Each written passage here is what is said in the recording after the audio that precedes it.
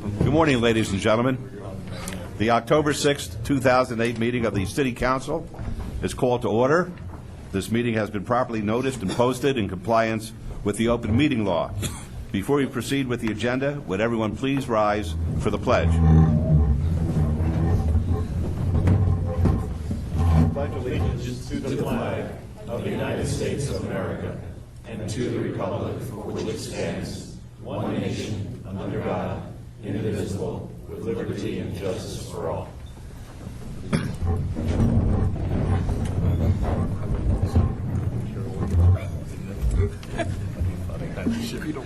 Item number 4 on the agenda is report and possible action on the fundamental service review presentations and recommendations. Before we begin that, I have a couple of prefatory statements to make. Councilman Brown is excused for the beginning of the session. Councilman Reese, Mayor Pro Tem, is excused for the beginning of the session. They both intend to be here in about a half an hour or so. The schedule, as I perceive it, so that people will be able to make plans and feel comfortable in participating in the agenda, is that I will be making some opening remarks. Dr. Selby will follow with opening remarks. There will be an introduction by Bob Forbes, who will be acting as our moderator. Presentations by John Restrepo with questions and answers will follow. Bill Kirchhoff, who is our consultant, will then speak and be subject to questions and answers. We'll then have a brief recess, take a little break, and then Dr. Selby will come on with Mark Vincent, our Director of Finance. They, too, will make presentations, and there will be questions and answers. We'll then take a lunch recess. We'll reconvene, and we'll hear from representatives of the collective bargaining units who would like to address us today. And then the Council will begin discussion amongst ourselves. We'll then open it up for public comment, and hopefully there will be everybody will feel satisfied that they had an opportunity to be heard and to have their views considered. This is the beginning of the process after the Fundamental Service Review report has been given to us. I'd like to welcome everyone to this very important meeting of the City Council. As you're aware, last March, this Council requested that our City Manager conduct a thorough review of all of our city services and departments. This effort was in response to declining trends in our revenues and a general downturn in our economy.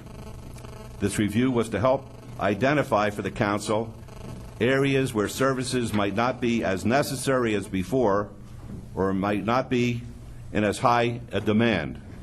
We wanted to know of areas that did not necessarily align with our priorities, and this effort was so we would be ready if our revenues did not recover. Since that time, we all know what has happened. There has been an unprecedented turmoil in our financial markets. Our housing market has tumbled. The days of double-digit revenue growth seem to be a distant memory. Over the last 6 months, our executive team has done an excellent job of evaluating our situation. The process that Dr. Selby used with his assignment of Dr. Jackson, Maggie Plaster, and Brian Knudsen to this project in combination with our outside consultants and advisors was solid and yielded great information for us to consider.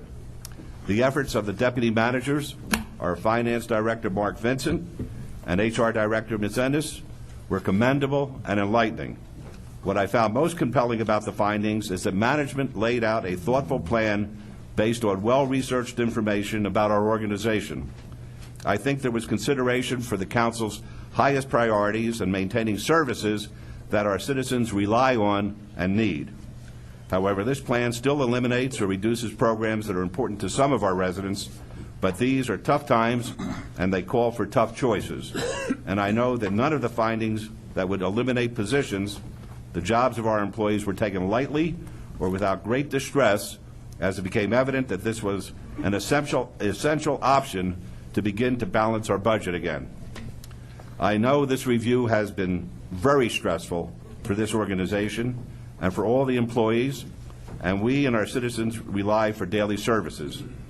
It's with a heavy heart that I read in our financial reports that the revenues have not recovered nor are likely to in the next couple of years. We shouldn't be surprised because Mr. Houchin has warned us for the past 10 years that eventually the lines of expenditures might cross that of our revenues. Unfortunately, that time is hitting us now, and we have expenses growing about 4 to 5% faster than our now 2% revenue growth. Our financial projections indicate we have a 5-year shortfall of approximately $150 million. I'm pleased with our recent progress with our labor leaders. I appreciate their willingness to talk about compromises so we can address the financial stability of our organization now. I certainly hope that those discussions continue and bear fruit. In fact, I highly encourage a positive result from those discussions with consideration for our dedicated employees, but with an eye toward making this city what I know it is and still can be, the best community on the planet, but one that is financially stable and delivering the services our citizens need and can count on. Every day somebody sends me a report about what's happening in other cities, cities that have not taken the time nor the effort to address these serious issues. Cities like Vallejo, cities like Birmingham, cities that have gone into bankruptcy or are on the verge of bankruptcy. That is not going to happen under this council's watch. That I promise you. Mr. Forbes, our facilitator, has his hands full today, and we have a lengthy agenda ahead for all of us as we start our in-depth discussion about how we address these trying times and this funding shortfall. I'd like to indicate that I don't think we can solve the dilemma by taking a pass or through inaction. It's my opinion to do nothing would be tantamount to malfeasance in office by your elected officials. We need to make sure that whether we support Dr. Selby's recommendation or some other course of action, we must make a concerted effort here today to change the way we do business heading into the future. Change is difficult, but at times change is necessary. If nothing else, we can create stability here at home in our community as a result of our actions today, regardless of what's happening in Washington or on Wall Street. I've been working with this council for several years, and I know, and I've talked to them over the weekend and last week, they take their responsibilities very, very seriously, and I believe at the end of the day, through their thoughtful consideration, we'll be able to select the right course of action for our organization, the City of Las Vegas, and for our community, the citizens of Las Vegas. With that, I'd like to turn the agenda over to Mr. Forbes to lead us into our presentations to start off the agenda. Thank you. I'm not sure if they have it on. Thank you, Mayor. Thank you, Council. Thank you, everybody here. Thank you, all these folks in the audience. I would first like to open by saying I'm not sure if everyone understands that this is not something the city has suddenly just decided to do. This is something the city has been doing for 6 months. We have basically frozen positions. We've done all sorts of things, as I understand it, in the city to the tune of over $20 million already. So we're not coming Johnny-come-lately and saying, oh my gosh, we have a problem. I'd like to recognize the city leadership for having already taken this initiative, and it's been tough on all the employees in here. Every employee has felt these cutbacks already. Mayor Goodman, I was in Washington on Friday when they were voting. I got to go into the Capitol. It was kind of a major experience for me to be there while they were voting on this recovery. And at the end of the day, I wandered through the halls and talked to a few friends I know and wanted some comfort that this thing that they did on Friday was going to succeed. I didn't get a lot of comfort. I got a feeling that it may succeed, but this country is going to be going into a very deep, deep recession, and we're all going to have to start cutting back significantly to survive. And I'm hearing that from congressmen. I was hearing that from senators on the Hill on Friday. So having that as a premise to this, I'd like to say I think you know I was born in the city of Las Vegas, and it means a lot to me. This place is my home. I cannot fathom how much work you have in front of you. No one wants to go to a meeting like this, not the employees, not the staff, not the elected officials, and have to worry about the economic plight of the city. But the reality is it's here, and we're going to have to face it. So having said that, we've got some consultants who have already done quite a bit of work on this project, who've really dug down into it. In my first introduction, I'd like to introduce John Restrepo, who's an economist for 20-some years. He owns Restrepo Consulting. He's the president of the National Association of Industries and Office Properties, and he's also on the Governor's Economic Forum. And John has really looked at this and given us a great analysis, so I'll turn my presentation over to John at this point so he can give his presentation. John. Thank you for your time. That was wrong. Thank you, City Council. Oops. Let me put this here. Again, my name is John Restrepo. I'm the principal of Restrepo Consulting Group. I have been here in Southern Nevada for about 20 years.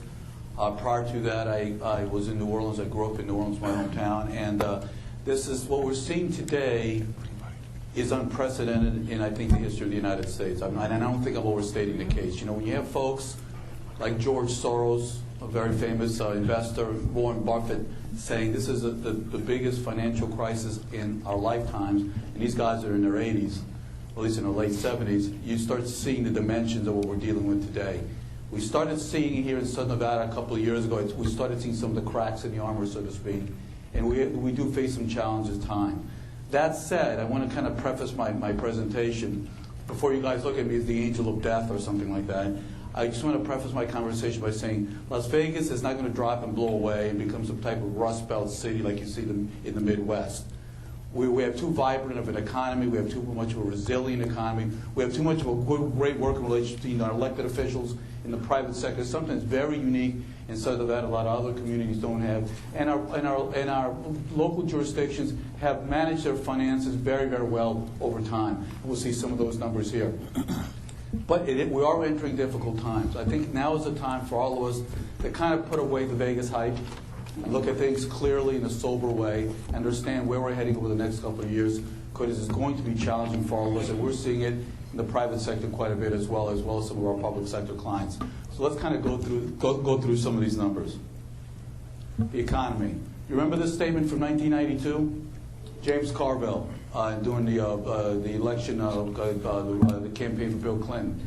It's the economy, stupid. Not that we're stupid here, but the point that we're making here, without a healthy economy, we don't have anything else in our community becomes unhealthy. A healthy economy is the foundation of a healthy set of tax revenues, a healthy community, healthy quality of life. And we're going through right now a problem where we do have a kind of an unhealthy economy.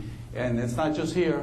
This is what makes this crisis unprecedented. It's not just Las Vegas. It's just not the Western U.S. It's not just the U.S. It's a global economic downturn.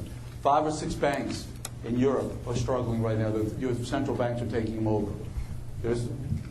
So this is a global dimension. So this is a big problem for us. It's all related to the health of the economy. Last time I made a presentation to you guys, we talked about what a recession is. And these are kind of the official kind of nerdy economist definitions. A recession is anything of a downturn in GDP of less than 10%. It lasts about a year. A depression is more than 10% and goes more than 2 or 3 quarters. We have not seen that yet. The last time we saw anything of that nature was the Great Depression, when the GDP went down by 18%. So we're not there, but we are entering, we think, a period of recession. On the way in this morning, I heard on National Public Radio, the National Association of Business Economists just did a survey of 48 or 50 of the top economists in the country, and probably, I think it was 80% said we're entering a recession. So, but at the same time, economists have predicted 9 of the last 6 recessions, so you see how accurate they could be. Here's the more common definition I like what a recession is. A recession is when your neighbor loses his job. A depression is when you lose your job. And that's how people are kind of feeling today. They don't know what's going on. They're scared. They're pulling back on spending. The banks are shutting down their lending. So there's a lot of malaise in the economy right now. Some of it overdone by the media. Some of it real because people are feeling some pain. So we'll try and get through some of those myths this morning. The good news, Las Vegas, Southern Nevada rather. This is what the job growth looks like. We still have pretty decent job growth. We're going to grow at about 3% a year, or next 2 years, 21,000 people a year. That's pretty healthy. We did grow in the past about 32,000 a year, so the rate of growth is slowing, but it's still positive growth, something that's good for our economy. Now, these numbers are probably going to be adjusted down a bit once they run the REMI model again with the adjustments to the based on the financial crisis, but we think they're going to hold still relatively steady. Population growth during the period. We think population is going to grow about 3% a year, or about 70,000, what is it, about 80,000 folks a year versus 71,000 we saw in the past. So we're seeing healthy population demographic growth. The challenge facing us is what types of jobs we're going to be producing to support that job growth and the population, and we'll get to that in a minute. So still pretty healthy. We're anticipating population and employment growth. The Strip. Still pretty large investment on the Strip. Right now we have $32 billion of under construction on the Strip that's scheduled to be completed over the next few years. That's about 30,000 rooms, 70,000 jobs, about $3.1 billion of payroll. That's very good for us. Most communities would kill to have something like this. So those are the good signs for us. And these are the numbers after factoring in the cancellations that we've seen. So we have some pretty healthy job investment on the Strip, both on the under construction and some of the planned stuff. So I think we're in decent shape on investment on the Strip. Consumer confidence. These are sort of the numbers we're seeing today. Look at what's happening to consumer confidence. Do we have a pointer here? So the consumer confidence has dropped off quite a bit. It's the lowest we've seen in the last, it's hard for me to see this, 15 years. So consumer confidence is waning. And why is it waning? Because of constant news that we're seeing. There's some of it is overstated, I think. Some of it is very real. But the point is, when consumers are not confident, they don't go out and spend. If they don't spend, we have an impact on sales tax revenues, obviously. Let's kind of see. This is Clark County. I'm sorry. What this is. Oh, jobs. Sorry, it's a little bit off the screen here. This is the drop-off in jobs between August of 08 and August of 08. Mr. Restrepo, Yes. pardon me. Some of the council members are having difficulty seeing this. Is it possible to dim the lights up here? Maybe that will rectify it. We can't see anything from this angle. Yeah, we can't see it. From that angle? Is that it? Hardly any. It's too, I mean, it's too lit up in here. real, yeah, it's All too, right. too, Are we able too bright in to here. dim these lights here? If not, then I'm going to ask the council members to please move over and join us Can you here. see it We can well? see it. We can see it pretty good You here. can see it okay. Yeah. I'm checking the lights right now.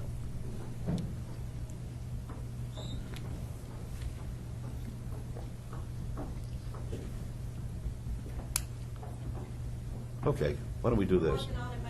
All right, fine. In the meantime, I'm going to help the councilwoman with her chair. She could join me and Councilman Barlow. All right, good. Yeah. It may be better if you not see the numbers. It might be. This scares you a lot less. You don't want to be in a dark room with these numbers. You see, okay, then. Okay, that's better. That's good. Thank you very much. I'm sorry to disturb you. Keep going, ready? Yeah? Yes, we're fine. Okay. 400 jobs lost between August of this year, not between August of this year compared to August of last year. So we've stabilized a little bit. From July of this year to July of last year, we lost about 3,200. So there's been a little reduction in the bleeding, which is good for us, but it's still a decline this month, August, compared to last August. Oop. Job losses by industry. The red are the job losses by the various industries. The green are the job gains. You can see construction, not surprising, has lost quite a bit because of the downturn in the development industry. What's got us concerned is we've also seen losses in the in professional services as well, which is some of the higher paying jobs. This is tied into that other slide, just broken down by industry. Oh. This is the unemployment rate. Oops, maybe I missed something here. Let me go back a little bit here. I'm sorry. This is the one that has the most concern. This is the unemployment claims filings. These are the numbers we were looking at last week at the Economic Forum. Some of the numbers we're looking at. This is for Clark County. The growth in unemployment, we've had about 68,000 unemployment claim filings at the end of August compared to for the year, compared to August of last year, over those 12 months. This ramp up has got us of great concern at this point. We don't know where that's going to end at this time, considering how quickly what happened in Washington last week flows to the economy. So we're starting to see quite a bit of unemployment claim filings. Look at the upside. We're a little almost at the peak we saw in the 01-02 recession, and at this point the numbers are still creeping up. What has us concerned is that the rate of increase in unemployment claims has not slowed; it's accelerated. The unemployment rate. You can see we ended August at 7.1. Mark just sent me something this weekend, Mark Vincent. I think we're at 8.5, I think, Mark? 8.6 at the end of September in the unemployment rate. It's not reflected in these numbers yet. And we think that's an understatement. Remember, the unemployment rate is function of the people who are filing for unemployment claims and that are in that system. If you've gone through your unemployment claims or you're not part of the unemployment claims system or the unemployment insurance system, then you're not showing up in the numbers. Some economists locally are saying we could be as high as 10 or 11% on the unemployment rate right now, which is just not being reflected in the official number. So you look at this as a conservative estimate. Gaming revenues for Clark County and the city of Las Vegas percentage. The percentage for the city has stayed relatively, for downtown, it's relatively constant, but the gaming numbers have gone down dramatically, as you can see here. We don't know if this trend is going to continue at this point. This is a number that we put together, a chart we put together as part of our jobs, housing balance study, and it speaks to the number of jobs in the city of Las Vegas versus the number of households. The overall average for the valley is about 1.22 jobs per housing unit or household. In Las Vegas, we're at about 8 or 9, if I can see that correctly, about 9 jobs per household. We're a little below the average. The goal, the ideal standard is 1.5 jobs. That's the American Planning Association kind of goal or standard. We'd like to get to a 1, so we're a little underemployed in the city of Las Vegas versus our household. But overall, in the valley as a whole, we're okay. This is sales tax collections. You can see the drop-offs. We see the various recessions. We saw 91, and we saw 9/11. You see the second red circle, and now where we are today in terms of retail sales taxes for Clark County, taxable sales, rather. This is a challenge for the city, as you can see, because of how much you guys depend. We depend on the retail sales tax. Cost of living. This is a number that we look at very closely when we talk about job creation in Southern Nevada. Sometimes we also have to remember it's not just the number of jobs we create; it's the quality of the jobs we create. And right now, and we'll get to the wage issue in a minute. But right now, the latest numbers through August were 6% higher than the national average on the cost of living. And you can see by the various categories. That's gone down. We were at 10% a while back when the housing prices were really going through the roof. That's stabilized quite a bit because of unfortunately, because of the collapse of the housing market. So we are becoming a little more affordable, but still we're 6% higher than the national average on the cost of living. Wages. This is the average annual wage, inflation adjusted and unadjusted for inflation. As you can see, what's happened after you adjust for inflation, that number stays relatively flat since 1995. This is a challenge for us when we have a relatively high cost of living in Southern Nevada. This is the number you have to tie into, in our opinion, with the job growth number. You have to look at both. Those are 2 pieces of the puzzle. State and local government. So that's kind of the overview of the overall economy. So let's kind of look at state and local governments and their role in our local economy. This is local job growth, state and local job growth, 1990 to 2008. Compound annual growth of about 6% a year. We've been growing at an average annual growth of about 3,200 state and local employees in Clark County over the period, over the last 18 or so years. It's kept about the same growth as the economy as a whole in terms of the rate of growth. And state and local government employment as a percent of total employment. The pie chart on the left is Clark County, the right is the U.S. We're relatively low compared to the U.S. You see the 2 circled numbers for the yellow and the black slices of the pie. We're still a bit less than the overall averages for the U.S. So our job growth has stayed relatively constant. It's not grown as dramatic as you saw in terms of state and local government job growth as we've seen in other parts of the country. We're implying to us that our state and local agencies, particularly the local agencies, operate pretty efficiently in terms of hiring. And hiring in the type of and the number of population they serve, the persons they serve. State and local government jobs as a percent of total employment from 90 to 80. As you can see, it kind of ties into that previous chart. It's been relatively flat. The little orange flat, the little orange piece at the bottom is and it stayed relatively flat around 9% of total employment. That's pretty good compared to the rest of the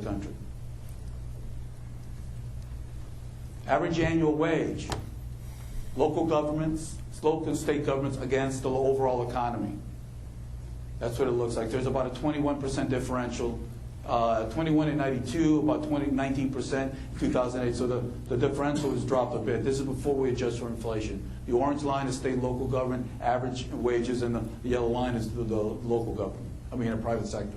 Private and public together, so the total economy. This is what happens when you adjust for inflation. The same numbers now adjusting for inflation. They essentially remain relatively flat. This is not unique to Southern Nevada. This is similar all over the country. Wages all over the country have essentially been flat for about 20 years as it relates to inflation. Mayor Goodman, I'm sorry.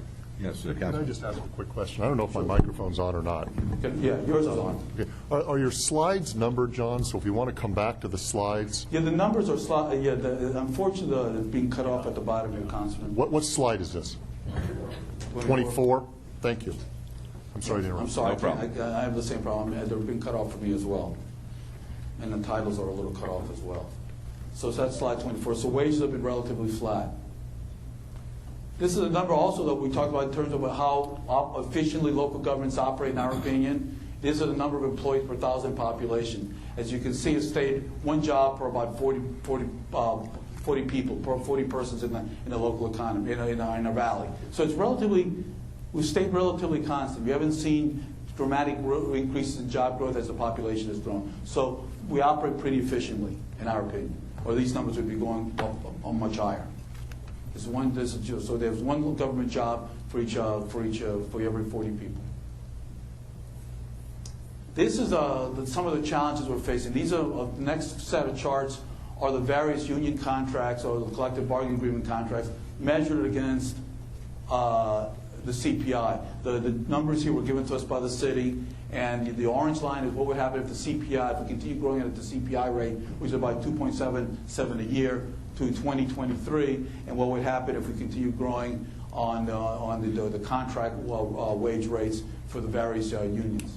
As you can see here, as we go over time, the spread between the CPI, which is largely what drives most of the private economy, how the wage, that spread increases as we go. This is the City Employee Association, CC19, versus the CPI. And which slide was that? That was 25, I think. Is that correct? 26. 25. 26. 26? I'm sorry. 27 is the firefighters. This is the spread over time if the trend lines continue. CPI versus the union contract. To 2023. Police Protective Association, PM6. This is the spread over time through that same period, FY 2023. Peace Officers Association, the spread. As you can see, they all kind of follow that same pattern. So as you can see here, the spread is increasing. The spread goes from about a 5% differential in 2010. FY09, the numbers are the same. We started at the same point. At 2010, there's about a 5% differential in these four different slides between the labor agreements and the CPI. By the time you get out to 2023, the spreads are anywhere between about 65% to 70% differential between the two groups, between the two lines. So it's pretty significant increases.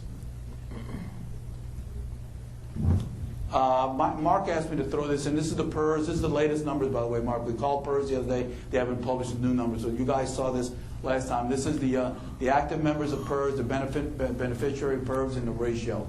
Back in July of '78, you had one active member. Excuse me, we had 7 active. How's the ratio go? Oh, we had seven active members for each person receiving a benefit. Now that's down to 3 active members for each person receiving a benefit. So there's been a major increase in the persons receiving the benefit of PERS. Part of it is the growth of the baby boom population and a change in the population pyramid as it goes through time. You just have more retirees. You have more older people right now receiving these benefits. That's a concern, obviously, at the state level and a variety of other levels. This is the kind of information that that everyone's looking at right now. And some of this information came out, I think, in the recent studies done by the Chamber of Commerce on PERS and wages in the PEB system. The housing market. At the end of the day, what we're seeing today is a direct function of the collapse of the housing market. Until the housing market fixes itself or gets fixed, we're going to continue seeing trouble. And you don't have to be an economist to look at, we look at all these weird statistics all day long. The only thing that we as a general population and the citizens and you guys need to look at is, when does housing prices change? When we start seeing the median house price stabilizing. Once we see that stabilizing over a period of quarters, then we'll know we've reached bottom. Once we start increasing it, once that median price starts going back up again, then we're seeing an improvement in the economy. Until that happens, we're going to continue to struggle, in our opinion. That's the one statistic you need to focus on above all other ones. That and the second one is unemployment claim filings. All you need to look at is those two. The one that's published more often, most frequently, is that median house price, whether it's Dennis Smith's information or some of the other analysts have done. Until we see that median house price, both new and used combined, resales combined, I think we'll continue seeing a downturn, in our opinion. And right now, we've not seen a stabilization of that median house price. We've seen a burning off of inventory, which is good news, but we're still seeing a drop off in price. Here's a cycle. This is the chart that everyone kind of likes to look at. This is the pre-boom, the boom bubble, now the bust. This is the median house price between August of 2002 and August of 2008. If you take a line, and just take a ruler, and you look at that pre-boom period, you take a ruler and stretch it out, we're almost back to where we were in 2002. We're below where we were in 2002, which has got us concerned if you see that, but they didn't take that line out. So we're still seeing major corrections in the housing market. Let's step back to this a little bit, because it's kind of worth mentioning. It's not directly related to this. Someone asked me the other day in a presentation, what makes this downturn different than what we saw during the late 80s? When I was in New Orleans, we had two things hit us. The collapse of the domestic oil industry in the mid-80s, followed quickly after that by the collapse of the S&L industry. If you guys remember the Resolution Trust Corporation and the collapse of those lines. The critical difference that we see today compared to that period, when the Resolution Trust Corporation took over, that ended up being about a 10-year process, started in '86, ended about '95, by the time it got cleared through the system. The total cost of the taxpayers in the industry was $500 billion. We're at $700 billion today, and some economists are saying it could go up to $1.3 billion, 1.3 trillion, before this is all over with. But the critical thing was the assets that were taken over by the Resolution Trust Corporation and then put back into the market and sold were concrete bricks and mortar assets. There were office buildings, there were shopping centers, there were industrial parks, there were apartment complexes.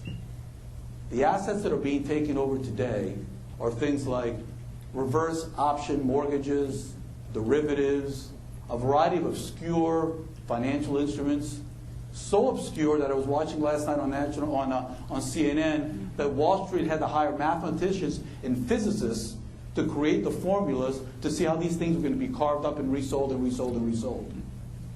So what is the value of these obscure paper instruments?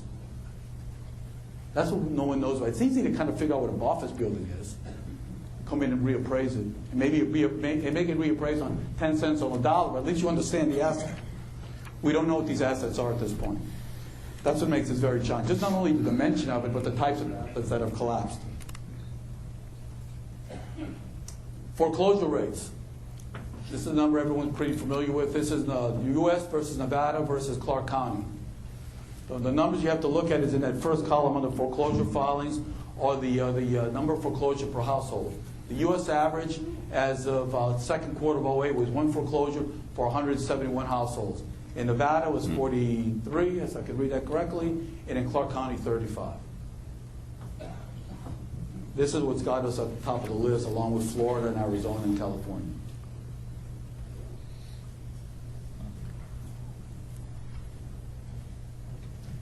About new home closings. This comes from Dennis Smith's information and Home Builders Research. This is attached and detached, basically single-family homes versus condominiums and townhouses. You see the boom period and then the bust.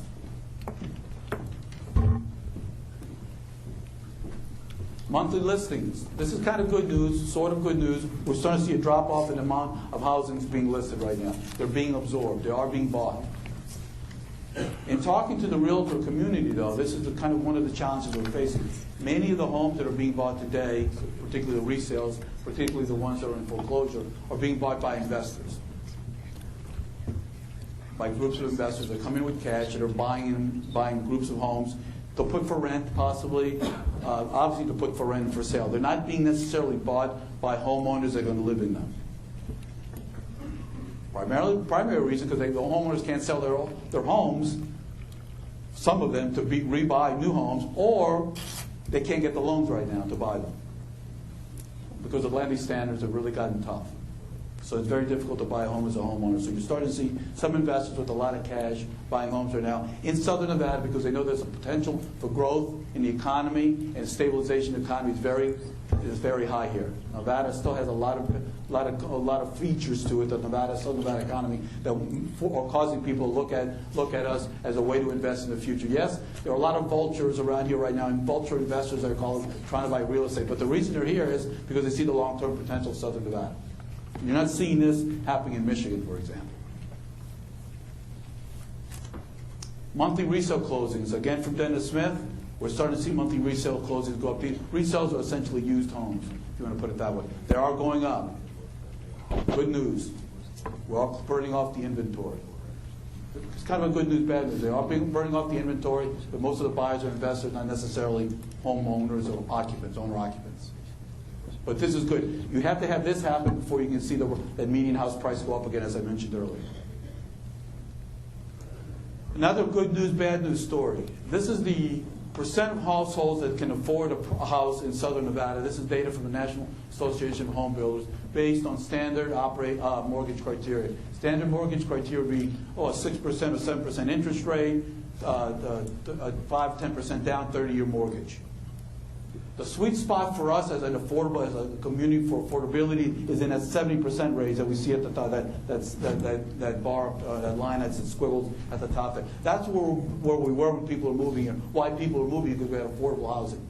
That declined pretty rapidly during the boom bust or the boom bubble period. We went down as low as 13% of affordability. The good news is we're going back up. We're up 55% now. We're going back up because housing prices are falling. So if you're in the market and you have cash and you got good credit, you should be buying a house today. However, if you're trying to sell, or you bought a house in 04 and 05 and paid $600,000 for a house that's worth $400 today, this is not good news for you. Overall, that's what we have. It's kind of a good news, mixed news story. The commercial markets. We're starting to see issues in the commercial markets. We started seeing them about 6 months ago. They're continuing. What we have not seen yet, although you hear anecdotal information that it may be happening, is that we may see a wave of commercial foreclosures in Southern Nevada. The commercial developers are struggling, particularly the office developers. Part of it is overbuilding. Easy credit is a bad thing. There's an old political joke that was used by P.J. O'Rourke as he related to Congress. Giving Congress money is like giving your teenage son a bottle of vodka and the keys to your car. Let's remove the word Congress and put developers. Giving developers easy credit has got the same effect. Developers want to develop, they have to develop, they make fees from development. If money's flowing too freely, they have a tendency to overdevelop. We saw that happening here in Southern Nevada, and we can see that in some of the statistics.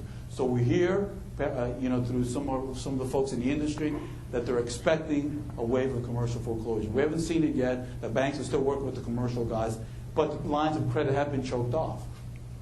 And if the credit crunch continues, and you can't get the oxygen is credit to get the commercial market moving, then what's going to happen to us? We don't know at this point. This is the retail vacancy rate. We're still pretty strong. We're still very low, 4 or 5% in retail vacancy. Pretty healthy.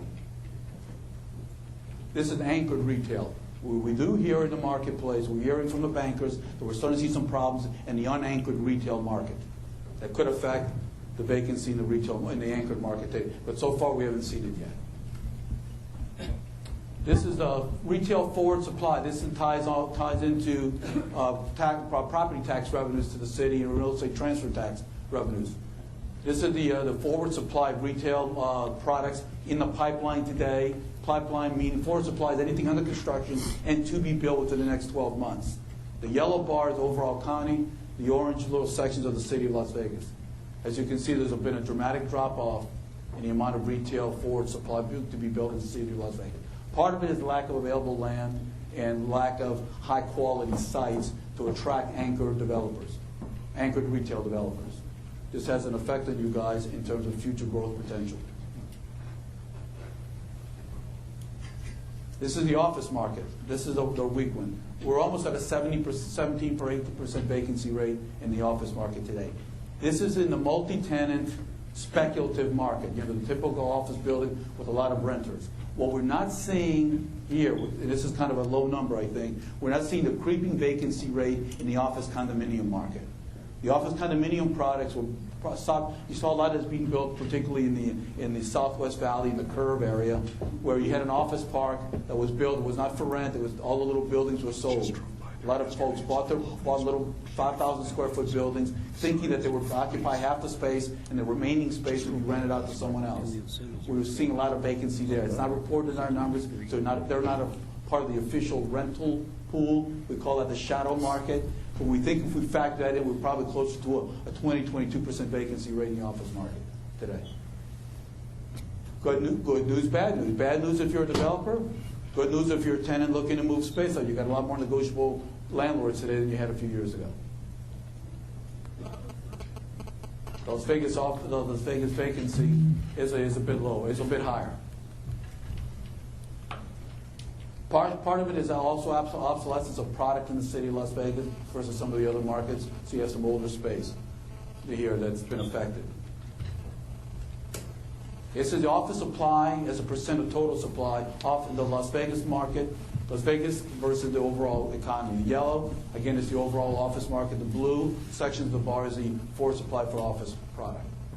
As you can see, it's still relatively low, largely a function, not necessarily of demand, but lack of available supply because of the lack of available land to build this kind of product. This is over the next couple of years. All of these numbers can change dramatically as projects drop off. Every quarter, projects are being added and dropping off. More dropping off than being added at this present time because of the economy. Industrial.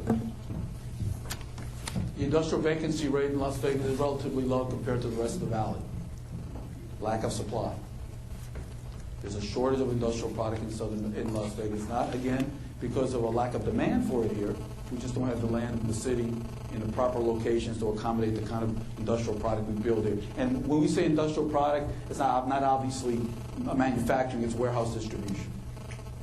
This is a big concern for us both here in Las Vegas, but also in Southern Nevada. We're just not producing enough land right now to accommodate our economy in terms of the storage capacity needs. NAIOP, as a matter of fact, working with a couple of professors from UNLV, is releasing a study soon talking about the issue we're facing here today in the long term in terms of shortage of industrial land and how important industrial land is to a healthy economy. Forward supply, virtually non-existent in the city of Las Vegas on warehouse distribution. Again, an impact on tax revenues in terms of real estate transfer taxes and property tax revenues as well, but particularly real estate transfer taxes. There's just no industrial land here of the right size and at the right location to accommodate the kind of warehouse distribution needs that those kind of users have. So what's ahead for us? We think we're about a 2-year period ahead of us before we see a sustained recovery in the economy. There'll be some ups and downs during the period, but for us to see a sustained recovery. And what do we mean by sustained recovery? At least 2 quarters to 3 quarters of sustained economic growth and job growth, as well as housing prices. Recession. We're in it. We're going to probably get through the FY 2011. Tax code is going to have a dramatic effect on tax rate for the city of Las Vegas revenues, in our opinion, over the next couple of years. It's a good thing you guys are looking at all these issues today. A lot of cities aren't. I was just mentioning, I think, to Mark or someone, I was reading Governing Magazine this morning before I came into the office.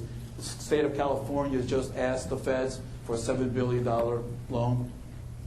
Arnold Schwarzenegger. Now the state of Massachusetts has asked for the same thing, although they didn't say the amount at this point.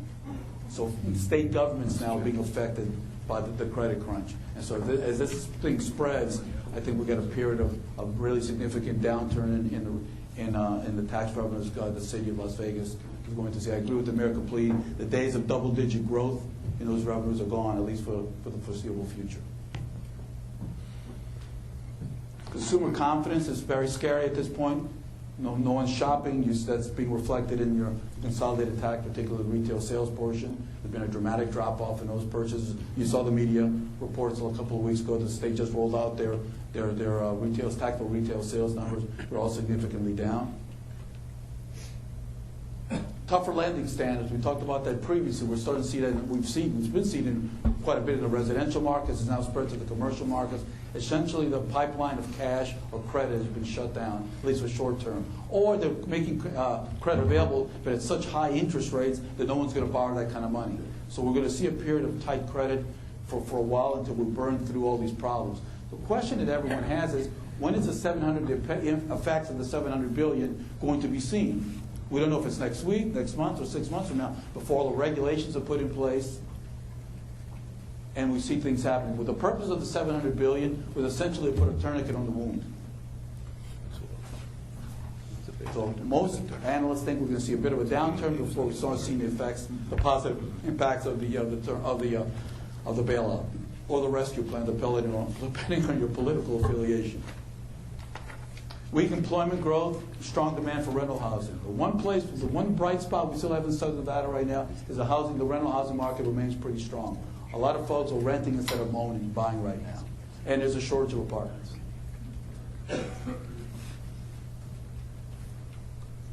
We are in a global economy. For better or worse, it's no longer just Vegas. It's not just the U.S. It's now, we're tied into everyone, particularly with our tourism industry, even more so than most other communities. We essentially are an export economy. We export the tourism, entertainment experience, and a growing percentage of that is not only national tourists, but U.S. tourists, but also foreign tourists. And the mayor knows fully well from his role at the Convention Authority. That's a big challenge for us. Finally, I wanted to highlight this and make it a little larger. I wish I could flash it and make sounds. State and local tax revenues, we're seeing today, a direct result of a healthy economy or a sick economy. There's been a lot of talk in the media that Nevada has an unstable tax structure, a volatile tax structure. That's not necessarily the case. We have a tax structure that we think has kept up with the type of economy we've had.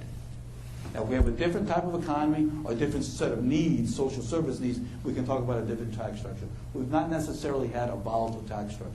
An interesting statistic is there are probably 19, I believe it was 19 or 20 states, Mark can correct me if I'm wrong, around the country that have severe budget deficits. Nevada is one of them. Some of those states are broad tax states, like California, New Jersey, New York, with Minnesota. Some are narrow tax states like Nevada. They're all having the same challenges. Why? It's because the economy is unhealthy. So it's less to do with tax structure than have more to do with the economy. Not the tax structure to come into play, but it's the health of the economy is really causing us to experience what we're experiencing today. And finally, I put this up. I was trying to figure out a quote that really would tell us kind of where we are today. And I kind of remember this from my old days. I just recently read a biography of Winston Churchill, and it really caught my attention. This is what he said in the height of World War II. Obviously, we're not in we're kind of in a global economic war, I guess. But this is really something we really need to think about. I'll read it to you. Now, this is not the end. It's not even the beginning of the end, but it is perhaps the end of the beginning. That's essentially where we are today. No one really knows. We just went through the first phase of this process. A lot of activity over the last couple of weeks, a lot of concerns, a lot of challenges. We're just at the end of that beginning. What I hope for, and I think it's really important for us to see, is two things. Number one, we still have a very positive community here. We have strong economic fundamentals in the long term. That's why there's still investment going on in Southern Nevada. That's why people still want to live here. We have a very healthy relationship between our governmental officials and the private sector, which is very helpful. A lot of communities don't have that. But it is time now to put away the hype and look at ourselves and where we're heading in a sober, clear fashion. And let's kind of put away some of the cheerleading. Anyway, that's my happy presentation for today. I was going to put a little happy face on it, but I thought that would probably push it a little bit too much.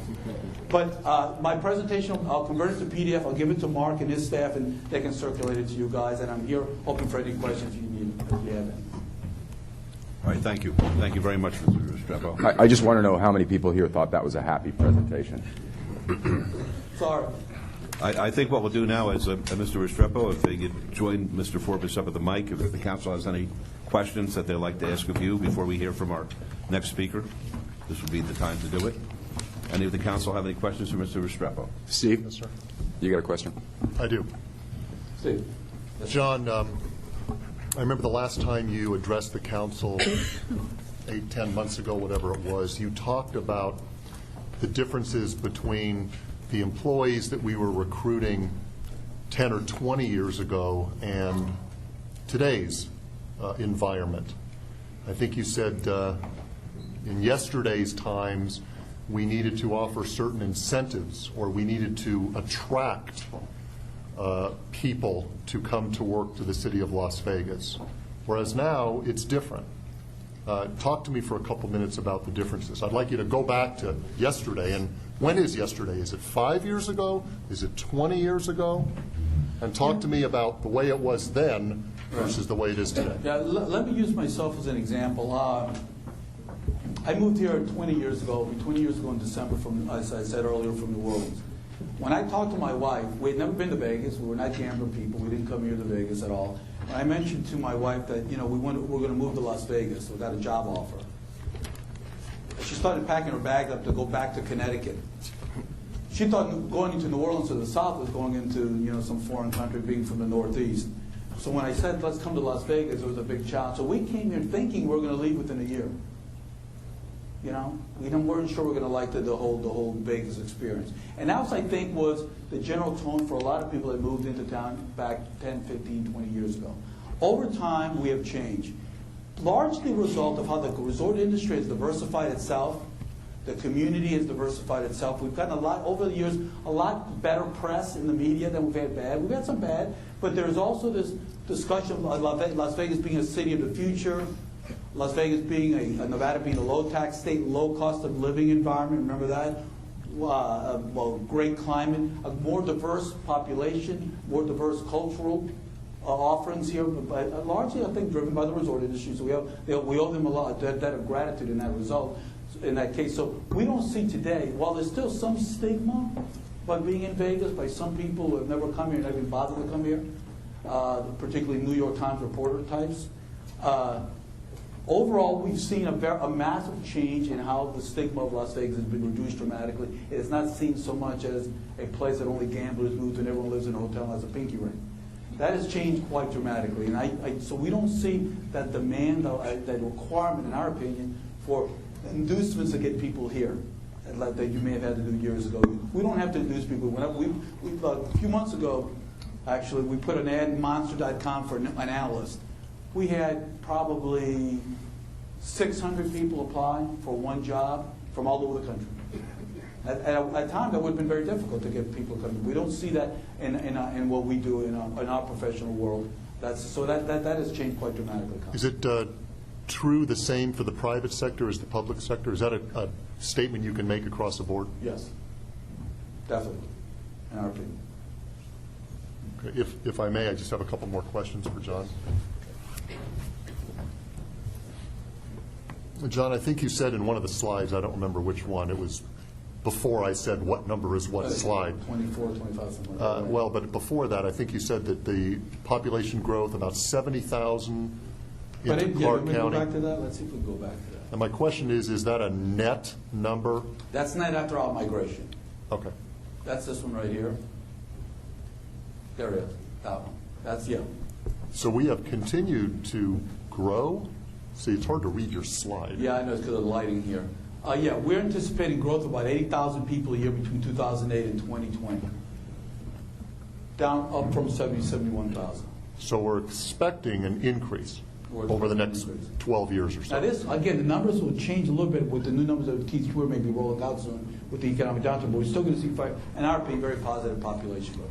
Now, one of the challenges we're facing in the short term, at least, which has us a little bit concerned, is we're starting to see population growth, at least in the early years of this period, of this, let's say 2008, 2009, 2010. We have people moving here thinking that there's jobs because of the resort industry, and they're leaving places that are struggling. I don't think they realize there's a lot of Southern Nevadans looking for jobs as well right now. And so the little spike that we typically see, not the little spike, but the spike we typically see when we open up a large resort in terms of new jobs, we may not see that as much of a spike when, for example, Project City Center opens next time, because they may just be absorbing or cannibalizing jobs from other, being absorbed by Southern Nevadans that are already here, as opposed to those jobs being taken by out-of-towners. So I think we're a little concerned on some of these population numbers because people may be moving here thinking there are jobs and they're not. And if they stay here long enough, then they get put on the roll. You know, they're having a potential impact on government services. So we're a little concerned about that. But overall, we have healthy population growth, also driven by retiring population as well. Could you go to tax climate. slide 23, is it? Yep. See, I just mentioned to you that one criteria might be to take a look at what the school district is seeing in terms of its growth. Can't hear you. No, the mic. What I was going to say is I might want to look at what the school district is experiencing. It's always been a pretty interesting barometer of growth for Southern Nevada. And we've always been adding schools, and we've been trying to keep up to all the kids in the schools. This is the first time we've really seen a decline in the enrollment projections. We had an increase this year, but it wasn't nearly what they anticipated, which tells me that it is starting to go the other direction right now. It'll be very interesting over the next 6 months to see if the school district sees a decline in their starting school numbers. That's an interesting point, because what we're seeing, I think we're more growth in single couples, childless couples or singles moving here than the families. I think that's what you're probably seeing in those numbers, Bob. We're seeing less families move here because they can't sell their homes where they're coming from, so they're kind of like, it's all tied into the economy again. Could you go to slide 23? Is that possible? Let's see if I can read it here. Which one was that? Do you remember what it was? I think it was the local state wages versus private sector, I think. Okay. This one? That's 23. Is that Yes, the one? yes. Okay. Let me look at it to make sure that's the one. Yeah, could you just go over that one more time? And because what you're talking about is a comparison between wages for Clark County employees versus state employees versus local The municipalities? State and local are combined together. Okay. That's the red line.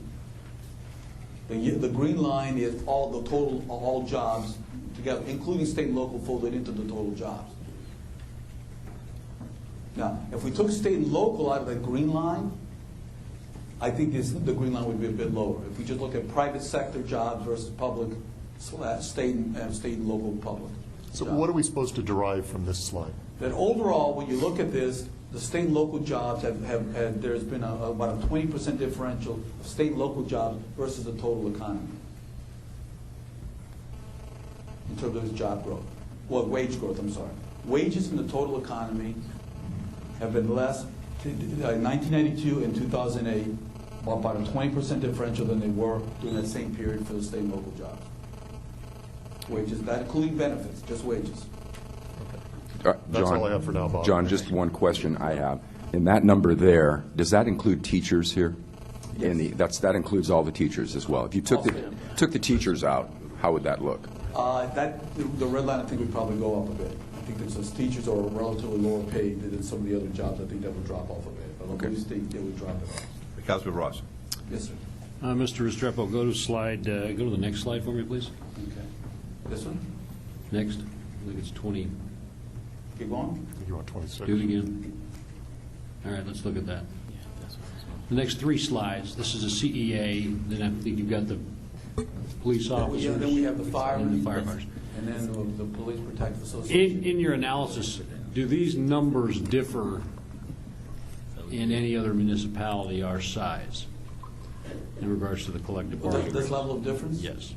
You know, we did not. Steve, are you talking about the cities in this community? Now, I'm talking about Throughout the city country. The size of Las Vegas, any other municipalities Okay. throughout this country. Do you see this, is this similar? Is it dissimilar in regards to the collective bargaining agreements that the municipalities make with the local unions? No, I wish I could answer that, Councilman Ross. We were given these numbers by the city to put in our presentation. We were not asked at this point to do that type of analysis. I don't know what it's showing. The chamber study is indirectly answer your question. The chamber study seems to indicate that state and local public employees in the state of Nevada, maybe Mark can answer this, are paid a little higher than their counterparts in other parts of the country. I don't know what the differential is, but if you look at that as an example, these appear to be a little maybe higher. The differences are greater here than you may see in other parts of the country. Well, let me direct the question to Mr. Vincent. Would you take the microphone, Mr. Vincent, with the mayor's permission? With my permission. Sorry, sir. Have it. I mean, where are we at here? I mean, Mr. Restrepo was provided these numbers by your office, no doubt. Am I correct? That's true. Okay, so what do we compare with other municipalities in regards to our collective bargaining agreements? The only study that I have seen done is the Chamber of Commerce study that showed that our rates are some of the highest in the nation. On the other side, the flip side, which is what Mr. Restrepo presented, is on the other side we have some of the fewer government employees per capita as well. So you've got this sort of this teeter-totter in terms of we have these efficiencies in terms of the number of government employees per capita, but our pay tends to be higher. I just want to clarify with this slide. This slide is for a new employee, not all employees. This is a new employee as they move through the progression of steps.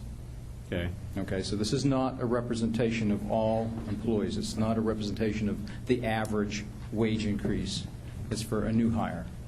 All right, I understand that. I would like to see more of an independent approach to this rather than relying upon the Chamber's input and what you found. I was hoping Mr. Restrepo had done that homework to kind of take a look at where we are. And the purpose of the slide was primarily to show the rate of growth. That what we're looking at here is these slides are producing average rates of growth for a new hire of about 6 to 7% per year. When our revenues are growing at 2% a year, when consumer price index is a little under 3. So the purpose was not to compare the amount of pay. The purpose of these slides is the rate of growth is the issue, Well, and the fact that our revenues can't support it. That's misleading to me then. What you're showing me is the private sector. Folks, The private sector is down here. I imagine the West is the West Coast CPI in regards to what our collective bargaining units we've negotiated with to get to this point. I'd like to. That's misleading to me. If you go to private sector jobs, and a clerk makes X amount of dollars in the private sector, what do they make for government, whether it's state, county, or city? That's kind of what I'm getting at. And then I'd also like to know, my previous initial question, where are we in relatively to Los Angeles or Phoenix, Arizona, without this CPI issue? And I think Okay. that's part of the companions. what we're going to do, with all due respect, basically what I'd like to do at this point is, if there are any questions of Mr. Restrepo, so we can move on, and then when we have our discussion, if you want to ask any specific questions of Mr. Vincent or others, I think that would be the appropriate time to do it. Thank you, Your So Honor. we- And so we Steve, can- he's going to be making a presentation just here in a minute. Yeah. So if there's any more questions But here. this is the time, if the council has any questions of Mr. Restrepo concerning his presentation. I didn't want to cut anybody off, but we have to move this on. Right, I just did want to make a statement. You make a good point, Councilman Ross. And this is just showing the rate of growth. But there's another issue, too, that we need to kind of discuss a little bit. And that is the question of, is it absolutely correct in all circumstances to use private sector wages, the private economy, as the benchmark for where all wages should be? Some could argue that it's the local government sector that pays a better living wage than the private sector in this community. And that those wage earners, a lot of them in the audience today, are shoppers, and they shop and they spend money in this community, and that those wages do flow through the economy and are a positive benefit to the economy because of the relatively high wages that they're paid compared to the private sector. So that you could make an argument that not in all cases is it necessarily bad that their average wage is higher in the public sector than the private sector. They may be there may be the source of economic prosperity, part of the source of economic prosperity in the country. But that being said, you still have a challenge that if your revenue is not growing at that rate, then it's something that needs to be discussed. But as in all things in life, there's a lot of grays, a lot of complexity. And I think that's the point I was just trying to make, if that makes any sense. Thank you. Any more Thank you. questions? I did not mean to interrupt you, but just want to move it on.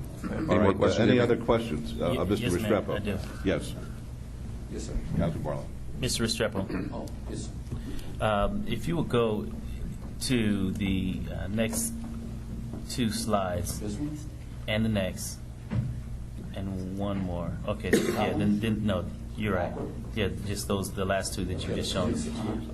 Are you the slide in which I believe it was the slide that Councilman Ross had spoke about? Do these two slides also reflect the same point that you were making in regards to the growth? Yeah, the same thing that Mark was saying earlier, that this is a new employee starting through the system and how the collective bargaining agreement rates have increased compared to the CPI increase. They're all measured in the same way as the CPI versus the contractual changes in the rate of change of that starting employee. Okay. And Mr. Vincent, I know that you will be coming up shortly. Will you utilize the same slide, or would you have a slide, or will we have an opportunity to come back to this slide, because I have some questions as it pertains to these three, 20, I believe it's 27, 28, and 29. I do have a slide. It's the weighted average of all the Okay. bargaining units together. Great, yes. thank you. Thank you. Councilor Brown, did you have a question? Mr. Just a quick Restrepo? one. John, you had mentioned, I think, 19 states as far as in budget. I believe that's done. I think that's about right. Right from the Center for Budget Priorities, about 19 states, yeah. That are in the same financial They challenge. have budget deficits where the deficit as a percent of the total general fund is pretty high. I think That- Nevada's number 9 out of those, out of the 50 states. That was interesting to me. So, Mark, if you could, not today certainly, but the other 31 states, I'd be interested to know why they're in, if we have a global situation, we have a national situation, how those other 31 states are more stable. And certainly not answering that today, but that number 19 versus 30 and 31. What I'll do too, Councilman Brown, is provide Mark the report from the Center for Budget Priorities. So you can look at those. It's a nonpartisan group from Washington. Any other questions, Mr. Restrepo? All right, seeing none, thank you very much, Mr. Restrepo. Thank you for your time. You'll be sticking around, I hope? Yes, sir. All right, in case anybody has any questions they want to ask of you, particularly this afternoon when the council begins our discussion. Very good. Mayor, I think one thing we should do here, too, is Dr. Selby had a few remarks he'd like to make, and I would ask him to do that at this time. Very good. Dr. Selby?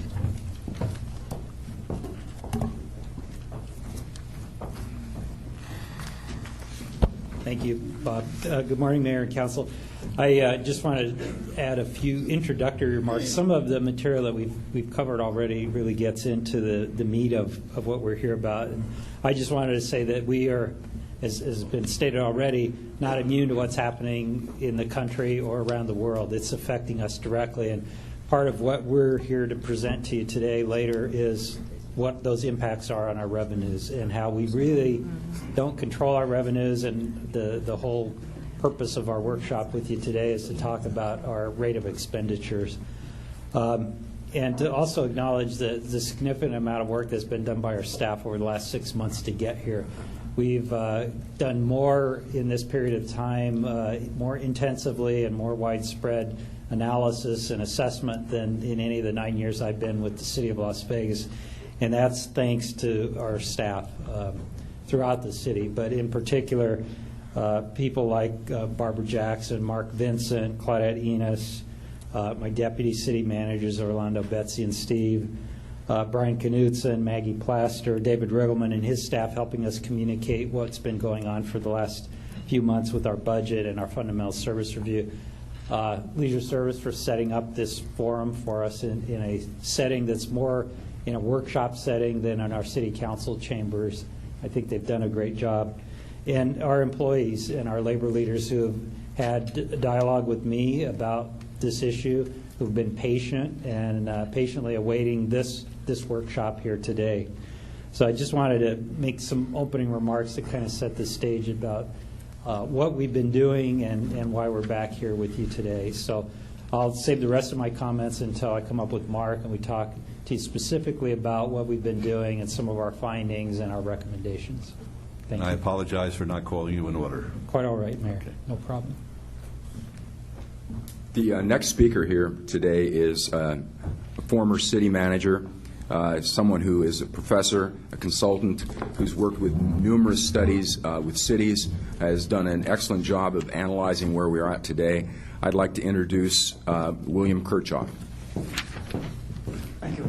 Mayor and Council, not to rain on the parade that the economist brought in front of us, but whatever happens, I want to tell you that from my experience, when an economy rights itself, it takes 12 to 18 months before revenues start to come back into the city. So you'll have to add that into whatever is the recovery assumption. Our role in this effort was to assist in structuring it, trying to get our arms and the staff's arms around it. Work with the project manager. I was brought in to present an outsider's view. I have worked in 6 cities and in 3 regions where the economy turned down to the extent that revenues were backing up. This is the first time in my life I've been involved where there has been a national and probably a global impact on the economy that affects the cities. So I'm a little at loss there to explain how long that will last and how devastating it will be. One of my jobs was to sit down with the staff, and I met some of the staff 4, 5, 6 times and test and challenge staff assumptions both up and down the line. And then the other asset was to bring operational knowledge to the table. When we looked at places to reduce or cut or change, we thought about all the impacts that they have, impacts on an employer, on employee, impacts on how their lives will change, how city services will change. I can tell you that that kind of review went on in virtually every one of these meetings. The project itself was driven by the economic realities. I don't have to say anything more about that. It was a organization-wide effort, and I think it acknowledges the issue that the way things are being done are going to have to change. We see that all over the country now in the cities that are having to re-gear and operate differently. Today's situation, the city had extremely early, it had the same early warning signs that everybody else had, but they got onto them quicker with their staff and their analysis. In early 2007, they started to initiate those cutbacks and retrenchments, and the city manager talked about that. Probably the most important thing that the senior staff did was to look at this. It's going to be a long-term problem. It's not going to get solved overnight. It's not just a bump in the road. And then the fundamental service review was launched, and that is probably the most comprehensive and intense process I've ever been a party of. I don't think any city has ever put the kind of effort and involvement and staff involvement and time on retrenching. It wasn't just a 10% cut across the board.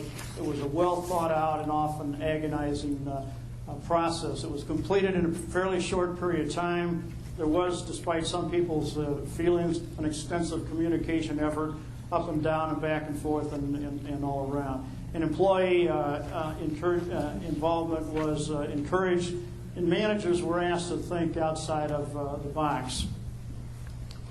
Budget retrenchment, I think you're all realizing it, if not today, but you have earlier for everybody involved. It's driven by conflict.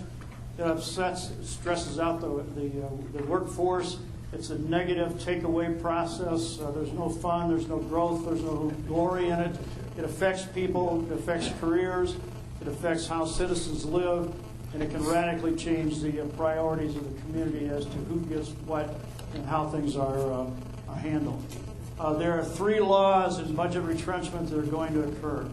Every line item in the budget has a constituency. And many of those people are here today. Many of them are out in the community. Some line items have to be eliminated. You simply have to cut someplace. And the only two basic elimination options really are reducing operating services costs. That's internal. And that's what we've been attempting to do. And the other is to reduce programs and services on the street, the external programs.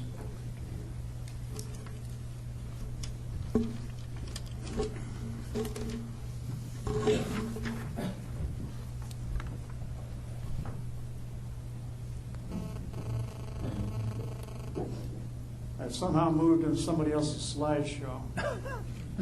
What's better than mine? IT, can you get me out of this? Am I going the right way?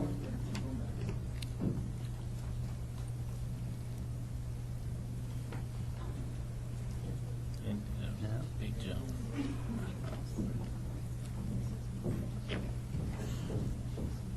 That was a huge jump.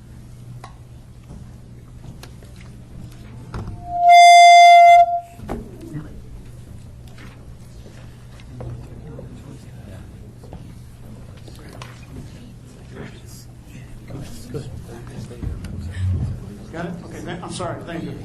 Typically, here's how cities, at least the cities I've been associated with, respond to economic downturns. First of all, the signs are either not seen quick enough or they're ignored, they're not taken serious enough. Then when the signs are finally recognized, the corrective action is too slow, and that's a concern the council has to face itself with, is how fast do they react with the information they have. There's often a this too shall pass attitude that drives the decision-making process. So then you have these soft landings that override the right choices. And in the end, what you have is too little, too late, and those are poor results, and those aren't what you want. In this city's case, the pre-economic crash status of this city was it had extremely solid financial condition. There's something like 40 indicators that you look at to determine whether or not a city is being well run. For example, revenues have to exceed expenditures, low debt ratios. This city has a low debt ratio, and that's a product of a conservative council. It has up-to-date infrastructure. The infrastructure is good. The annual revenue rate has always been positive, and revenues exceeded expenditures. So from a textbook standpoint, this city had been doing everything right. It had a positive, a do more, and a better and a faster culture within the organization. So if you're an outside person, this is the place you look to for the model, the way things get done and should be done right. The only liability this city has in this kind of problem is it has no institutional experience or memory with respect to reacting to declining revenues. I doubt that there's anybody on this staff at a senior level who's been here 20 years or so ago when the city actually had less revenues than in the previous years. So turning on a dime is difficult. The city did a good job in doing that. Today's situation is this from my viewpoint. The early warning signs were apparent to management, and when you start reading in the newspapers about cities having problems today, when they're telling you that, what that means is their management slipped up for about a year to 18 months. They didn't pick this up. This city did and started to put the entrenchment actions in place.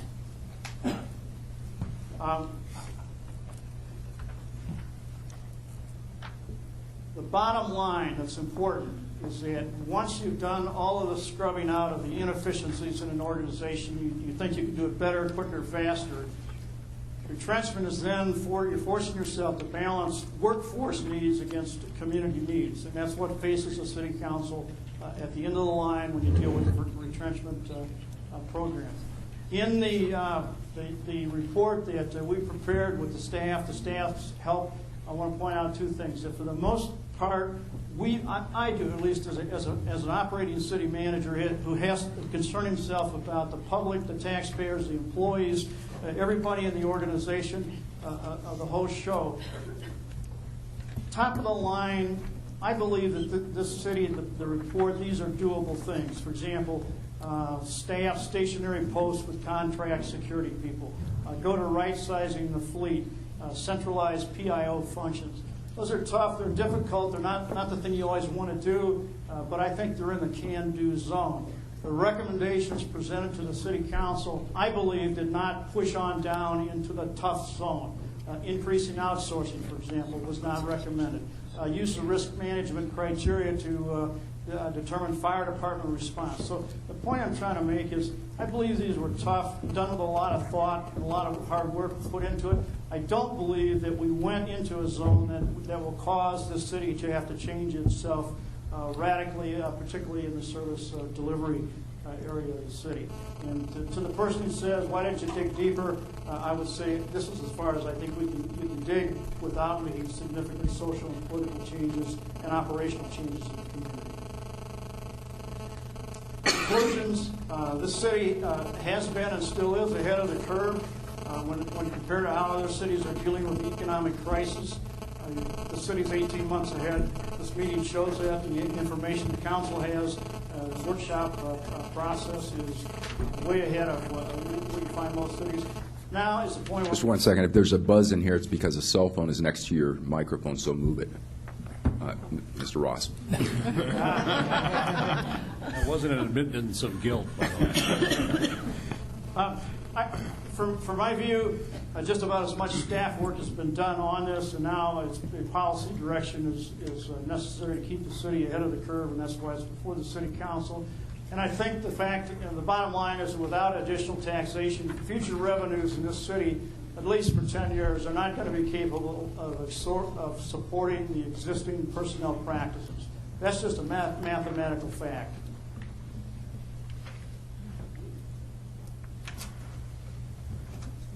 Yep.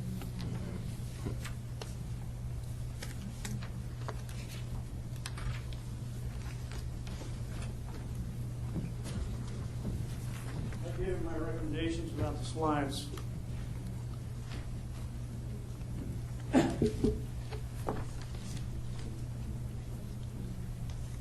$15.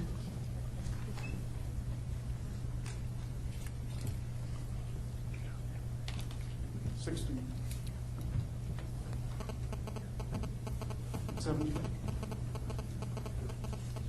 Okay, here are my recommendations. First of all, I would adopt, if I were the City Council, the City Manager's recommendations now. You have to be very careful this thing doesn't come untangled. Almost every recommendation that was made had a profound effect up and down and through the organization, has different consequences. So it's not just a slide in and slide out thing.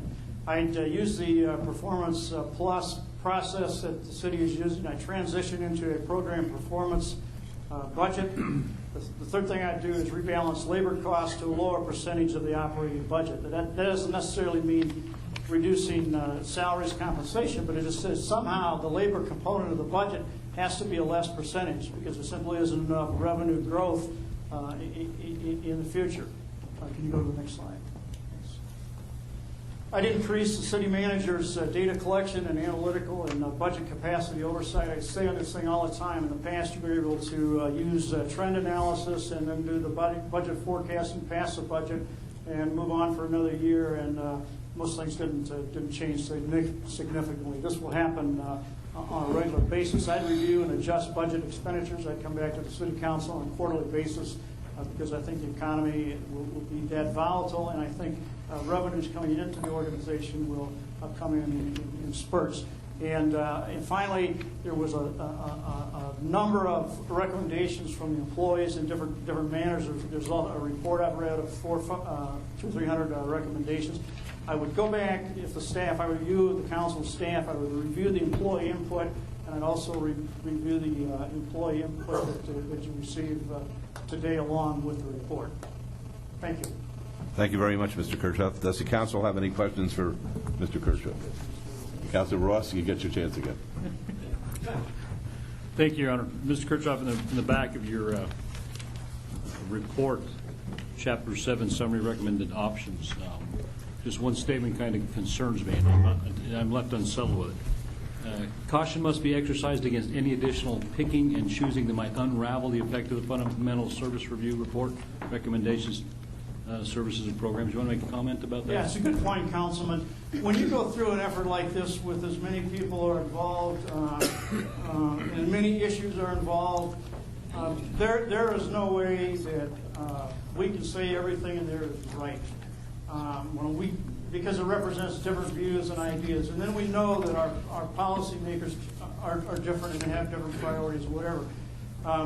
All I said is be careful about unraveling it, because if you may lead yourself back into having 100 more of these workshops in the process. Some of those small, what appear to be small decisions, probably took hundreds of hours just trying to figure them out, really determining the impact both within the organization and what happened on the street, how they affect the city council or this council. I can give you a good example. Well, I can give you many examples, but that's my point. I think that every city manager walks in with this kind of project and says to his council, here's my best shot at it. In terms of Doug, when he came to you with probably the most comprehensive, thorough analysis that's ever been done in the U.S., fully knowing that it has to be changed because that's the way the process works, but asking to be careful in terms of just going through and picking and choosing. Thank you. Thank you. Councilor Wilson? Thank you, Mayor. Mr. Kirchhoff, I've read your 35-page report a few times, actually. But I want this listening audience to know a little bit more about you, because I think that this council is probably going to rely significantly on a lot of the things that you state and conclude in your report. So I know this might be a little unusual, but tell us your background, tell us your qualifications, tell us why we should rely on your recommendations. And then I have a specific question about something in your report. Well, I think the main reason you should rely on my recommendation is this is my last project. I'm retiring after.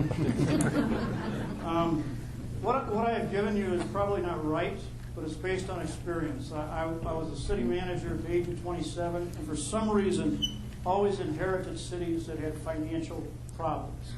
And so that's a field I plowed for most of my life, with cities in trouble. And I wished I hadn't had to do that. It's much more fun and positive when they're in a positive revenue mode. I have tried to look at that. I've been a member of labor organizations since I was 18. I try to look at that study from the viewpoint of you as elected officials, the services, the programs you have to deliver on the street, the people that work for you. I try to think about the long term. Well, sure, if you cut now, do you lose talent here later on? All of those kind of things. I can't even identify all of them for you. I believe I came as much of an outsider as one could be. I think I had probably 30 minutes of conversation with Doug in the entire 6 months I was involved with it. I learned a lot from your staff on new things and things that are happening. I've done some of your operational studies. At least they have enough insight into the city's, the way it runs, this city. In some cases, I know certain things are important that would not be important in Cincinnati. For example, you have the unique rapid reaction force. That you're not going to find that in Dallas. You have the senior law thing. Those are unique to your city in the way you do things. And this is a very unique city. I could have went down and cut deeper if you wanted a longer list. But as I said, from my vantage point, if you cut much more, you're probably in that zone of turmoil in places that will just cause you a lot of difficulty. And I guess, like I said, I bring objectiveness to it. Now, whether or not that's good and expertise, I can't tell you. But I was not influenced by anybody on the council, anybody on the staff, other than just the normal discussions back and forth with department heads and that kind of thing. So I'm giving you the best I got, and I'm going away, and you'll never see me again. Secondly, if you don't mind, your report is 35 pages in length, and you underlined one sentence in your entire report. And I want to read that sentence and ask you why you underlined it. And that sentence is on page 9, right in the middle of the page. You state, without a fundamental restructuring of the city's compensation practices, there will be no choice other than a severe reduction in essential services. That's the only sentence in 35 pages. Why'd you underline that sentence? I think that's the key to the report. Here's the issue. This city can only grow so fast and so big under the best of times, I think. I mean, the geographical boundaries You have certain tax restrictions with respect to the downtown redevelopment, those kind of things. And my observation is that if a city can't grow really rapidly, and if its compensation, which is 70, 80%, 85% of what it has, then the people on the outside can't make enough money to pay us folks, city guys, on the inside what we earn in our compensation. So if you continue to do that, then something structurally will have to happen. And what the most simple is raise taxes. Now, if we were in good times right now, I'd probably be giving you the same story and say, you see those lines, you see where they're going. That's just mathematical calculations. You either have to get revenue growth out of natural growth or out of artificial growth of tax increase. And it can't be done, from my view. Okay, thank you. Yes, Councilman sir. Barlow. Thank you, Mayor. Mr. Restrepo, I appreciate, I'm sorry, Mr. Kirchhoff. Kirchhoff. I apologize. You mentioned in one of your previous slides that the reduction of operating and programs were important, but also you mentioned, you took it a step further and you mentioned the workforce need versus the community need. Would you touch on that? Yeah, Councilman, in the bottom line, if you think we have, or you have, or all the people involved have eliminated the efficiencies, and I think that's pretty well true in this organization. It's always been a well-run organization. Almost every test you do of it says it's a well-run organization. So the grabbing efficiencies aren't going to solve this problem. So the two things left really are within the organization, how do you reduce that cost, or you reduce costs on the street, the service, your program costs. And I think everybody involved with this was very conscious about not cutting out programs, just cutting out programs so you could get rid of $1 million of overhead. But at the same time being concerned that the internal activities of the city, the internal operations, weren't just cut and sliced too. That's what I said earlier. I spoke about reorganizing the PIO is one thing that you can do internally and probably works and makes sense. Do some reorganization in your fire department, and that becomes very problematic for all kinds of reasons. On the other hand, you go outside into the operational area, the program area, and what programs that you're delivering to the community can you get rid of. So it's at the balance. So in essence, you would not call this a cookie cutter concept, but more so of a custom concept, being that it's a case-by-case scenario in respect to each department and how, in fact, we move forward to find those cost-saving measures in each department? Absolutely. We started from the departments. They pushed up about 260 recommendations, good, solid recommendations. And that's when we started saying, can you do them, can you not, what will happen? That was dropped down to, I think, 106 recommendations, which ultimately came to you. So in each case, all of those were custom decision thoughts. You make a decision, you'd ask the department head, you'd inquire about what's the labor contract on this, what's the impact on the street. So all I can tell you is every assessment was very thorough. Whether we got it right for you folks or not, we don't know. But we gave it our best shot. And as I said, I doubt that there's been a more thorough process across the country in trying to objectively, thoroughly analyze what the city does and present it to the city council in a forum that you can say, okay, we're no longer going to do certain things. Yeah. I think that needs to be repeated. That was. Well, I just wanted to say, if I may, that's an incredible statement you just made. I mean, that's a compliment to our staff, that you said that this is probably the biggest undertaking done by a municipality in this country. That I've seen in terms of budget retrenchment. Yeah, in a short time. I mean, I guess they could back dump trucks into your papers. I mean, the material that was looked at, and that when I said earlier to Councilman Ross about unraveling, I think you'd be surprised that in each case, and they may look to you, you say, ooh, why did they do this? I think if you went back months and went through the paper trail and the meeting process and the difference of opinions within the organization about why or why not, I don't think I'm not aware of any that has been more in-depth to this. Like I said, we're not sure we're right, but I think you've got the most scoured product you can get from the staff. Thank you, sir. Okay.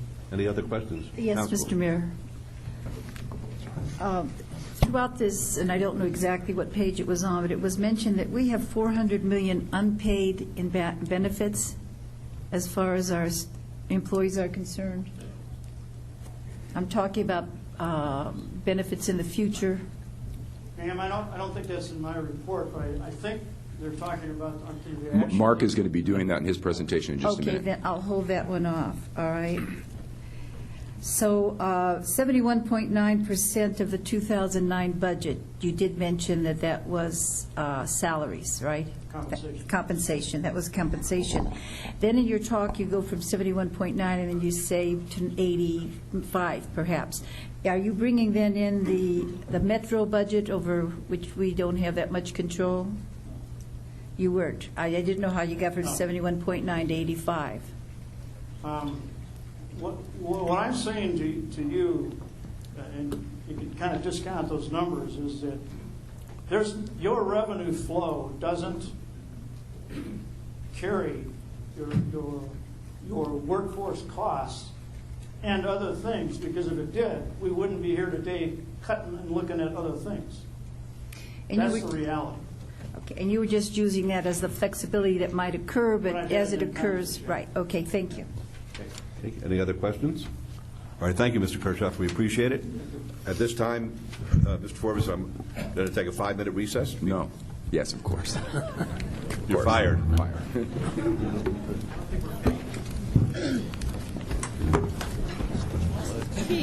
You know what I like? This reminds me when I was practicing law. I don't know, it's Brown. Yes, once. Remember Councilman Max?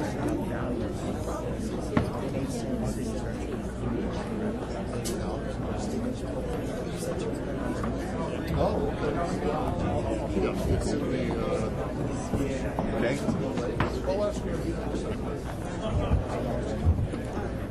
I appreciate you. I did too.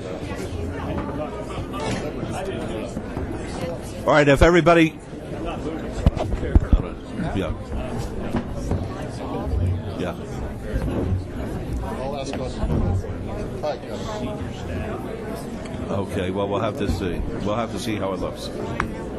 Okay, we'll see how it looks, okay? All right, if everyone would be kind enough to take their seats.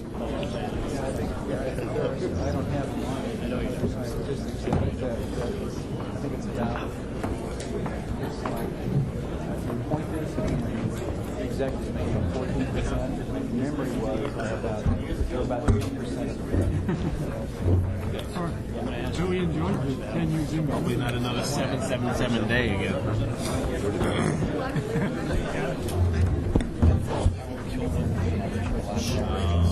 Yeah.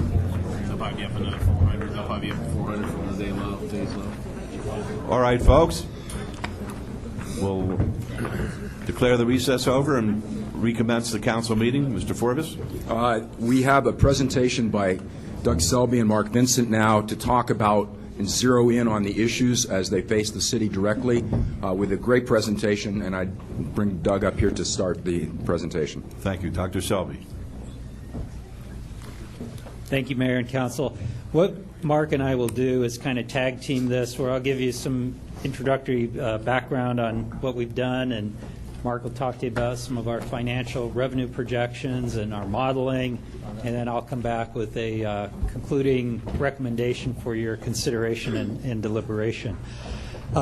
As I said before, this is a culmination of about 6 months' worth of effort by your staff at your direction, and thanks to your foresight, as others have said, we do have options and opportunities to address this revenue downturn in a rational and measured way, as opposed to a brutal action of just cuts across the board. So we're here today with some options for you and some opportunities, I think, for us. That said, we will be discussing openly some issues and proposals that will have impacts on services, on our finances, and on our workforce. As some of these items may be controversial in the eyes of some people, some are probably overdue, and some need more detailed analysis. And we'll point those out because there are certain things that, as we went through our process, we determined they might be viable, but they need more study. We can't bring them to you today and recommend immediate implementation of those. We are not planning to go into a lot of detail on the more than 100 different proposals that were left in the final categories of list, but we are prepared to do that if it will help you in your deliberations. What I'd like to do now is talk to you about what has happened so far, because the fundamental service review is not something that is just happened in the absence of previous actions. We have already taken actions at the city through your leadership and direction to try to slow down our growth of expenditures. What we've done so far is about $21 million has been taken out of the FY09 baseline budget. You're aware of that through the council's action approving our budget. We've created a virtual stabilization fund, and Mark will explain a little more about stabilization funds, of about $32 million, and we'll be recommending that be increased. And again, we'll get into the details of that. We've initiated a classification and compensation study for our workforce. This gets to the issue that was raised earlier about, are our wages out of line, or is our compensation excessive? We think these studies are important to determine that. Of course, we did the fundamental service review. In addition, actions were taken to freeze the compensation of all city executives. No bonuses, no cost of livings, no other adjustments were made this year. Our appointed employees also did not get what we call step increases, which normally occur every year in conjunction with cost of living adjustments. We've reduced our travel and supply budgets significantly. The hours of operation of some of our recreational facilities have been curtailed and reduced in the interest of saving money. We've reduced maintenance and upkeep in parks. Some of that is readily apparent to you and our constituents when they see that we're not spending overtime money to do what we used to do in parks on the weekends. We've reduced animal control hours, we think, without a significant service impact, but again, that's a reduction. We've re-engineered neighborhood cleanups. These are very popular with the residents, but we were seeing them costing us a lot of money, but through some creativity on the part of our staff and some work with your offices, we were able to eliminate overtime for those neighborhood cleanups, and with the participation of Republic Services, are able to continue doing those things. So it's a good news story that came out of that. The council, you've given up elements of your discretionary budget in order to preserve programs that I had proposed might be reduced, in particular services and hot meals for seniors that we had put on the chopping block. And thanks to you, and you have preserved those programs by taking money away from budgets that you have set aside for your outreach efforts.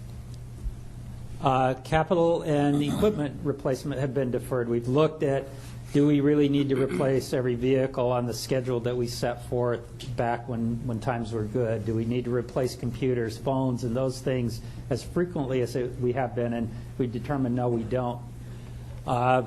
We've reduced general fund labor costs by about $18.5 million. That's part of that $20 million. That's the equivalent of about 185 positions that are vacant and unfunded at the city.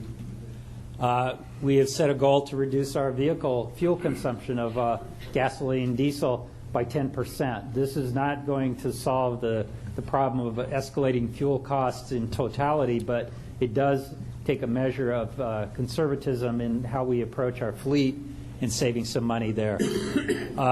We'll mention the long-term liabilities that we have, Council, when you brought those up. There's about $400 million in unfunded long-term liabilities that we'll discuss with you. And we have imposed very strict limitations on refilling vacant positions. We've had a position justification committee in place for a number of years now, but recently we've asked that committee to ratchet back and ask for far more justification in the filling of any vacancy at the City of Las Vegas. This helps us control the labor element of our operations without having to consider wage considerations or reductions in force. When we look at what we have done so far, and there's one council action that needs to be implemented today that is administrative in nature. This is the breakdown of what the reductions have done in the various functional areas of the City of Las Vegas. All areas were affected by our reductions, and this pie chart simply shows you how many dollars came out of each area, not by department, but by functional area. For example, public safety is not just police and fire, but it includes elements of code enforcement and building and safety and some aspects of public works. Let me talk a little about the classification and compensation study, because that's an element that's underway today, and it's an important element in defining a proper and fair compensation for our workforce.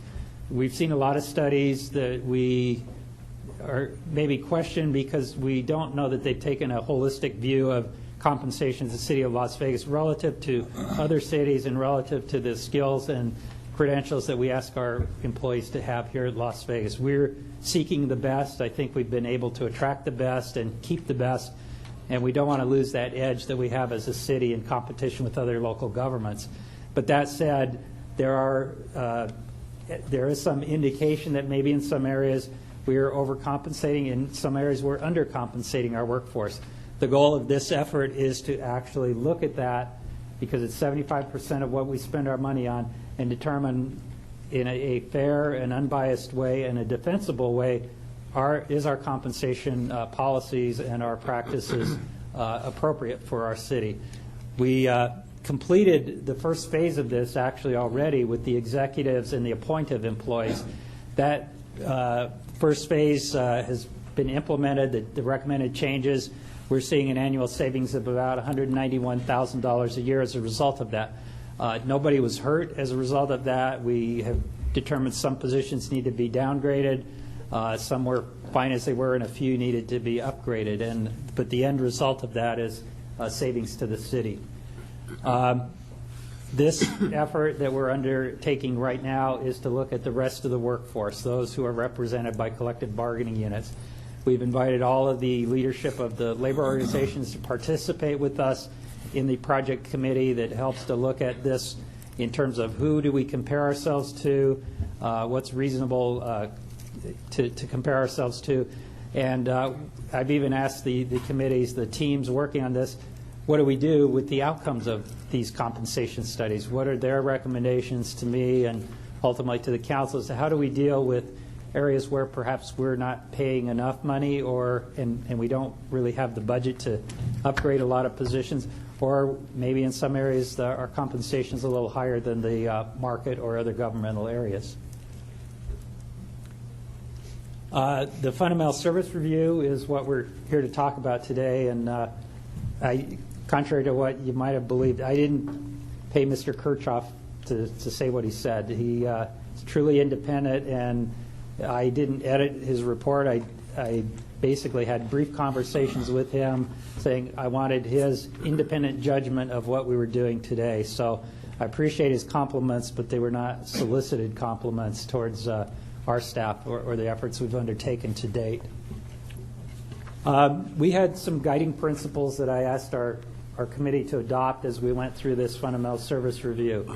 One of those was to maintain our financial integrity. I don't want to present to the council a scenario that allows us or gets us into a situation like other cities have gotten into where their financial solvency is called into question and they can't honor their contracts and they become headline cities as what you shouldn't be doing. So financial integrity was very important. We want to maintain our critical services and those that are deemed to be important and critical to the city council. And we wanted to preserve jobs. It doesn't help us to put our workforce out there in the ranks of the unemployed and have them drawing unemployment, possibly facing foreclosure in their homes.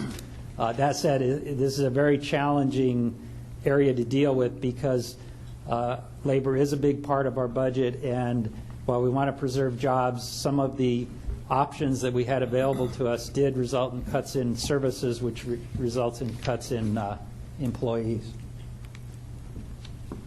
Now I'll talk to you just in brief about the process we went through so you kind of get a grasp of how much effort was done here. We started by gathering proposals and ideas, primarily from the departments themselves, but we had some from the manager's office, and we heard a few brought to us from other sources. We put all those ideas together. There were about 260 of them. We sorted through them, and through a process of deliberation and analysis, got that down to about 106. You might ask what happened to the rest of them. Well, they were items that in some cases we found were already in process, and the person submitting them or the department submitting them wasn't aware that we were already doing that activity.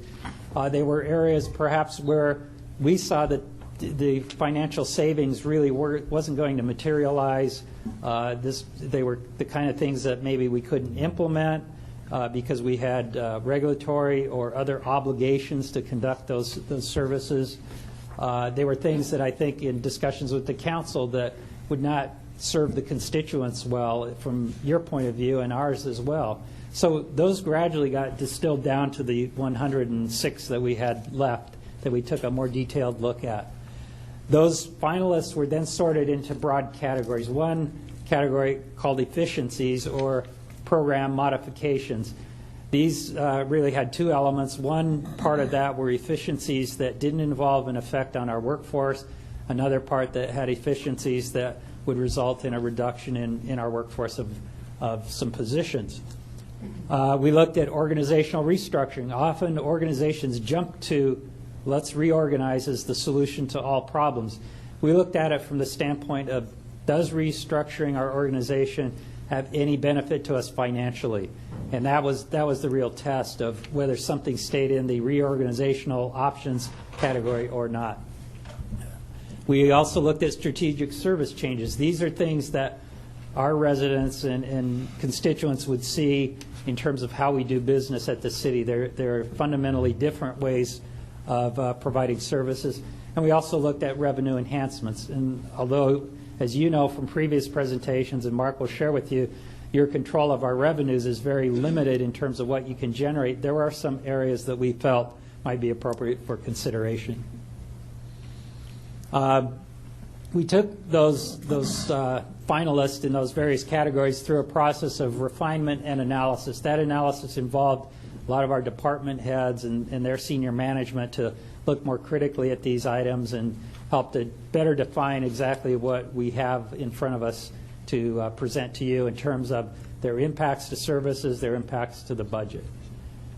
Financial modeling is actually the key element of this whole exercise, and Mark will go into detail with you about the financial model that was developed and how it was utilized to look at different scenarios to meet a 5-year objective of keeping the city in good financial service situation, keeping our services up, and addressing many other issues that we have in front of us. We did a series of companion studies, and we provided those as they were produced along the way. One of those bears a little bit of discussion because it, too, is kind of a popular thing to do, and that is change the work hours, change from a 5-day, 40-hour week to a 4-day, 40-hour week. A lot of organizations have done that. We looked at it from the standpoint of maybe it would be beneficial to the city of Las Vegas to do that. Our conclusion, and it was documented in our report, is that if we could close down city operations 1 day a week, and I mean City Hall is dark, recreation centers are dark, we could save about $170,000 a year. We would keep all of our other essential functions that are 24/7 operations, detention center, the fire department, and those kind of services would have to stay intact. But we didn't feel that recommending a 4-day work week and closing down our services 1 day a week was a viable option for the amount of money that would be saved as a result of that. And then we did a lot to communicate our progress, both our budget situation and our progress in the fundamental service review. That communication involved a special button on our internal website that allows us to post all the latest information that we have produced, as well as information that we've provided to the City Council in budget briefings and budget bulletins. We've had numerous employee meetings. We just finished up the last round of those we call Meet the Manager meetings. They're open invitation for employees to come to visit us. And we go into workplaces like the East Yard, the West Yard, the wastewater plant, and it's a every 6-month thing. This particular session in August and September, we focused really on the budget and the fundamental service review. We've had labor meetings. I had the pleasure of meeting with our labor leaders over months to share with them the situation with our budget, and as things evolved, tried to keep them up to date. We've done some media interviews. We had focus groups with our employees that were set up by Human Resources. Mr. Kirchhoff mentioned the number of ideas that came out of those that we'll be exploring. And, of course, newsletters, emails, those kind of efforts to communicate. I'm not saying it was a perfect process, but we did more to communicate what's going on here with the budget and the service review than I think we've done for any other initiative we have at the city. The review, of course, was directed by you. It was your vision and foresight that saw that we need to undertake some kind of analysis of city services and functions to make us the kind of city that will survive through this economic downturn, and knowing that really our options really are more controlling the expenditure side than they are the revenue side. We did this primarily as an inside approach. We could have hired a consultant. Mr. Kirchhoff was hired really as an independent person to take a look at this. We could have hired a big company to do what we've done, and I'm not sure we would have gotten the kind of outcome that we've gotten, which is a real deep probing of our organization by our own people. Our directors wanted to do it this way, and we honored that request and used the outside consultant only as a person to tell us, are we on the right path, are we on the wrong path, critique what we're doing, and to help us get through some of the process. We used, of course, Dr. Barbara Jackson was great in shepherding this whole process and kind of led the team to help us get everything pulled together, keep us on schedule, and honor the council's request that was made back at the end of March to come back in October with the findings that we produced. We also had independent financial committee that worked with us on the financial model, the forecast that Mark will be sharing with you. And we also said that as we started this process, nothing's sacred. Put it all out on the table. Some of those things turned out to be a little more sacred, and they got taken off the table. But we wanted to see all of the options, all of the ideas that would be brought to us for consideration. We looked at, among other things, and you'll hear more detail about these, we looked at our revenues and expenses. Really, that was where we spent a lot of our effort and a lot of our time. We looked at our organizational structure. I'll talk to you a little bit about that. We looked at work days, as I've mentioned. Outsourcing, never something that we want to have to do, but sometimes to preserve services, it may be more economical for the private sector to provide some of that. We did some quick analysis in some areas. Program reductions, we've looked at fee structures. We looked at consolidation, and maybe that bears a little discussion because that was an element of a companion study. We looked at what could we save if we did a major consolidation, for example, between the City of Las Vegas and North Las Vegas, or the City of Las Vegas and Clark County. We were unable to really get engagement from those other jurisdictions because unlike the Las Vegas City Council, who said, go talk to them about it, my fellow managers didn't have such direction from their leadership to engage in really meaningful, in-depth discussions.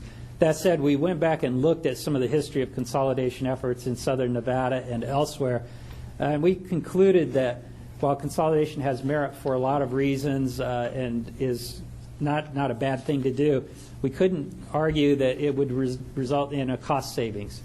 Typically, what we've seen in the consolidation of governments is that the costs may actually go up a modest amount or maybe even dramatically, because what is often done is there is a commitment to the workforce that no jobs will be lost. So the workforce grows and maybe is a little larger and gradually through attrition can be reduced, but there's that often made that commitment in the public sector. There's also often a commitment to labor organizations that the highest benefit and compensation will be given to everybody. So it becomes a issue where a lower compensated bargaining unit gets their salaries boosted up to the one that's the highest in that consolidation effort. So our conclusion to you is that consolidation really doesn't help us financially, and it still may have merit for other reasons. Of course, we talked about workforce compensation. We'll talk more about that. And then we compared ourselves to other cities. We kept a regular monitoring going on of news from other cities.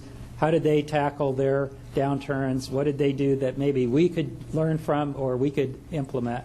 And we have not found anything to date that, and we continue to watch anything to date that anybody else has done that we haven't already looked at or are already implementing. Now, the results of this fundamental service review in the area of efficiency savings. If we were to fully implement the efficiency savings that we identified, we would have this kind of an impact, about $10.9 million in savings from the general fund and this kind of reduction by department. So you'll see large departments like field operations have large budget reductions. I think Public Works has got a big one in there, municipal court. Those are departments that under this efficiency scenario would see the biggest fiscal impact. When you look at staffing, the efficiency measures, if fully implemented, and my recommendation today is not to fully implement them, but if fully implemented, would affect 82 positions. Half of those positions are vacant right now due to our very conservative approach to filling vacant positions. But you'll again see the same kind of impacts in Public Works, Muni Court, field operations if we were to implement all of the efficiency measures. Organizational changes, there are some listed here, 5 in particular that we need to take a close look at. Right-sizing plan check functions, that is looking at all of our plan checking activity, which occurs in at least 3 different departments right now, determining is there a better way to do that. Right-size and consolidate inspection functions. Today, you as a business owner or developer might see 5 to 6 different city inspectors visit you. People from business licensing, from building and safety, from fire inspections, from neighborhood services and code enforcement. They could all be visiting you for various reasons, checking off whether you've complied with particular requirements of the city of Las Vegas. We're looking at that from the standpoint maybe that can be made more efficient and effective.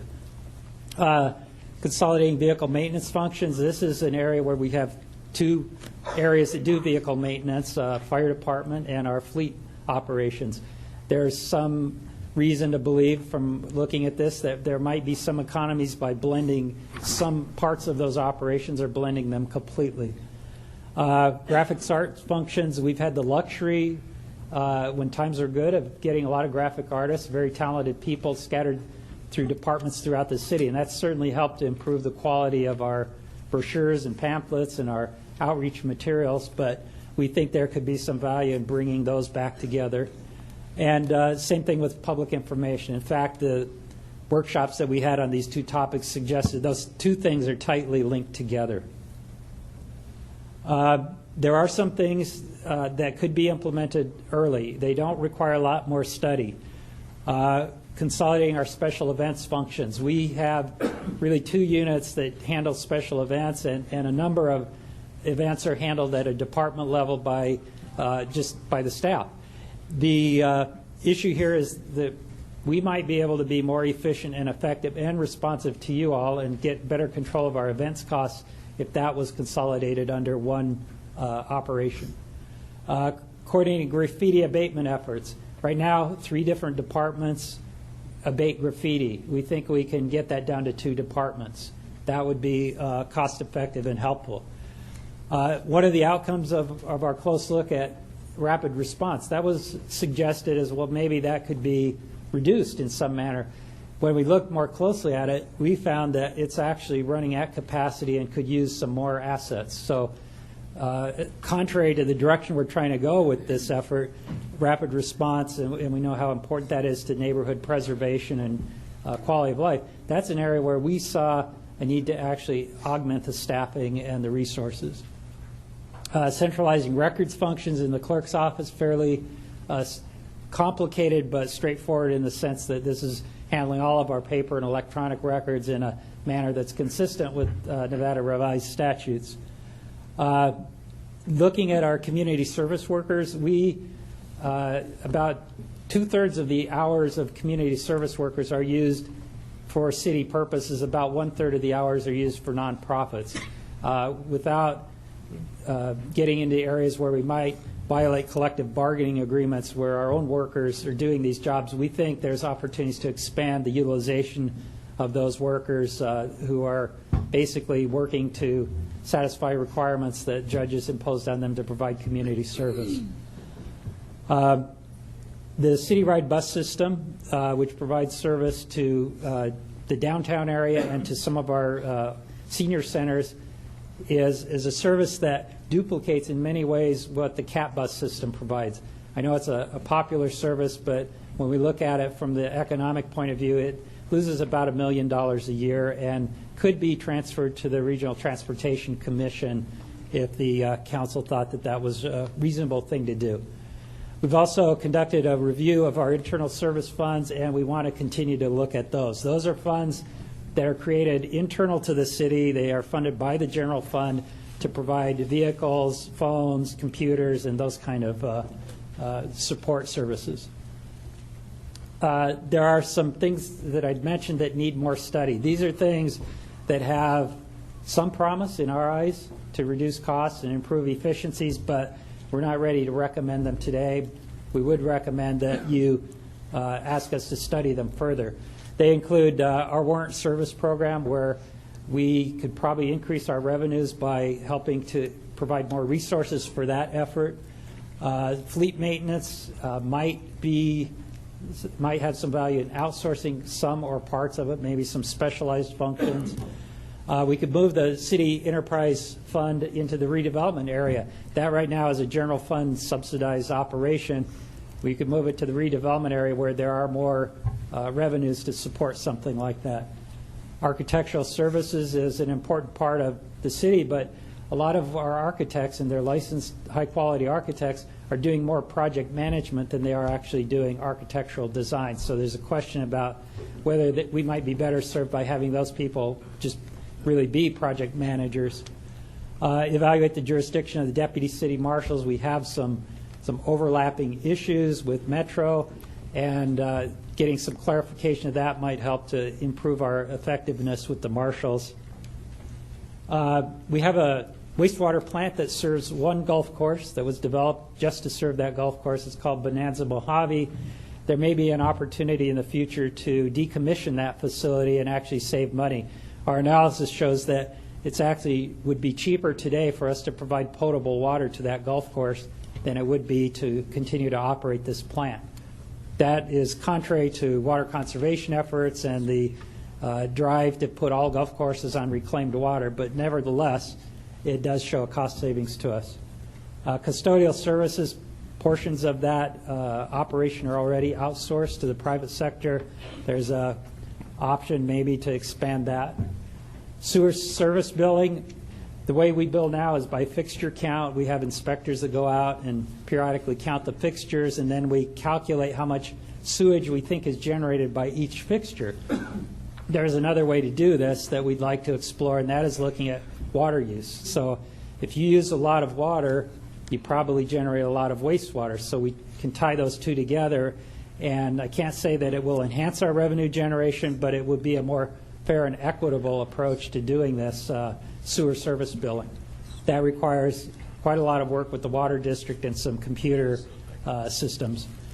We want to continue a review of our human services functions. These are the kinds of functions that we have been compelled to get involved in, either because other agencies aren't doing them or because we think it's in the interest of the city. And I'm talking about services like services to the homeless and those kind of service programs.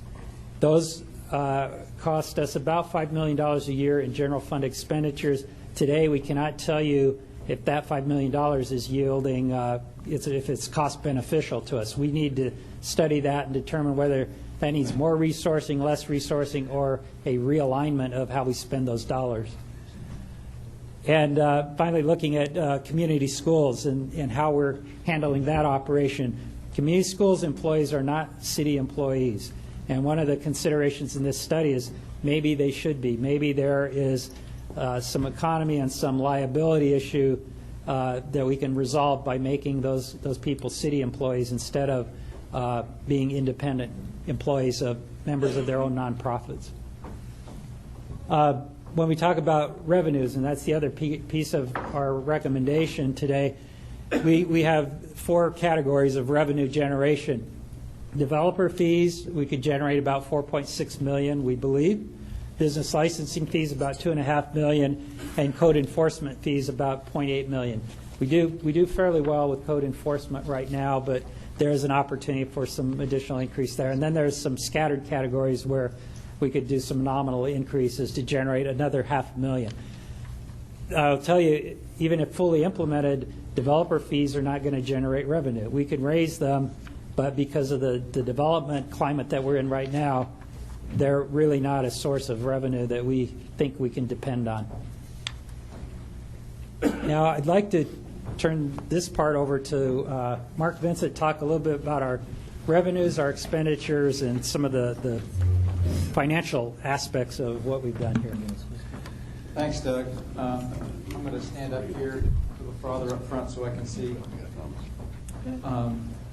What I'd like to do now is spend a little bit of time talking about our revenue outlook and our expenditure outlook, and then get into the financial model. But some of this will repeat what Mr. Restrepo and Mr. Kuchar have already told us. From fiscal year 07 to fiscal year 10, we're expecting a revenue growth of about 1.5% per year. We expect in fiscal year 11 to see that start to tick up and the recovery start. And we're anticipating, we hope to get back to about 6% growth rate. Consolidated tax, which used to be over 50% of our revenue, now is about 46% of our revenue because of it's been declining, has been on a 5-quarter skid of, on average, 4.3% reduction every quarter.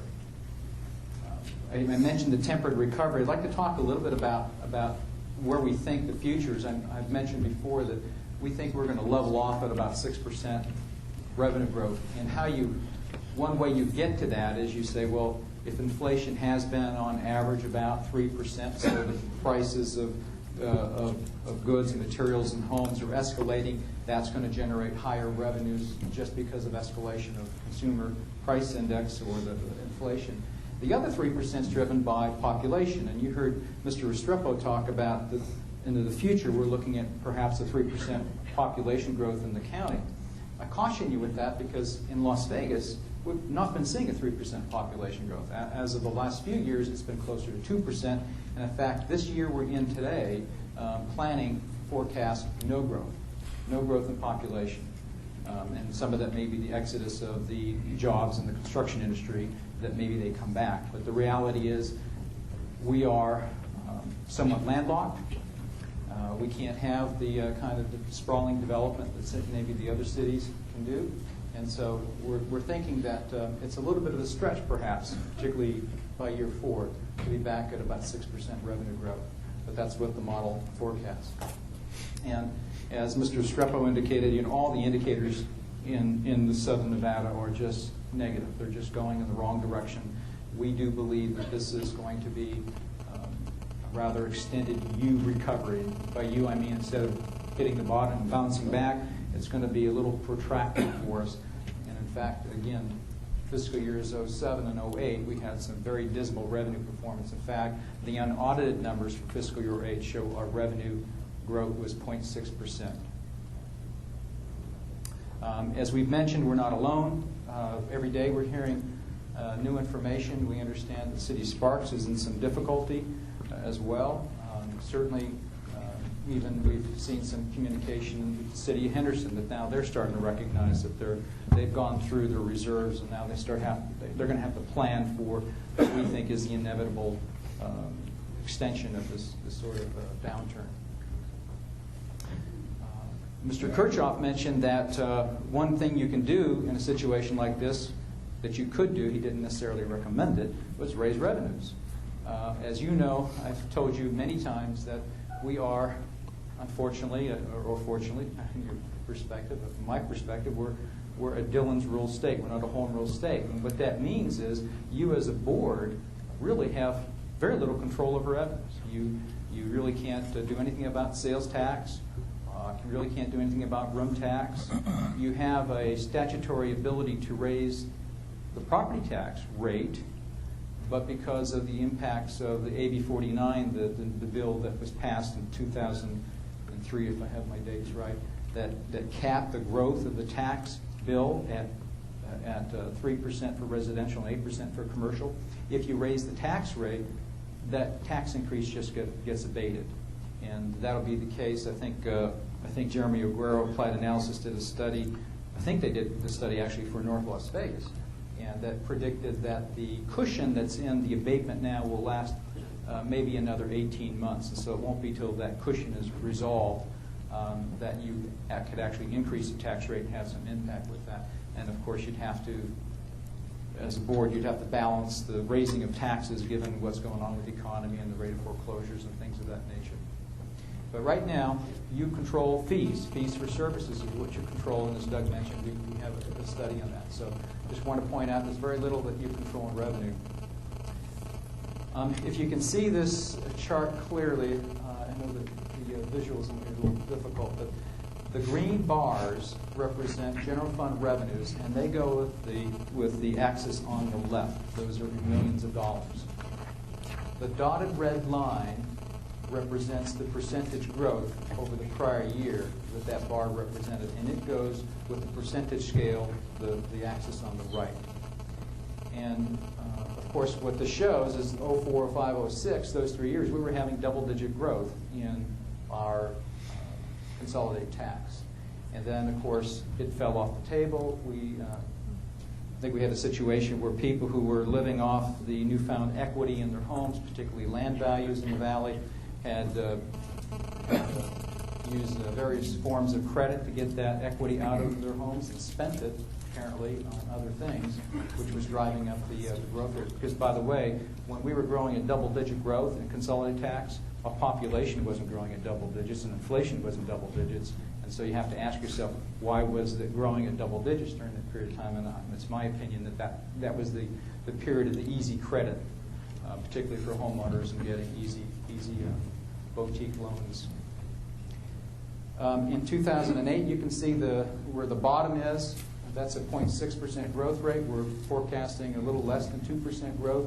In 2009, that's the darker green bar. So everything to the left of the dark green bar is actuals, and everything to the right is our forecast. And what I'd like to point out to you is that for fiscal year 7 through fiscal year 11, even with that slight tick up in fiscal year 11, that's an average, it's 5-year periods, an average growth rate of about 2.2, 2.3% revenue growth. And therein lies the problem. Our revenues are not growing fast enough to accommodate our current level of expenditures. This graph, you've seen it all before. This is the graph of CTAX, and again, it's important to us because it represents almost half of our revenues. And you can see in that period of time, the color coding here is the red green. Red green is just the fiscal years. Each bar represents 1 quarter. And you can see in that period of time from 5 through 7, those fiscal years, 4, 5, and 7,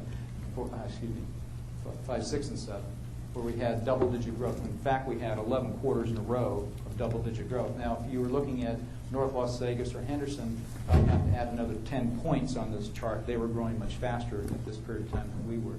And then, of course, you can see where we had our first ever negative year, fiscal year 08. We actually finished the year negative, I think, about 1.5%.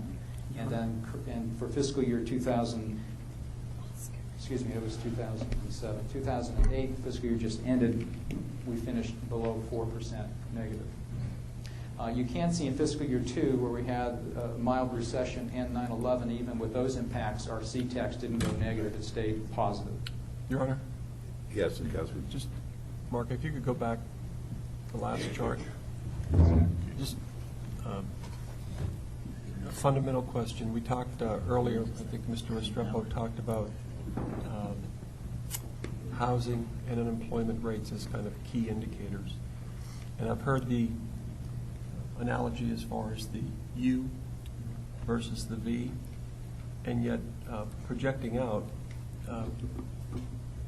from what we've heard earlier and what we know today,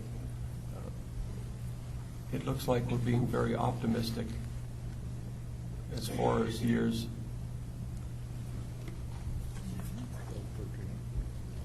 09 through 13. And that's optimistic in the sense that if we haven't bottomed out or things are going to be prolonged as far as the economic slump, what's the justification with the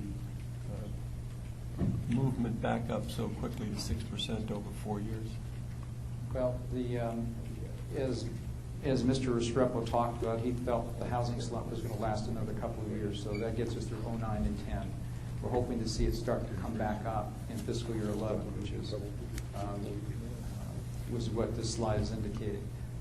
There are other components in our revenues besides C-tax, and so right now, historically, I have a slide coming up on property tax. That's one of the reasons property tax is about 25% of our general fund revenues, and it has been dependable and strong, but some of that's changing now because A, we're not getting as much new development right now, and we tend to lag at least a year on our property tax revenues. And the second issue that's bothering me somewhat is the rate of foreclosure. Our foreclosure rates double what it has been. As you know, we're leading the nation. At some point in time, I worry that the assessor, for perhaps good reasons, is going to have to start considering the impacts of the foreclosure and the new setting of pricing. I think my concern is that we may see some of that excess abatement tax revenues chipped away. So, and normally, for the last 10 years, what we have seen is the increase in appreciation of property has been about 4% in total. About 80% of our property value is residential. About 20% is commercial in the city of Las Vegas. We're highly residential. And we have seen about a 4% growth in appreciation. We've seen another 6% growth on top of that with new construction. And we're just not seeing that today. So you'll see in the model that we actually think that the property tax is going to continue to dip down a little bit. Now, as to whether it's optimistic or not, I can tell you that we've had a couple of meetings. We had a financial, I think Doug mentioned, a financial review committee. It was comprised of 3 individuals prominent in Clark County with their background in municipal finance. We had 3 individuals from the private sector for their perspective on what the economy, one in the casino industry in particular, and one in more of the residential and commercial. And we also had a state senator, I think Senator Parks, participated with us as well because of his background in municipal budgeting. And when we first met with them, they thought my numbers were a little pessimistic. And when we met with them this last time, now that question's come up, are they too optimistic? And I think after working through it and talking with them, we decided as a committee to leave these pretty much the way they are. This is just a forecast. And I think Mr. Kirchhoff mentioned that we need to go through this process. We need to have a more frequent review as opposed to once a year. We probably need to have some kind of quarterly review and update. This model is going to have to be updated continuously. And so it may be a little optimistic, but we'll know that better as we move forward. It's the best answer I have for you. But the Finance Committee as a whole was comfortable with leaving it the way it was. I actually did take it down a little bit. A lot of the recommendations and the scenarios that are before us today are based on those projections. Yes, sir. Yes, sir. So fundamentally, if we haven't hit bottom, or unemployment claims grow, and apparently they may over the next couple of months, just the fact that that red line going from 09 upwards to 6%, if that remains at the bottom, that dramatically impacts even some of the scenarios we have here. Well, I would say this model doesn't say we hit recovery in fiscal year 13. I think that's what this model tells you. Because in 10, 11, and 12, we're still moving up. We're in a recovery mode. Things are getting better, but they're not where they're ultimately going to be. So it does show, again, I'm not an economist, but it does show some modest growth, but it's recognition that there's going to be a couple more years. I mean, bear in mind, we've already had 2 years under our belt that were very subpar. Fiscal year 7 and fiscal year 8. Revenue growth is very subpar. We're already 2 years into something that everyone else is just now recognizing that's happening. So it's the best answer I have for you. Thank you. And it is just a model, but I'll talk about the model in a little bit. Let me talk a little bit about our seat tax growth. This slide here, if you can,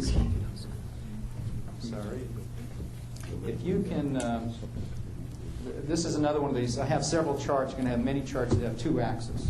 So just get used to this. On the left side is the dollars, and on the right side is percentage growth. I like to use these sorts of axes. The gray bar here represents consolidated tax revenues, and you can see after peaking out in 2006, we've seen 3 years in a row of decline in the bar. The total amount of revenues is declining. And then when you look at the scale on the right-hand side, you'll see there's a 0%, and below that are negative percentages, negative growth, and there's sort of a little, looks to me like it's an orange bar, a dash bar. We're predicting that we're going to have 3 years in a row of negative consolidated tax growth. And that's what this slide is talking about. Property tax, this is one that I'm a little bit more nervous about. We finished 2008 with a 2 percentage point decline in property tax, and I actually expected it to be closer to 9%. And it only came in at 8. And when we started looking at it, we discovered we sort of missed the fact that while we were doing things like delaying capital replacement and doing things to conserve, all the businesses were doing the same thing. They were keeping lower inventories because material and goods and materials weren't moving. They were also delaying their replacement of their equipment and machinery and their fleet, and they were doing the same things we were. And the personal property tax portion is what declined in 2008. We expect to see another 2 percentage decline into 2006 because of the lack of new construction, and we think that's going to hit us in 2006. And the question will be, will it drop even further? The model, I think, indicates that it will drop another 1 percentage point into 2010 to sort of answer Councilman Brown's question. Before I get into the model, we talked about other funds, and Doug mentioned that we had identified about $32 million at the budget hearing last May. You approved us freezing these sources of revenues. It was $13 million in capital project funds. These were projects that had a good portion of general fund money appropriated for those projects, and you allowed us to freeze or defer those. We also looked into our internal service fund, primarily in fleet and in some of the IT service areas, and we identified some fund balance there that we could, $7 million in fund balance there we thought we could use. We also identified $8.8 million in special revenue funds. These are, in fact, special revenues. They can only be used for specific purposes, but these were revenues that could be used for the capital or operating component of that special purpose. For example, LBCBA money, our rebate we get back from the LBCBA, we could use that for capital, which is traditionally what we have done. We built a lot of parks and leveraged a lot of that money for bonds. But we can also use it to maintain the parks. And so we identified that as a source that we'd say instead of putting it towards capital, we'll use it towards operating. And also the Parking Enterprise Fund, this was a recognition that the Parking Enterprise Fund did have some fund balance that it could use to help us towards our operational needs, and more specifically, it's sort of a trade-off. We use this money to pay for debt service related to some of our parking garages. Since that time, as we got more and more into this, our review of some of our other non-general fund sources got us back into the internal service fund, and we reviewed that. We think we've seen a couple of things. One, we see that there's more in the fund balance there that we don't really believe they will need, or at least won't need under this economic environment. Also, we believe that they can reduce their fees that they charge. An internal service fund is just an internal fund. It's a way of making the departments who maybe need to have a car, or need to have a computer, or need to have a radio, or need some space, makes them pay on a drink, if you will. So when we talk about what does it cost to provide a service, we have not only just the labor component and the materials and services, but we also have the vehicles and the radios and the space requirements as well. When we started looking into it, we decided that we could not only lower the rates, but there was additional fund balance there that we could use for stabilization purposes, and that's the other $15 million. So now we're up to about $47 million. There was a companion study in your report talking about revenue stabilization funds. NRS 354 does have a provision for creating those. We don't like the way it's worded. We've had the city attorney kind of look at some of the language for us. They have the same concerns that we have. On one hand, it seems to say it could be used for an economic downturn or a natural disaster. In other cases, it says it has to be both. It uses the conjunctive and. And so that kind of issue needs to be resolved for us before we would formally create a revenue stabilization fund, and hence the reason why I use virtual, because we're not going to create a real revenue stabilization fund under NS 354 until we feel that language benefits us and it gives us the flexibility we need to be able to use that money for things other than natural disasters. Let me talk a little bit about expenditures. This is a graph that you've never seen before. Usually I put it in terms of functions or departments. If you can see it, there's the Metro piece that has some lines in it. There's Metro labor and Metro materials and services. And then there's all the rest. The part that's lined for Metro, that's the recognition of the 26% of our budget that we deliver to Clark County for their fiscal management of the Metropolitan Police Department.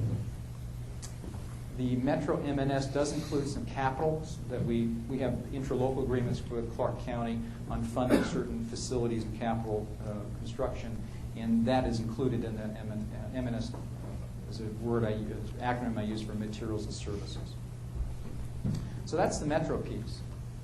Then the slices are coded, pardon my desire to be artistic, but the warm colors, the orange and the yellows and the reds, that's labor. And the cool colors, the shades of blue, that's non-labor. And when I say labor, I mean wages and benefits. And all this slide depicts is what Doug Selby has already told you, that about 75% of our labor cost is labor. It's that way if you include Metro. It's that way if you exclude Metro. We look at it from an accounting perspective that the Metro employees, they're not our employees, they're not on our payroll. While we may be invited to participate, we do not negotiate their bargaining unit. They're not recognized as employees of Las Vegas. So we, from a fiscal perspective, look at that as a contribution, sort of like a consolidation or an outsourcing, if you will, of services. So all this slide says is no matter how you look at it, 3/4 of our costs, whether you keep Metro in or take them out, is still labor. This is the graph, Councilman Ross, that I mentioned I was going to have here, or maybe it was Councilman Barlow. What I did is I took the weighted average of our different bargaining units, because they all have a different number of steps, and some have different step increases, and using a weighted average based upon the percentage of our payroll that they comprise. And this is an aggregate chart, and this doesn't represent a particular position. I just started at $40,000, and this is the issue of the rate of growth. The rate of growth, as I mentioned earlier, is what concerns me when we're looking at a revenue picture that right now is less than 3%, closer to 2%. Initially, we'll hopefully get up to about 6% revenue growth. The rate of growth on that slope on the red dashed line is over 6%. It's about 6.5%. And so that's the concern I'm bringing up. I'm not saying that employees are overpaid or underpaid. I'm just saying the rate of growth has to be dealt with. Either we have to cut programs, or we have to find ways to make labor cheaper, or we have to raise taxes in some fashion. Your Honor, if I may. Yes. Is not the red line based on negotiated contracts, or is this an overview of all classifications, including appointed and executive staff as well? It's negotiated contracts only. negotiated contracts only. And because with the executives and appointees, we don't have any guarantees. There's no contract in place for us. What I did here was model, again, what a new person at step one would make based upon the contractual, based upon COLA history for 15 years, based upon CPI for 15 years back. So they've got that differential built in, and then based upon the annual step increases, and based upon when longevity kicks in at year 11 and then beyond. So these are this is sort of a weighted average of the slope of the line for a new hire under a collective bargaining agreement. And then if I may again, Your Honor. Yes, Councilman. And then let me go back to the original, one of the questions I asked when Mr. Restrepo was up here also. What kind of comparisons citywide have you done comparatively with other cities in the nation in regards to ours? Is this reflective of all cities and their collective bargaining agreements throughout the country, or 2 or 3 in the West Coast, or what? I mean, do you have that kind of information, or you haven't done any? We did not do any comparisons outside of Las Vegas. I do think this is pretty representative, for the most part, of what you see in Southern Nevada. I don't think ours is out of sync with what's going on in Southern Nevada. I would actually say that I think it's relatively lower than other municipalities in Southern Nevada, from what I understand, in their last negotiations and their contracts. So I just want to be mindful of that as you travel down this road. Now, if I may again, Your Honor, comparatively, you're looking at classified employees. What about, and I think you mentioned it, or Doug mentioned earlier in his report in regards to the appointment and executive salaries. This report contains a great deal of information about the represented employees. What about the non-represented staff members that we have 100 working for us here at the City of Las Vegas? That's a fair question. I had a slide that I had presented to the Meet the Manager where we showed what the average salary was for appointed employees, non-executive, and an executive group. One of the things, the reality is executives make more than the rank and file. That's just the way it is. And so when you look at an increase for executives, one of the initiatives that Doug's been pushing is that we shouldn't be looking at percentage increases. We need to change our mentality to think in terms of a dollar threshold, because if everyone's raised at the same increase, the gap just seems to get wider.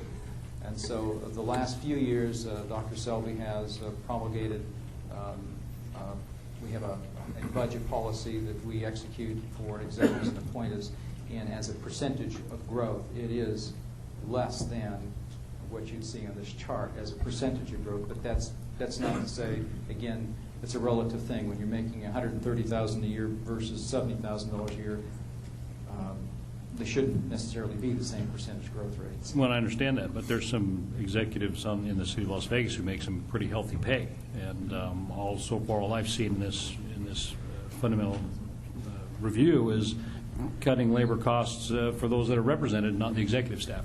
Well, and not to get into a back and forth, but we did do a class study for the executives and appointees, and there were 7 positions that were identified to be adjusted. We haven't done that for the non-appointees, and as Dr. Selby said, we don't know for sure whether they are correctly paid, or we assume we're going to find the same results. Some are going to be underpaid, some are overpaid. This just speaks to the rate of growth. I'd like to know, Mr. Vincent, Mr. Selby, I'd like to know what those executive salaries are comparatively with other cities in this country if we're going to do the same thing with the represented employees of the city. I'd like to see that. Mayor Goodman. Yes. Just for purposes of having an accurate discussion, though, it's about 80% of our workforce that are represented by a collective bargaining unit. The collective bargaining groups represent about 86% of our total wages. And so, but I understand Councilman Ross's point. It's perfectly valid, and again, that was looked at. There were comparisons to other cities for the executives and appointees, and that study is available. We can make that available to you. Your Honor? Yes, excuse me. Mark, this is interesting. Could you, this is a new employee starting in '09, but can we do this chart from a historical perspective, maybe going back 10 or 20 years, just classified or non-classified, just to get a sense of city wage increases versus the CPI? I have tried to do that. You get some anomalies in it. We get some anomalies. I'm trying to do this at a very high level because it doesn't serve, I can't deal in the detail level and never get up to the right level to look at the bigger picture. We started looking at some of our history of average wages. We were looking at the idea of here's the W-2 wages, here's the number of staff we had, what was the average wage, and then comparing that over history.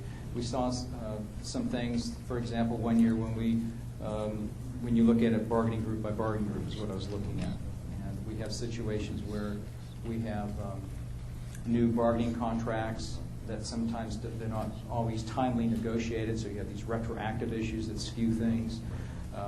When we've added steps like in the POA and PPA, that skewed things. When we have reductions in force, or the early retirement program, that skewed some things.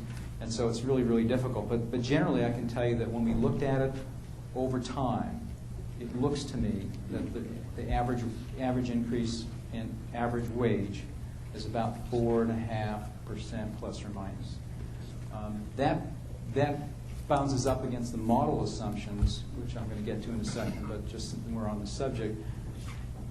The model assumed that labor would continue to grow at a composite of the average CPI, the average COLA for the last 15 years, the average step based upon what percentage of which bargaining group was already at the max versus still had steps to go.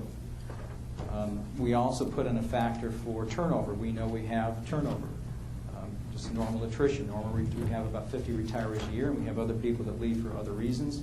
It's about 4 or 5% turnover. We put a 5% turnover factor in the model and assumed, based upon what we saw when we had the early retirement program in 2005, based on that experience, we assumed that we might see a 20% reduction in the replacement labor for people filling the vacant positions. So we arrived at about 5.7%. We subtracted 1% for the turnover, which is 5% or 20%, and it arrived at a net annual wage increase in the model of about 4.7%, which is close to what we've been seeing historically. So at a high level, we tried to take all that we could think of into consideration. The other thing that we've been doing in the past in our budget, as you all know, it's part of our budget policy. We budget for all the positions, whether they're filled or not. We have what we call a vacancy savings. In fact, this is one of the things that Mr. Kirchhoff probably, of all his criticisms, he probably, thank you, there weren't that many, but his one that stuck home with me was, you actually have a policy that says you budget for everything even though you know they're going to be vacant?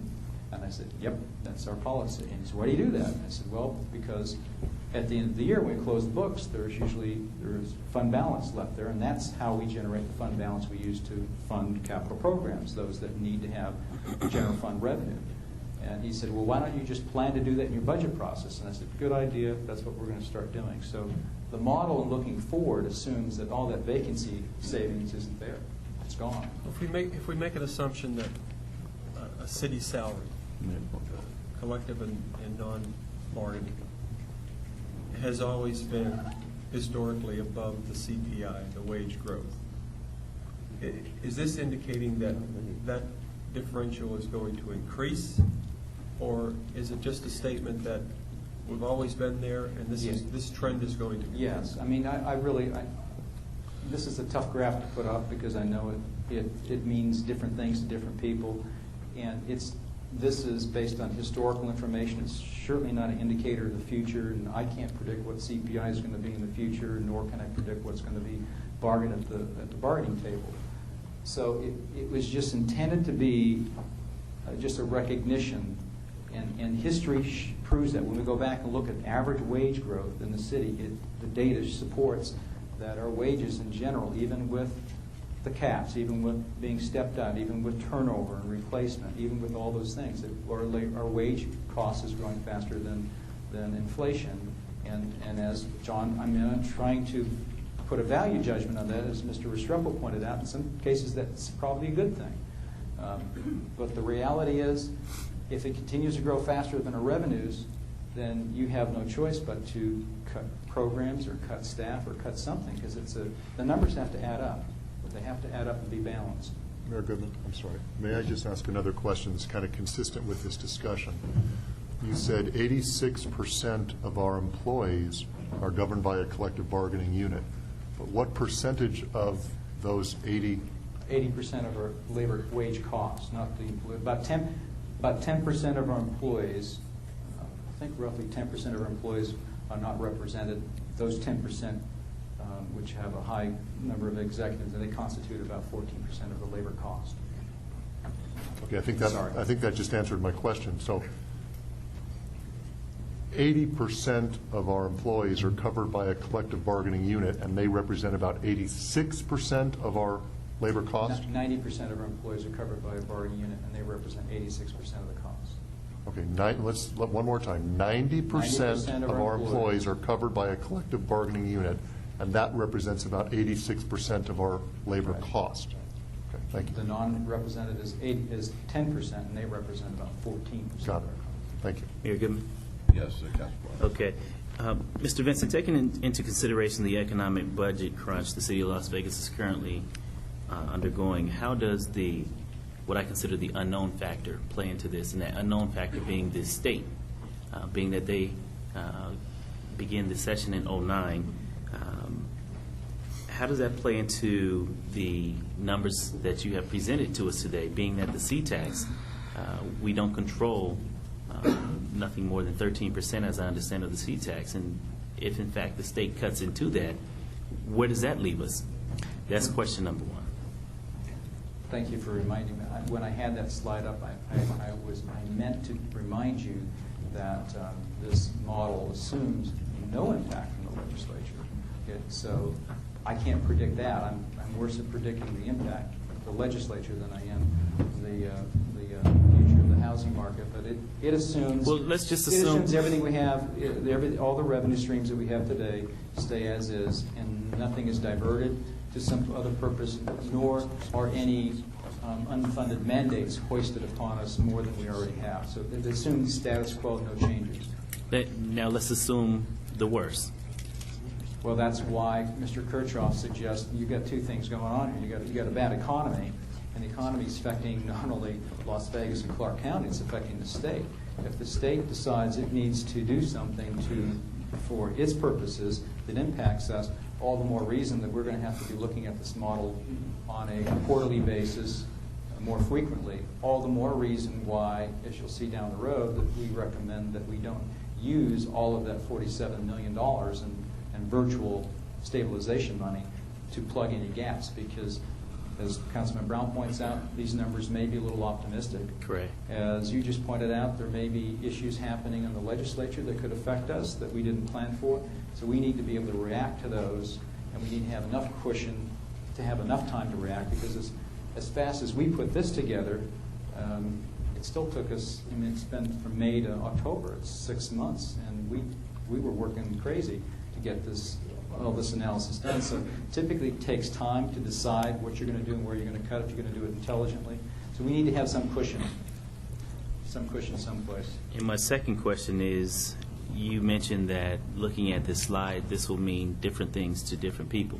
When I look at this slide, I look at a runaway. The first thing that comes to my mind is a runaway train, and that something needs to happen soon, because if in fact those numbers are optimistic, that tells me that we're in great need of making some adjustments.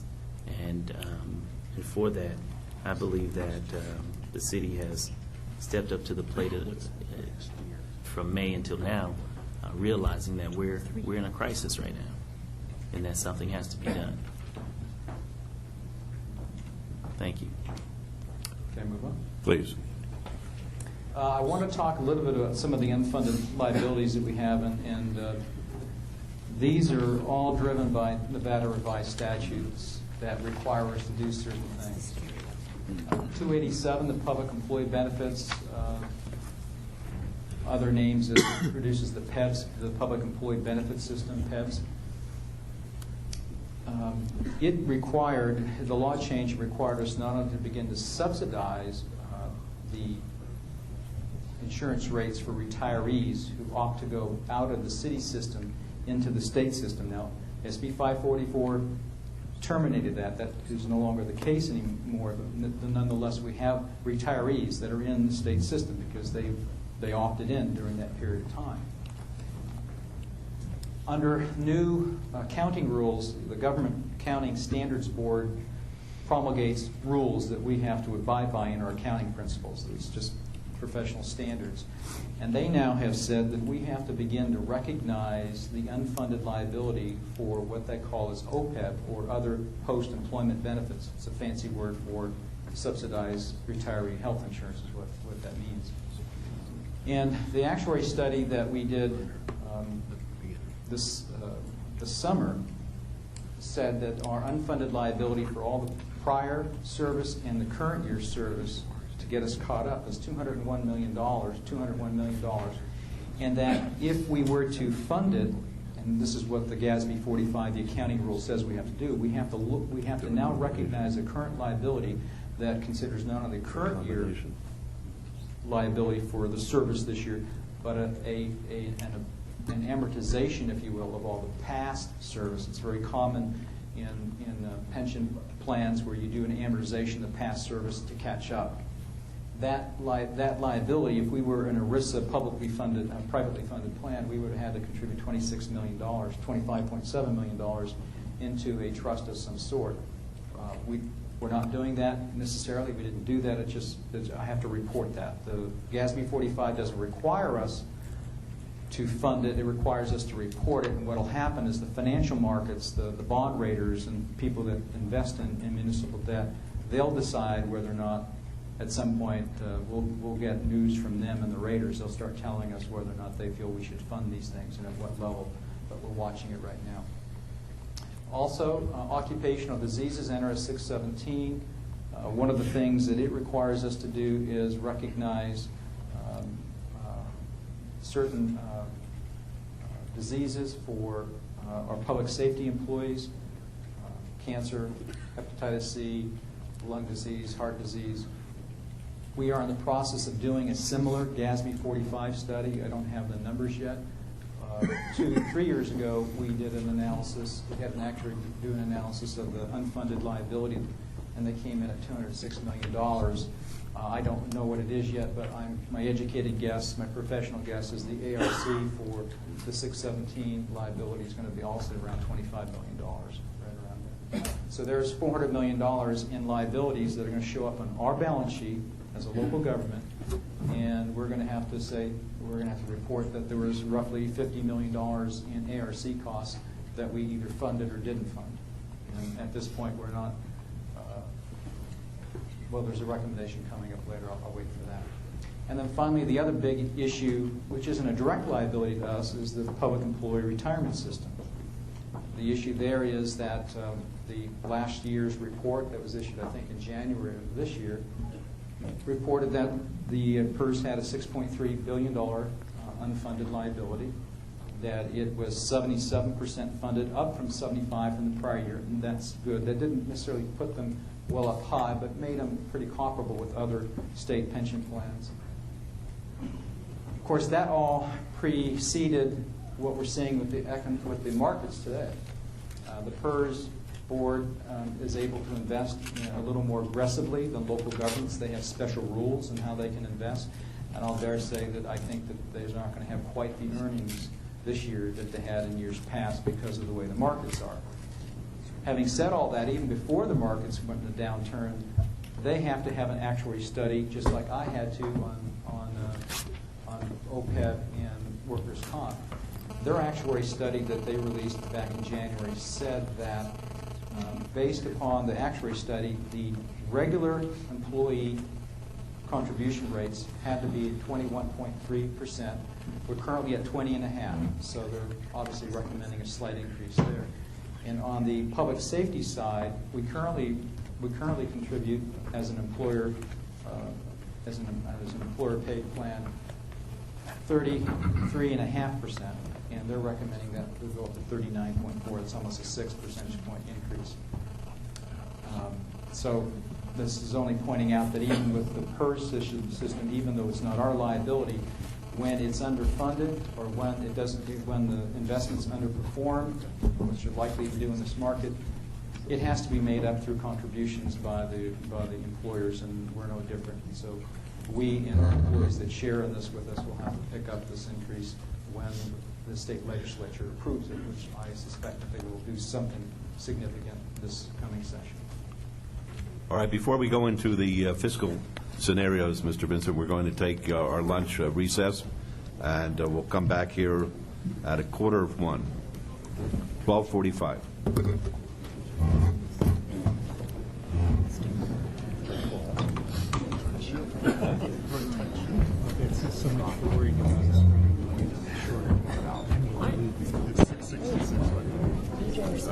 Will you do me a favor? Will you let me know when we come back with this? Sure.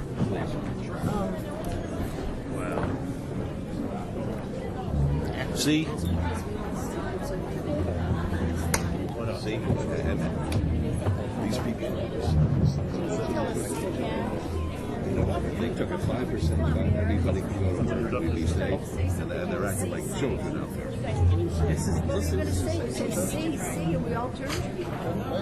No, I'm saying, how white?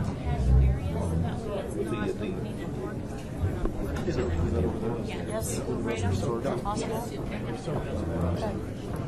Oh, she's got her computer too. Yes. All right, excellent. So I'm going to log off for now because I don't know what time it is. That's what they should do. Everyone. The firefighters.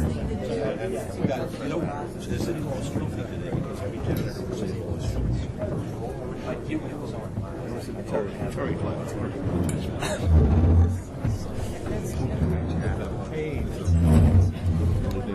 It's my puppies. Well, the two of them. I don't have the new little midget on there yet. Hey, how are you, Veronica? Oh, good. Are you done? No. You've been there for work. Oh, it's a corn beer. I've waited too long.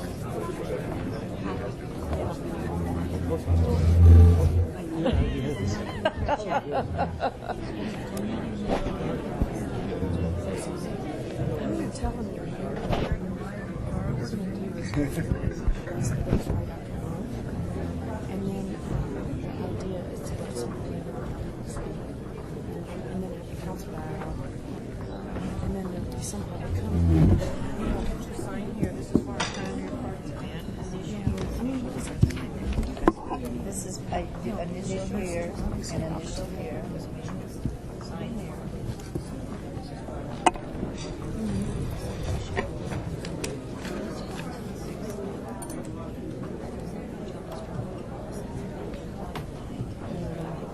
Last time, somebody stole it. So I'm going to give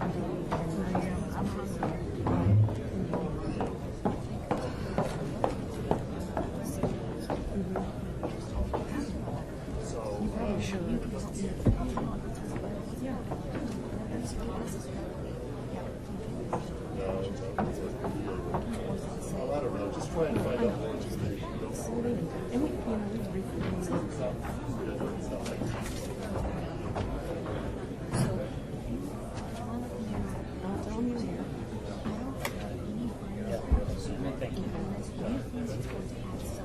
Mark? Speak with a purpose, buddy. Speak with a purpose. Speak with a purpose. Do you realize that as we are playing the fiddle here, Rome is burning out there? Stock market is down 700 points today. Okay. I'm just going to get out of here. Today, would you be making definite recommendations like that? No, absolutely not. And what we'll be doing is we'll be giving the manager the direction that we feel the city should be going. And part of that, of course, is to evaluate the layoffs. I hope that we don't have to go there. There are ways that we can avoid it. but it's going to take cooperation between the city employees and management and the political will here in order to resolve it. And that's what I hope is going to be the end of the day. At the end of the day, when those recommendations are made, how quickly will this is closed? Well, hopefully, we're going to ask for a report back on those recommendations. It's been suggested February. I'd like to see it in December. I spoke to the other council members. We want to see something happen quickly. Some of the programs you got some citizens out here that we have this program. Well, everybody has their pet project, as do each and every member of the council. The public has their needs, they have their desires, but these are tough times. These are times where you have to make tough decisions. That's what we're elected to do, and we're going to do it.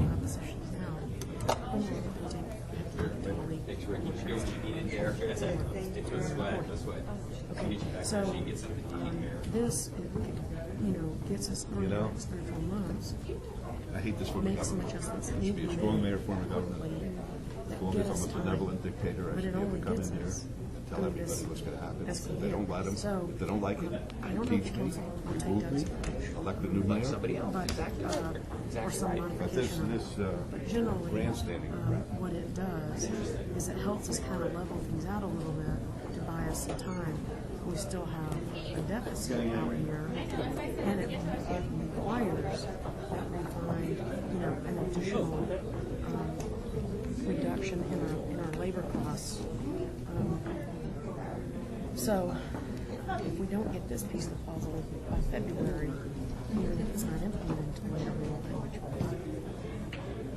I mean, we just kind of run out, which I think is what Bill was trying to say, is you can only go so far.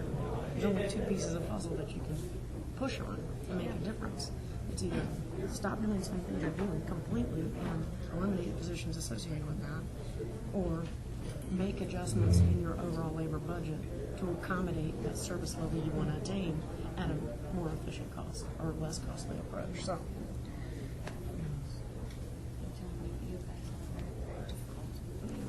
Well, I mean, it's interesting because RJ's kind of like, what are you guys whining about? You still got a 2% growth rate. Yeah, we do, but, and it may not be a $1.3 trillion deficit like the federal government's going, but we don't want to be contributing that problem.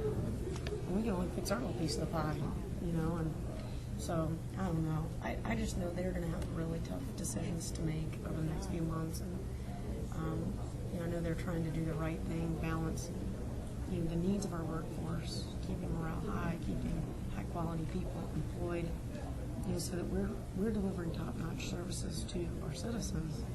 But that's got to be in balance with what we can afford. And they're going to need support from a variety of perspectives on that, I think. So I think we're happy to support in the way that we can. I really appreciate that. If you think today's not the right forum, we can certainly find a way to do that. Yeah. Sometimes it's hard to do that. So remember the message along, so that's what I want to do. Yeah. So if you let me know, let's see. Okay. I'll talk to him right now over lunch and let me know what you think. If that's the case, what you want us to say. So Karen and I just talked about if we do, if you guys didn't want us to talk, we just kind of yeah. Well, I think it's good for him to know that you're here. I told him that I thought you were going to be here. Yeah. So, well, and then somebody said, yeah, the chamber's in the house. I've been here better since, hide too because they might get dog piled. Well, that's what I'm thinking. Like, where's my bulletproof vest? Yeah, exactly. She's doing great. Is she home now? She's home. She's actually been back at work, and we have the next surgery on the 28th. So then we'll have a better sense of the situation. I mean, everything's real positive right now, so we're just hoping that the prognosis that we got in the hospital will be the same one we get when we get out of the next hospital. That it's stage 1, Sunrise. Okay. Yeah. So anyway, so we're just kind of on a holding pattern until then. And, yeah, I got a text from John yesterday too, and I haven't yet been able to respond back to him, but we appreciate all the thoughts and concerns. Tell you, it's just kind of a crazy time right now, Oof. I know. What are you gonna do, Well, let me know if I can do anything. Thanks. And I'll go tell the mayor that you're here so that, he's aware, and you and I can kind of talk a little bit more after this is over about what might be helpful. But I do think based on some of the information that seems somewhat inaccurate, it would be probably helpful for you guys at least to offer up to the council people a meeting about your studies, because they're all done now. So. I don't think it would be valuable in the interest of time. Today? For me to get up there and start displaying everything they said. No, Instead, I agree with you. Be able to say, we'd love to, Yeah. sit down with you and be able to discuss it one-on-one. So, yeah, I care like a suggestion, because I'm sitting here and I'm thinking, Yeah. Well, I didn't think about it, I didn't actually. think about it either. It just hit me when I was sitting there. I'm like, Isn't it funny how that stuff happens? Yeah. All right. Thank you.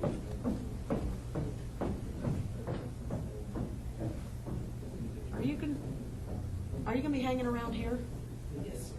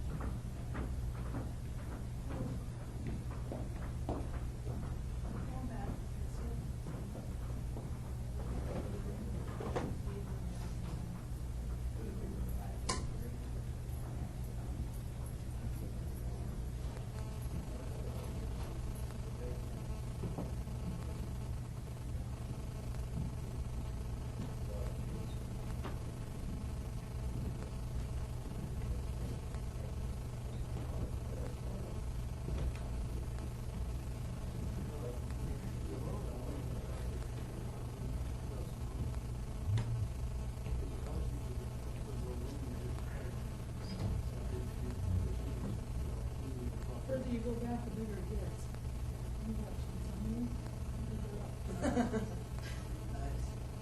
can do a whole wall.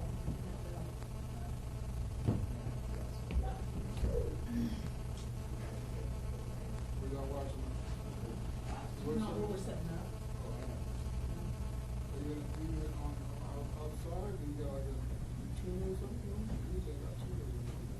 Usually IT has the cable, so you just run the cable to the tune in boxes.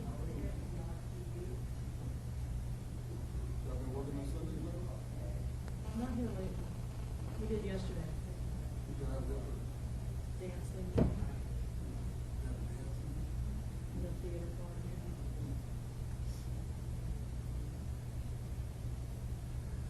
But we're usually setting up during Thanksgiving and stuff. Councilman uses to go down to East Vegas.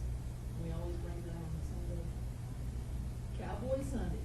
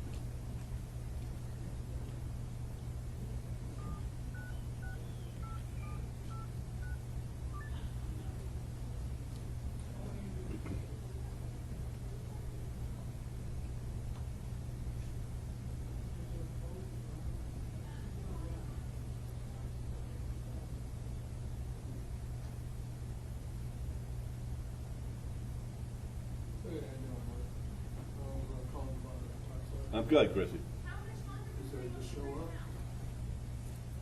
10 minutes.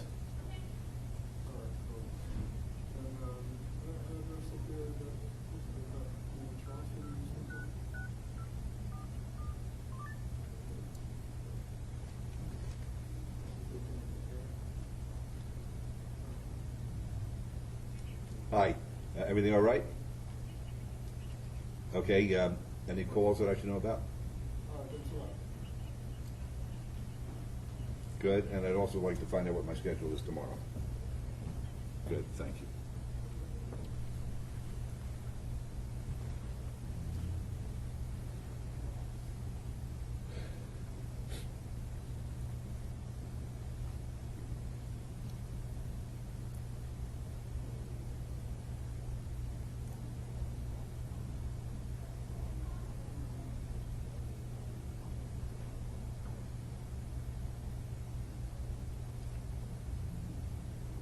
Yes.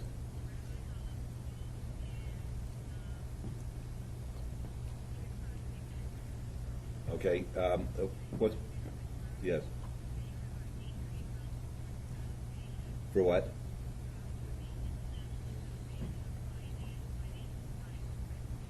Who invited me to that? Do you know?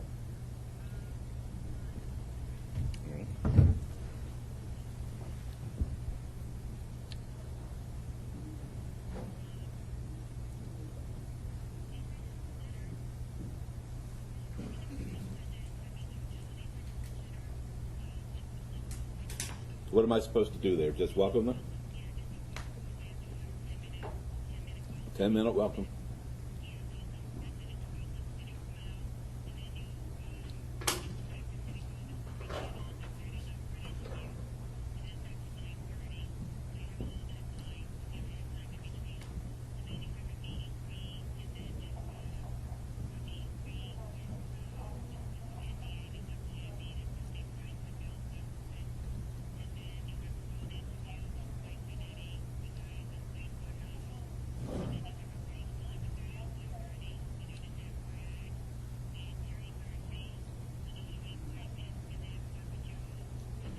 All right, thank you. Thank you.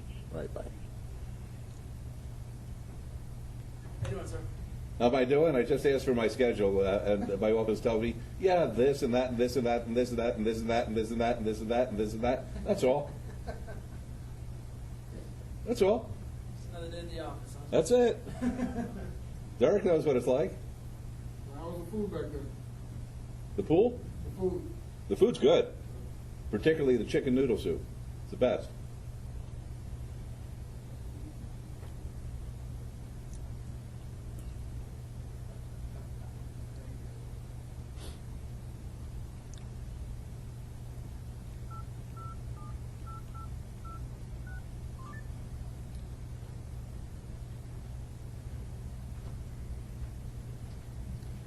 Everyone's having a good time, and the world's crashing while we're sitting here. At least we're above ground and breathing. Not really. I mean, Not really. Stock market's down 700 points. I know, I saw that this morning. It's that is crashing. I've been watching it. It's below 9, way below 9. If it's any lower than that, I don't know, because I left home, but it's crashing. This is a scary time. Sure is. If you stick around long enough, though, there's some good money to be made when it goes back up again. If you have money. If it goes up. If you have money. You If know you what have I mean? money. I was going to buy gaming stocks on Friday. I didn't think they could go down any lower. I bet they're half of what they were on Friday. Yeah, it might be trying to move the money to the Asian market or the European market. I'm not so sure when they see what's happening here that it's not going to happen there. Right. That's the problem. That's what's happening with this entire situation. It's global. We've never seen anything like this before. It's not the money crunch didn't start here. It started over there. Oh, did it? Sure.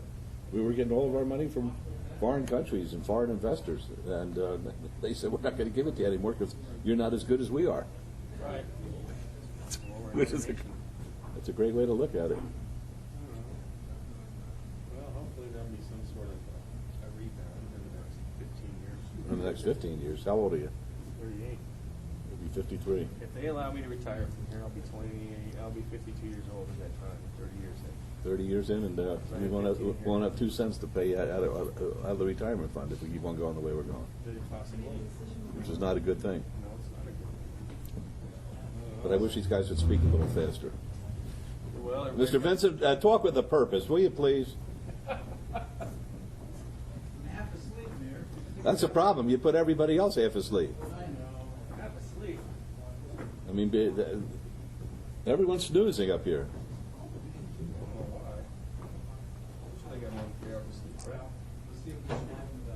No, we don't. No, speed it up. Don't. You don't have to liven it up. Just speed it up. All right.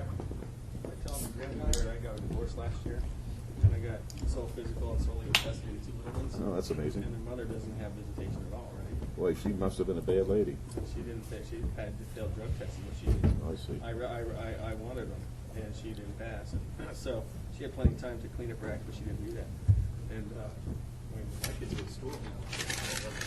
I sleep like 3 hours a night. I work down there until 1:30. And I gotta get up from daycare and then go home, put them back in their bed, and get right back to the 6. Talk to my friend. He was a Get ready single father. for my school, you know. She was there for 11 years, put 3 kids through college. I'm doing that now, by myself. Yep. 2 of them. 2 little ones, 5 and 3. I got mine. Mine was 7, 9, and 13. Wow. So I've been doing it for 2 years now, by myself. I did it for 11 years. I'm well on my way to that 11. It doesn't look like Mommy's going to be back together anytime soon. What? My ex-wife, I'm walking out home. She's barefoot. She's a good grandma. The other night. It's all right. When they're sick, that happens. I'm not going to wait around. Every child needs Did you get that one, my friend? That's right. Yes. Councilman Ross said, what, 800 points? All right, I'll let you guys get back to it with us now. I just got the floor for 800. Let me see what mine shows.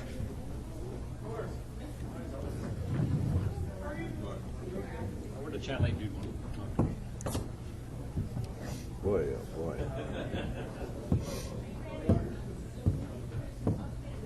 The stock that I bought with your friend, I think it's probably worth about 2 cents. I don't know if this is accurate, Steve. I don't know either. Did you refresh it? Let me go to mine. It just did. This says 460. From the RJ that said 800. Let me go I on. wonder if that was like a breaking news thing that I didn't know or too old. What? This is supposed to be the same thing. Dow Jones Industrials, 459. But I'm not sure if that's the line. It may have come back. Yeah, because it started at 500, then went to 666. He said, hey. You know what, though? I think you did that still. You're right. I think you guys did that still. I can't remember. You have a stockbroker? You have a stockbroker? Yes, but you know what? I see that You're probably Mac. much about. I love my Mac. Then I were looking at one the other night. Oh, you guys are. Good night. And it doesn't go out on you. I'm sick of this. So sorry. Best lines. What? Windows on the Mac. Oh, that's what I have. You have Windows on this Mac? Yeah. So you can go in here. Show me some easy application. So like, well, this is my favorite one, iTunes. But see, this is your Microsoft Word. It looks exactly the same. The only thing that's a change for me is you don't have a backspace button. You He only have says a delete your button. Dow is So you have down to get used to 500, using mine's that up 50. Instead, Seriously, what is it? What is yeah, it? instead of backspace. So you can't really 530 backspace over negative. things. Thank you. But you know, I mean, you can pull up anything you want. Fine. Thank you. I appreciate You it. know. And it's just like Nice Microsoft. talk, Rob. Because I'm just getting now used to the one. I wish they were around. That's the joke he takes. Yeah. See, I mean, You got for the it's- house. and Everybody it's got does well. Windows. What's it called? The new operating system? Vista. Yeah. I'm just getting used to that. Yeah, I've heard a lot of people don't like that. Red Sox. But you know, I mean, stuff There, like it's all right this. there. Just amazing. Okay, so go to your Were you Public going to Express. or LA? I had LA. You've been going with LA? Yeah, but now The whole time? I have the Phillies. I combined them. I think we're fine. I need to check your city. Christy, I think we're fine. Thank you. Oh, I don't download any of this. But here's what I do. I have this. It's a very good What is this? Oh, the union representative. Right. We'd like to open it up for public comment. Seeing no one? What's your prediction? It's my wireless card. About what? Time. Depends on the citizens' participation and how much discussion we're going to have amongst ourselves with Mr. Forbes. So I'd say we'd probably be out of here by 4. You okay, Lois? No. What do you need? So you can access it right there. Yeah, so easy, you know, and then you just do your regular. Type in your regular stuff. Yeah, right. You see the way they're jumping?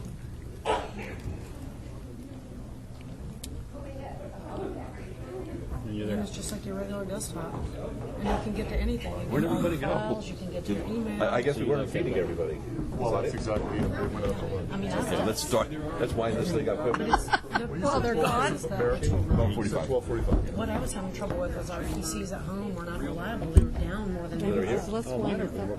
Yeah, and so this, you don't have to virus this? That went out. Oh, because they didn't, Quarter till. endorse them, so he's going to play.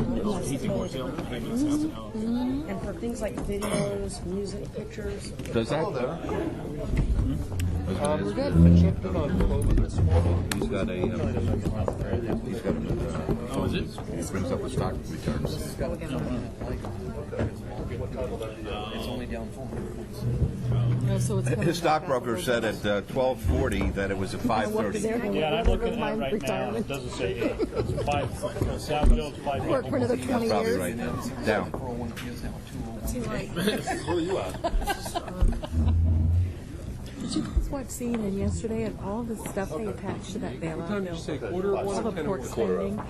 I looked at it. Are they kidding? It was the only way they could get it to pay. When you bought it, did it come loaded? The woolen industry? Yeah. So I'm going to take a picture of it. That's the one that got me at. So I could do all this. What was that about anyway? Did you hear any more on it? Into a scrapbook format. This is Kathy's wedding shower. Maybe we need to go into the wooden arrow business. The slideshow with all these pictures. Pneumatic, some pretty good pork in that. All these graphics. Way more talented than I am.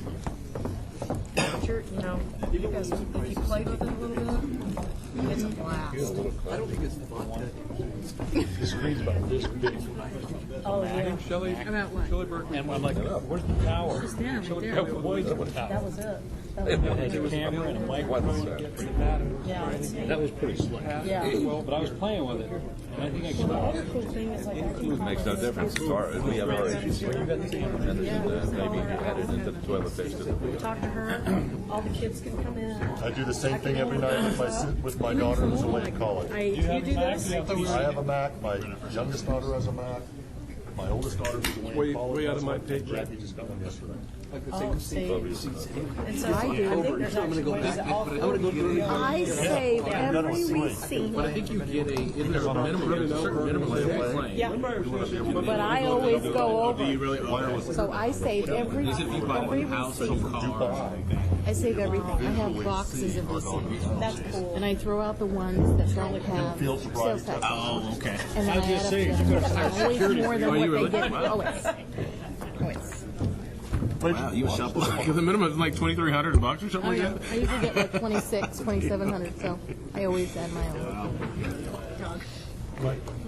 And my daughter does me a little spreadsheet. Oh, does she? She Oh, nice. well. Yesterday was the day. I bought a new washer. I bought energy efficient doors. I bought new windows. But I got from Rachel this morning. I'm like, That'll help me. Oh, did she copy you on that? Okay. Plus, don't you do get a I didn't say anything because I was like, oh, well, yep. Yeah. Oh, yes. Hope nobody ever asked. Cold up here? Yeah.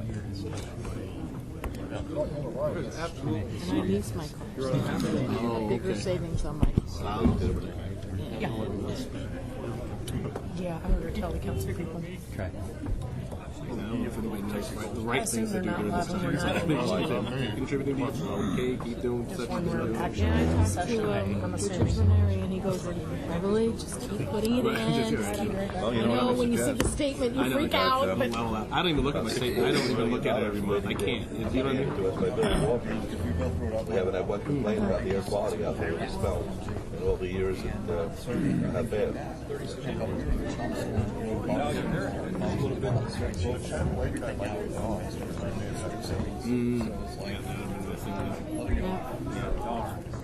Well, my husband only has 4 years to go before he retires. He just lost Greenspun Media last Group quarter is alone. up to 10% of staff. Greenspun Media Group. I believe so.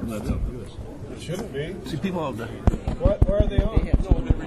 What is that, 20 people laid off? Yes, they are. Yeah. Big. We can't shut the system down once it starts recording. I don't know. Those sacred cows. Let me make sure.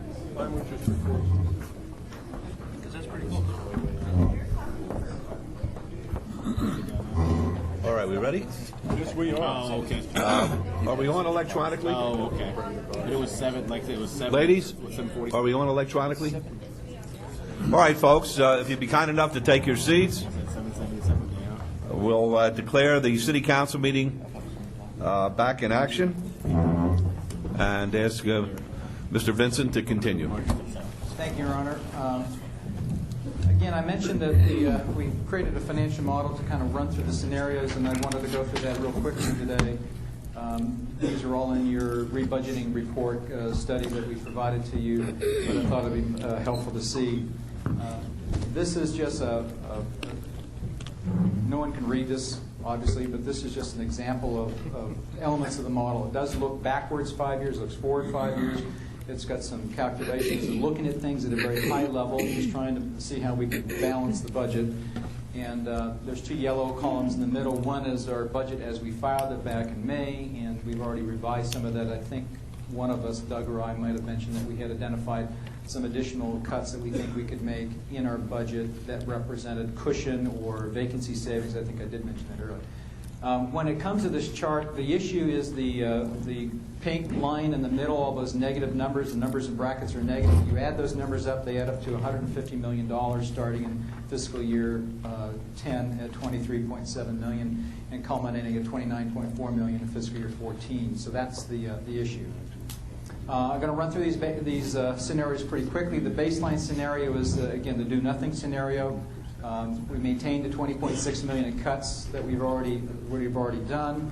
We already talked about the economics. The CVA contracts continue as they were currently negotiated. We leave the capital program as planned. No fee increases, no legislative impacts. And go ahead on the slide, son. And labor budget reduced for the vacancy factor. And again, I mentioned that earlier. We've already taken the vacancy factor out of our budget. That baseline produces that $150 million shortfall over 5 years. And when you look at this graph, you can see that we're right now there's a dotted line in the center. All these graphs are going to have the same characteristics. So once we get through this first one, we'll go through the others quickly. But the dotted line in the center represents fiscal year 2009, and you can see on the left side of the graph are the green line, which represents revenues, was significantly higher than the red dotted line, which is expenditures. And you can see as we entered into 2007, 2008, 2009, the revenue line is flattened out, and it's crossed underneath the expenditure line. That's why we're here to ask the problem. When you graph that in terms of fund balance and the portion of the fund balance that represents the number of weeks coverage, I've mentioned this in all of my other discussions, and I think you've heard it from me. There really is no rocket scientry to municipal finance. It works just like private business, and in fact, it works just like people's private households. Money comes in and it goes out, and if more money goes out than comes in, you got a problem, and you have to do something. Either you need to find a better job that pays more, or you got to cut back your expenditures and get those things back in line. What this chart says is that there's 2 things. The green bar goes on the dollar amounts on the left axis. That represents the fund balance. The red dotted line represents the number of weeks that the dollar amount of the fund balance represents in coverage. Again, everybody, every person, every business, every municipality has to have some operating capital. You can't draw your cash down to zero, hoping that the next infusion of revenue will be there. You can carry on. You have to have some operating balance. We don't get all of our revenues timely. There's delays in how we get those because they go through various processes. A 10% fund balance is 5.2 weeks a year. So if you have maintained a fund balance that's 10%, basically that says you have enough cash sitting in your general fund to cover 5.2 weeks of operating expenditures if something were to happen and the revenue stream dries up. So that's all that represents. And that's what that dotted blue line is. It's 10% or 5.2 weeks of coverage. And the goal here is to never have that red line drop below that 10 weeks of coverage. If it drops below, things will happen such as our bond ratings will suffer. It's an indication of insolvency. It's to get you that much closer towards a bankrupt type situation. Obviously, if we do nothing, resources are depleted by FY12. We go negative in 13 and 14, which can't happen. That won't happen. And so here we are in fiscal year 9 and 10, and we have some time to react and plan, and that's why we're here today. But this is a do-nothing scenario. The second scenario is, what if we just implement the $11 million or $10.9 million in FSR recommendations in the study that Dr. Selby has provided to you? If you do that, the shortfall becomes $90 million. In other words, we save $60 million. We reduce our operating expenditures by $60 million. The lines get a little closer, but you can see the expenditures are still above revenues. And while we don't actually go to a negative fund balance, we get to zero, and the line is still going in a downward direction in terms of the number of weeks. That's not a scenario that will sustain us in the future. Scenario 3 says, well, what if we take the $47 million that we now have identified as a virtual stabilization? What if we use that to plug the gap? What happens? Now, I'm building up to something here. I'm going one scenario at a time, but this is just the stabilization. If we do that, stabilization money is one-time money. When it's spent, it's gone. It doesn't replenish itself. So when you spend $47 million in stabilization, that's exactly what you save. You still have a $103 million shortfall. And you see this little blip where the green line kind of comes up towards the red line. That's where you infuse the one-time money in order to buy some time, essentially. But ultimately, when that $47 million is gone, we still have revenues significantly underneath expenditures. We're still trailing in the wrong direction. And so ultimately, we do end up with a negative balance, obviously in a bankrupt situation by 2014. Scenario 4 then combines the two. It says, well, what if you do $11 million in reductions as recommended in the FSR, and then use the $47 million as you need to? That will save $107 million. You still have a $43 million shortfall. But the interesting thing is that while it gets us a little more stable for a longer period of time, ultimately it doesn't solve it any better than the $11 million efficiency reductions all on their own. Because again, $47 million stabilization money is one-time money. Once it's gone, we still have the disparity in terms of the growth rates between expenditures and revenues. And you see that here, where you see in 2014, the fund balance drops below that 10%, and we're now in a declining fund balance situation if you just do the FSRs and then the $11 million of FSRs and the $47 million of revenue stabilization. Scenario 5 says, well, what happens if you reverse it? This is kind of a stupid scenario, but I did it on purpose to show you that if you delay cutting the very expenditures that compound over time, you delay them by time and thinking that, well, maybe the economy will recover quicker, maybe the numbers are stronger than we're anticipating, and maybe we just buy time. Well, if you do that, and if the model is correct in its revenue assumptions, you end up having to double the depth of the cut. $11 million is no longer sufficient. Now you have to have more like a $23 million cut if you delay doing it now. So this whole scenario is about delaying reductions in operating expenditures, particularly those that compound on themselves, will require you to have to cut much deeper and look something like this, and ultimately you get to the same place. You still have a declining fund balance, declining coverage, and your revenues are still below your expenditures. Scenario 6 is, again, these are just examples. They're not meant to be my recommendations or anybody's recommendations. The model operates in a very macro level so that you can ask some very broad assumptions. One of those would be, well, what if you did a wage freeze? What would that look like? And so the model says, well, if you have a one-year wage freeze, in FY10 across the board, means no COLAs, no steps, no merit, no anything, no bonuses, and you do that for 1 year, and then you resume the regular collective bargaining contract agreements a year later, fiscal year 11, this is what it would look like, and it actually brings the lines pretty closely together. And the only thing that I see with this particular scenario is the red line is still going in a declining direction. We still don't have a balanced situation just yet in this particular scenario. Your Honor? Yes. Can I hold them right there for 1 second? Yes. And what if the economy changes at 11 or 12 with this scenario? Yeah, I think Mr. Kirchhoff's suggestion that we need to do this more purposely, more frequently, because the economy can go up and it can go down. And so I think something has to be done, and that's part of what I think we need to talk through is what if. What if things get worse? What if things get better? And the model doesn't presume either one of And those I guess the things. what if worse is also probably pretty important, but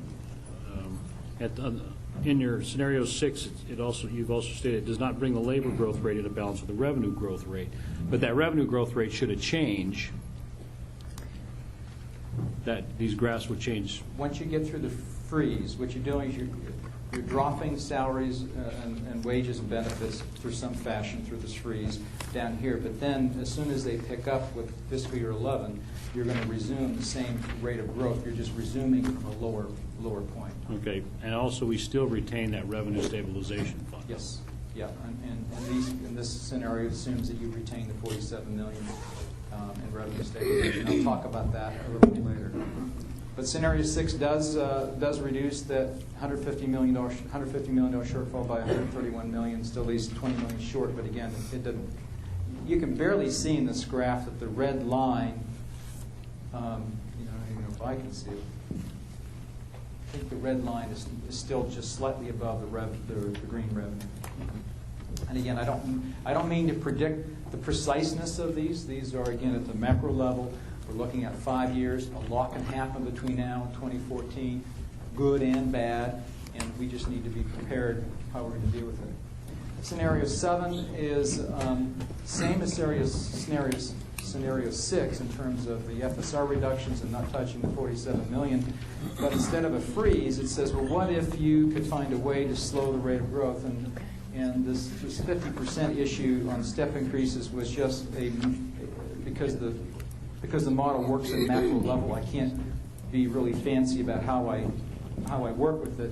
And what I was trying to do is achieve some reduction in the growth rate. If the growth rate of labor in fringe benefits is, say, 5.1%, if I could achieve a 25% reduction to get down to 3.8, what would be one way of doing it? This is just one way of doing it. That's all. I don't mean to imply that this is my recommendation. Your Honor, can I ask Mr. Vincent a question? Yes. Just briefly, Mark, during our council briefings, I asked how long would this go into effect? Is this for a year? Is this?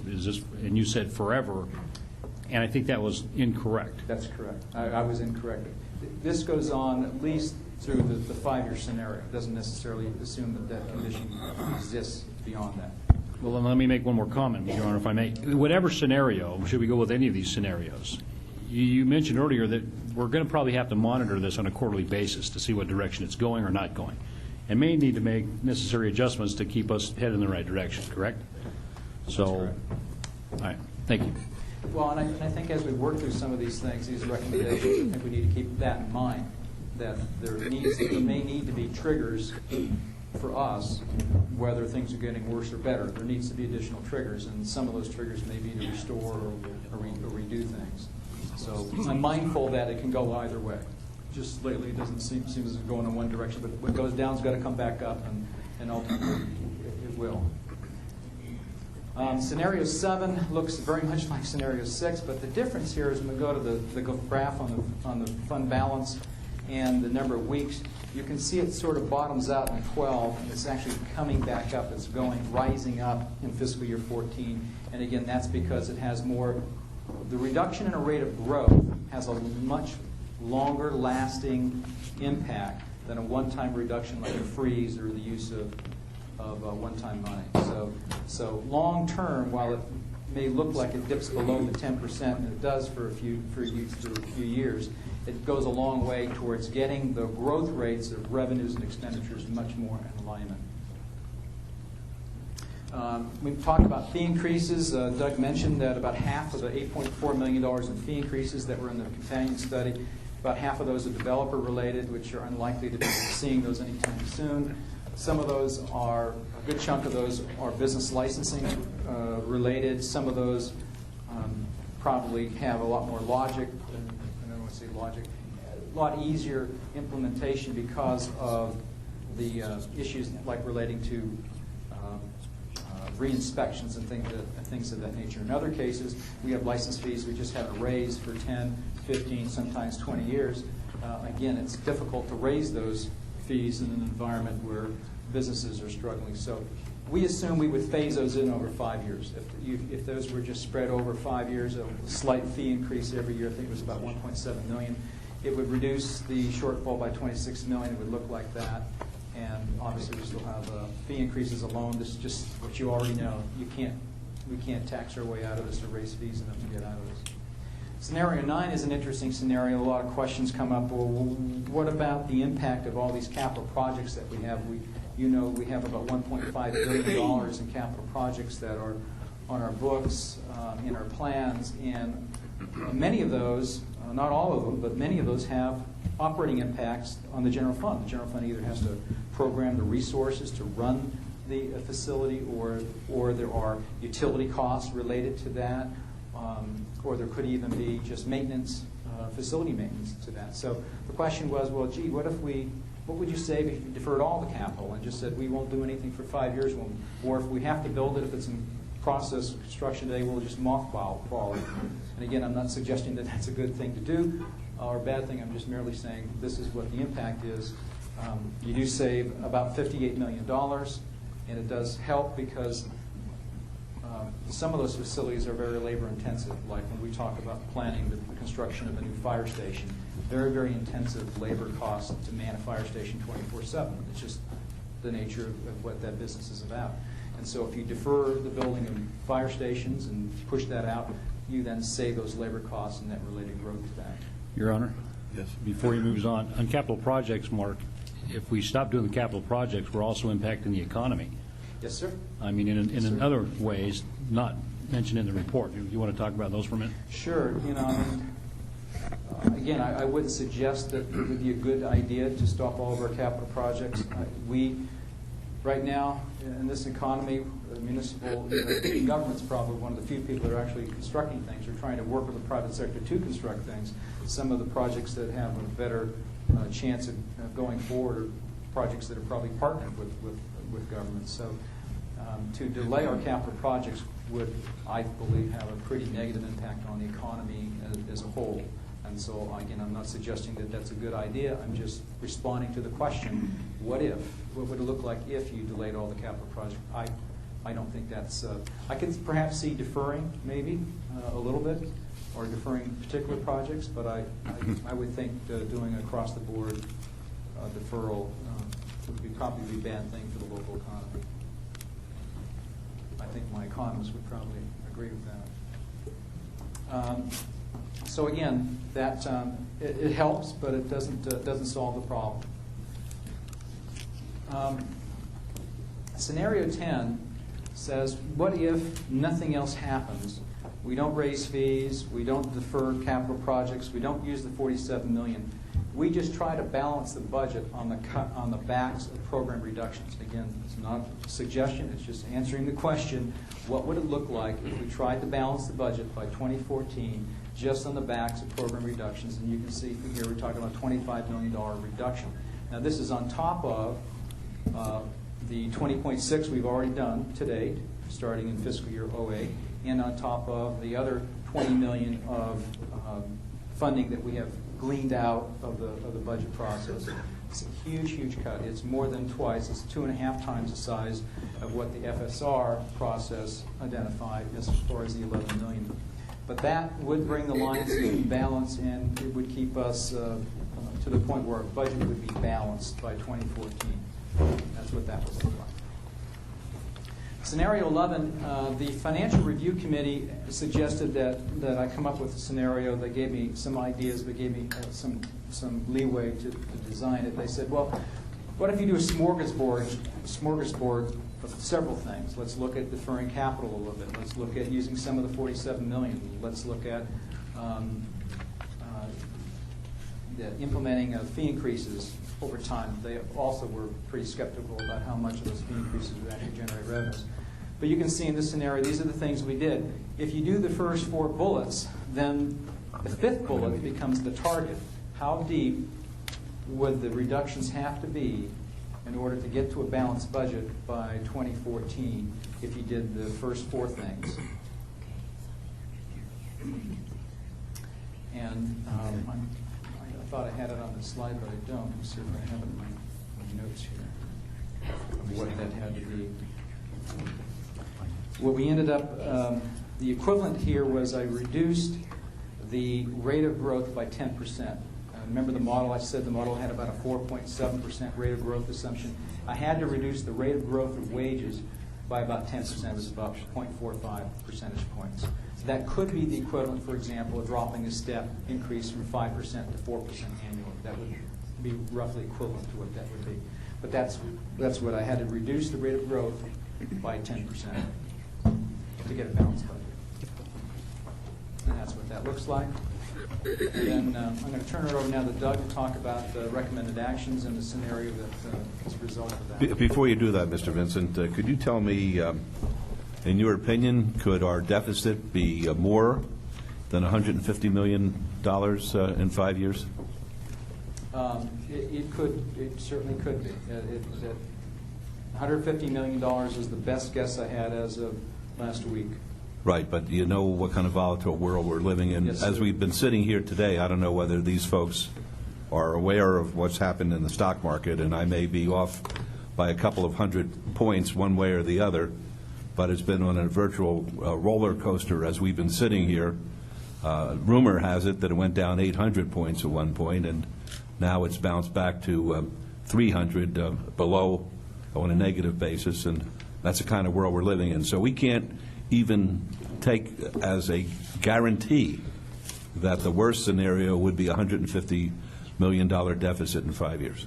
No, I don't think we could. And again, that's why I think it's important that we continue to monitor the situation until we level off and stabilize. Until we do that, everything's still on the table as far as I can see. Okay, and as we sit here today, I'm advised by Councilman Barlow that on his little, what do you call those, Blackberries? That little machine that he has that has information on it. I'm computer illiterate, I'm happy to tell everybody, but it said that one of the media groups in town has laid off 20% of their workforce virtually overnight. So this is the kind of world that we're living in and what we're trying to address today. What is our budget for salaries, including Metro, on an annual basis? Salaries, just salaries? Salaries and benefits, please. Our salaries and benefits are actually for this year, $290 million. And Metro's would be roughly $105 million of the contribution we make. Roughly $110 million is their portion of salaries and benefits. So you're saying our contribution is $110 million to Metro? Our contribution is our contribution to operations is $135.7 million, and about 80% of that should be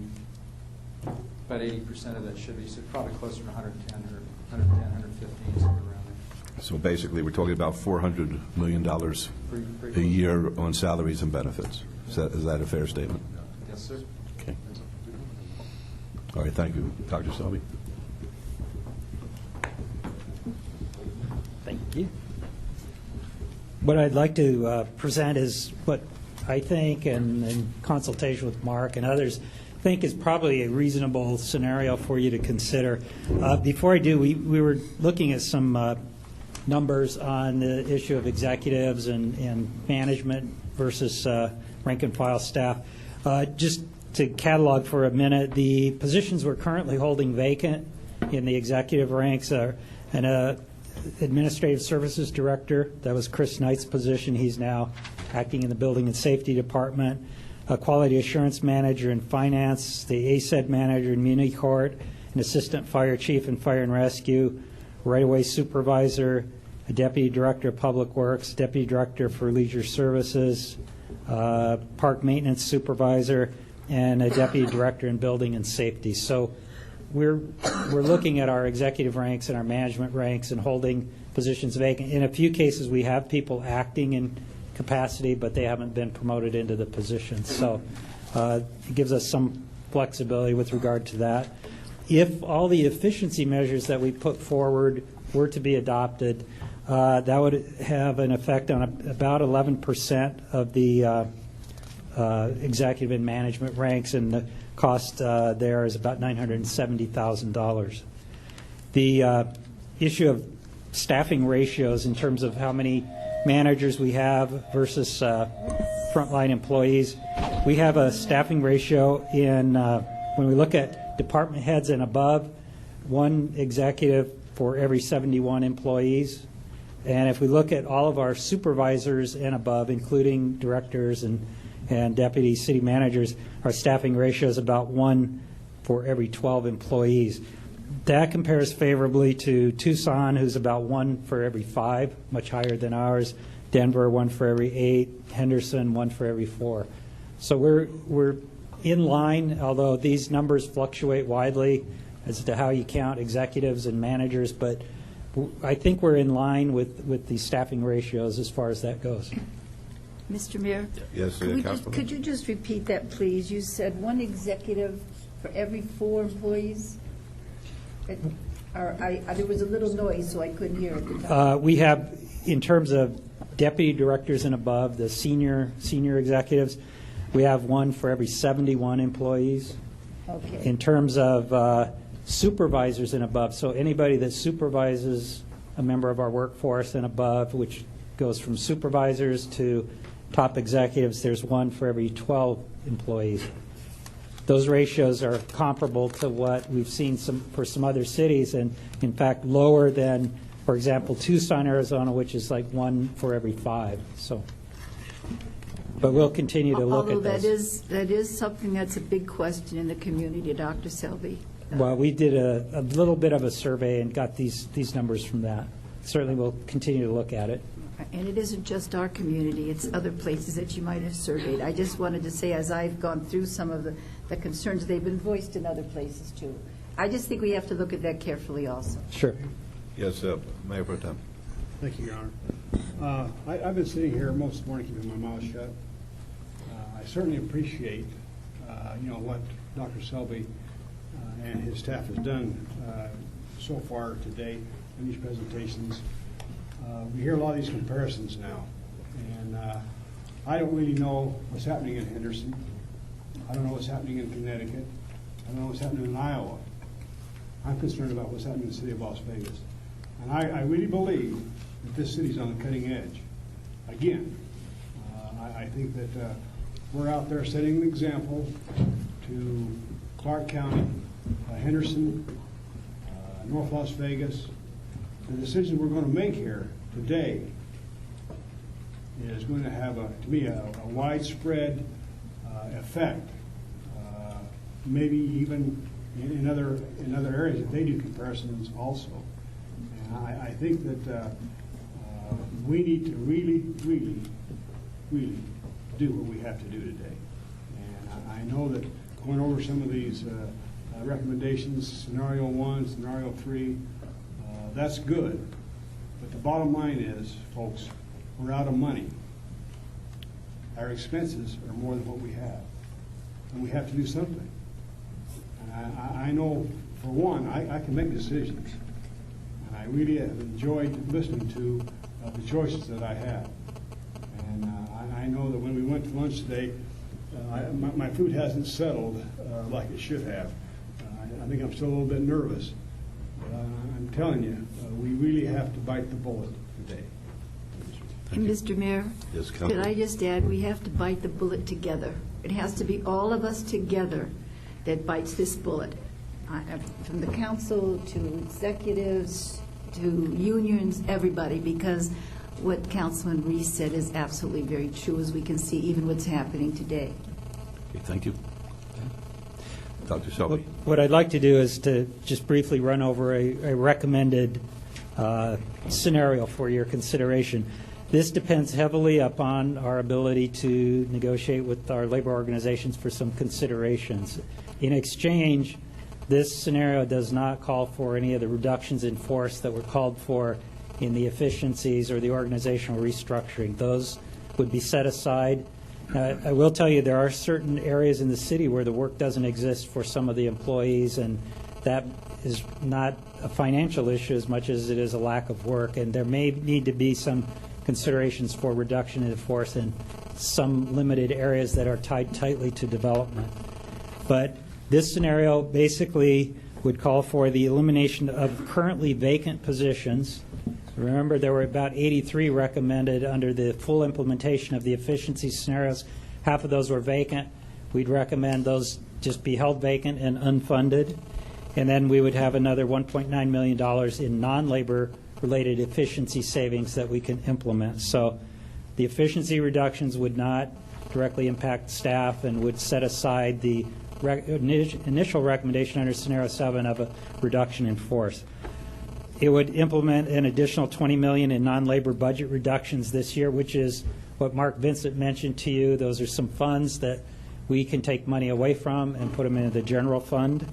And in fact, most of the scenarios have anticipated that we would be able to do that. And we would recommend that we pursue the organizational restructuring and service changes that don't affect full-time equivalent employees. Now, some of those need to be studied more, and we'd recommend that you tell us to go ahead and study all of those that I put up on the screen earlier today, but that the implementation of any that have to do with reductions in force or affecting the number of employees that we have be set aside in the interest of maybe making this scenario work without layoffs. We'd ask that the council suspend the 12% fund balance policy that's currently in place and drop that down to the order of 10%. Our scenario really depends on that, and we're basically running the fund balance as low as I am comfortable recommending to you to do so. We'd recommend phased implementation of fee increases. We are anticipating that that might generate about $1 million a year in additional revenues.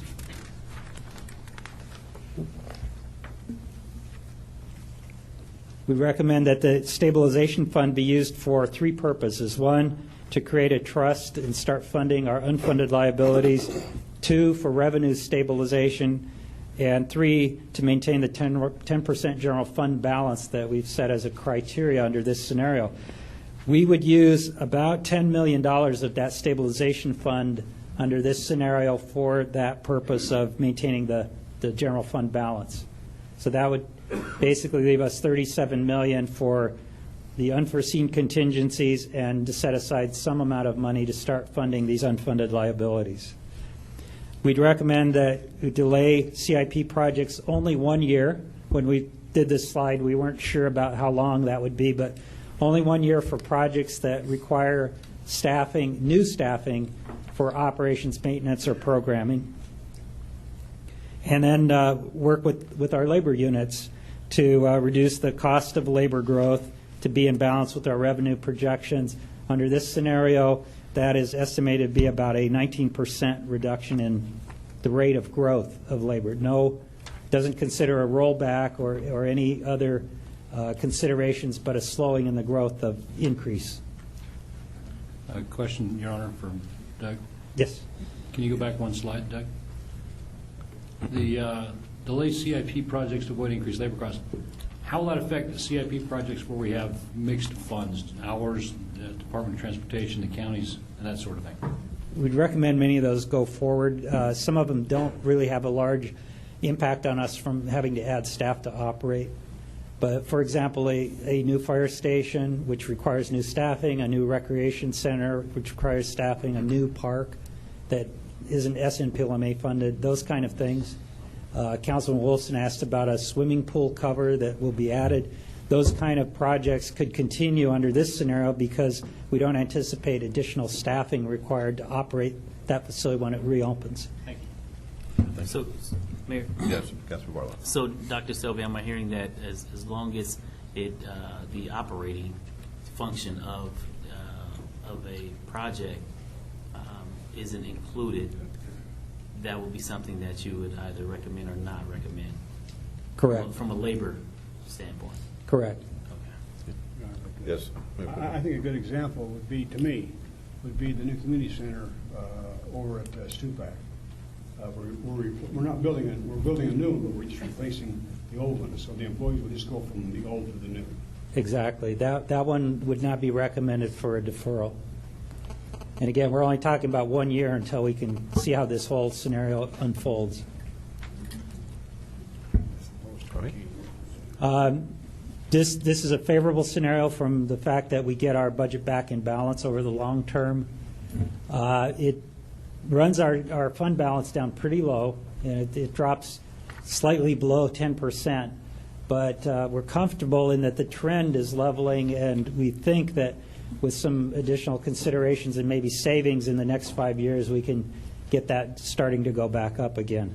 But this is, again, this is the non-layoff scenario, the one that really, it's tough to put this together, but we've cobbled together all the little bits and pieces that we could to come up with this scenario. So it still has a shortfall over the long term, but it has the greatest benefit to the city over the long term, too.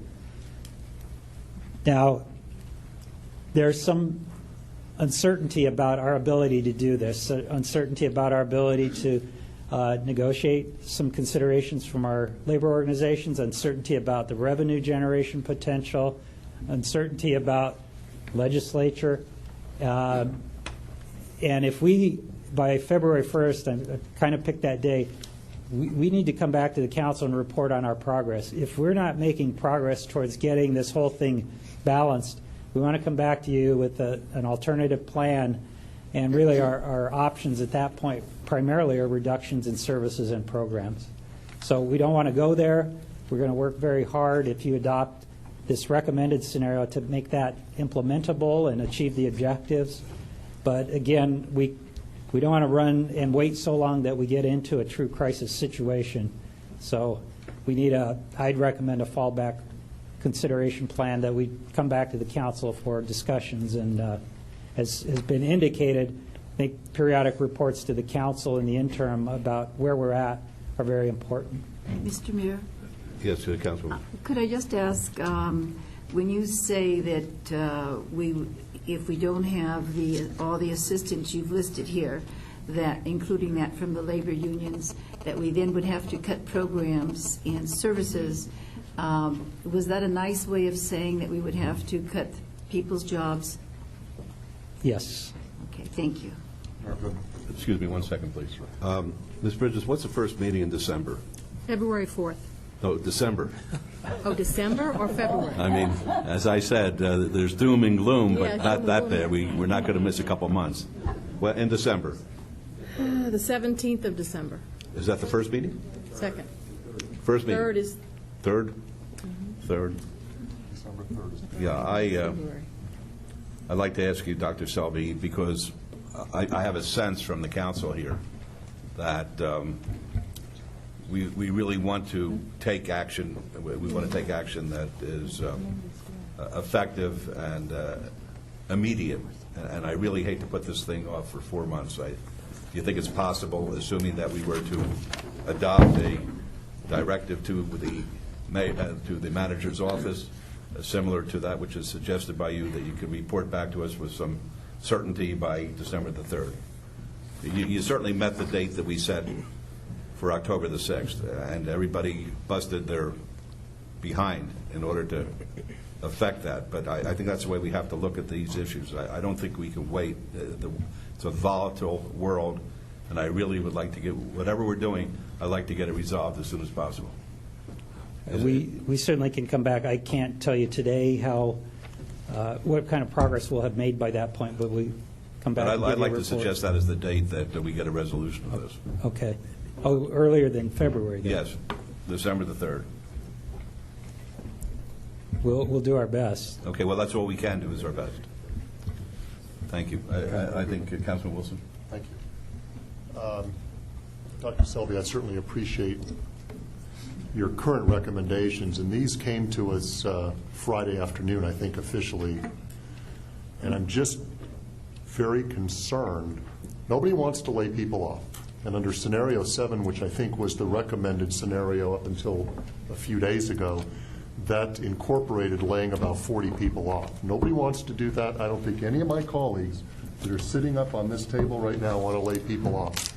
But my concern is that your current recommendation assumes we're going to be successful with all of our labor units to the degree that we need to get to the point that you're talking about. The last line on the screen right now says, result $26 million shortfall, a $124 million reduction. Now, that $124 million reduction, does that assume certain concessions by our labor units? And how can we come to that figure when we've had some preliminary discussions with our labor folks? So I guess my question is,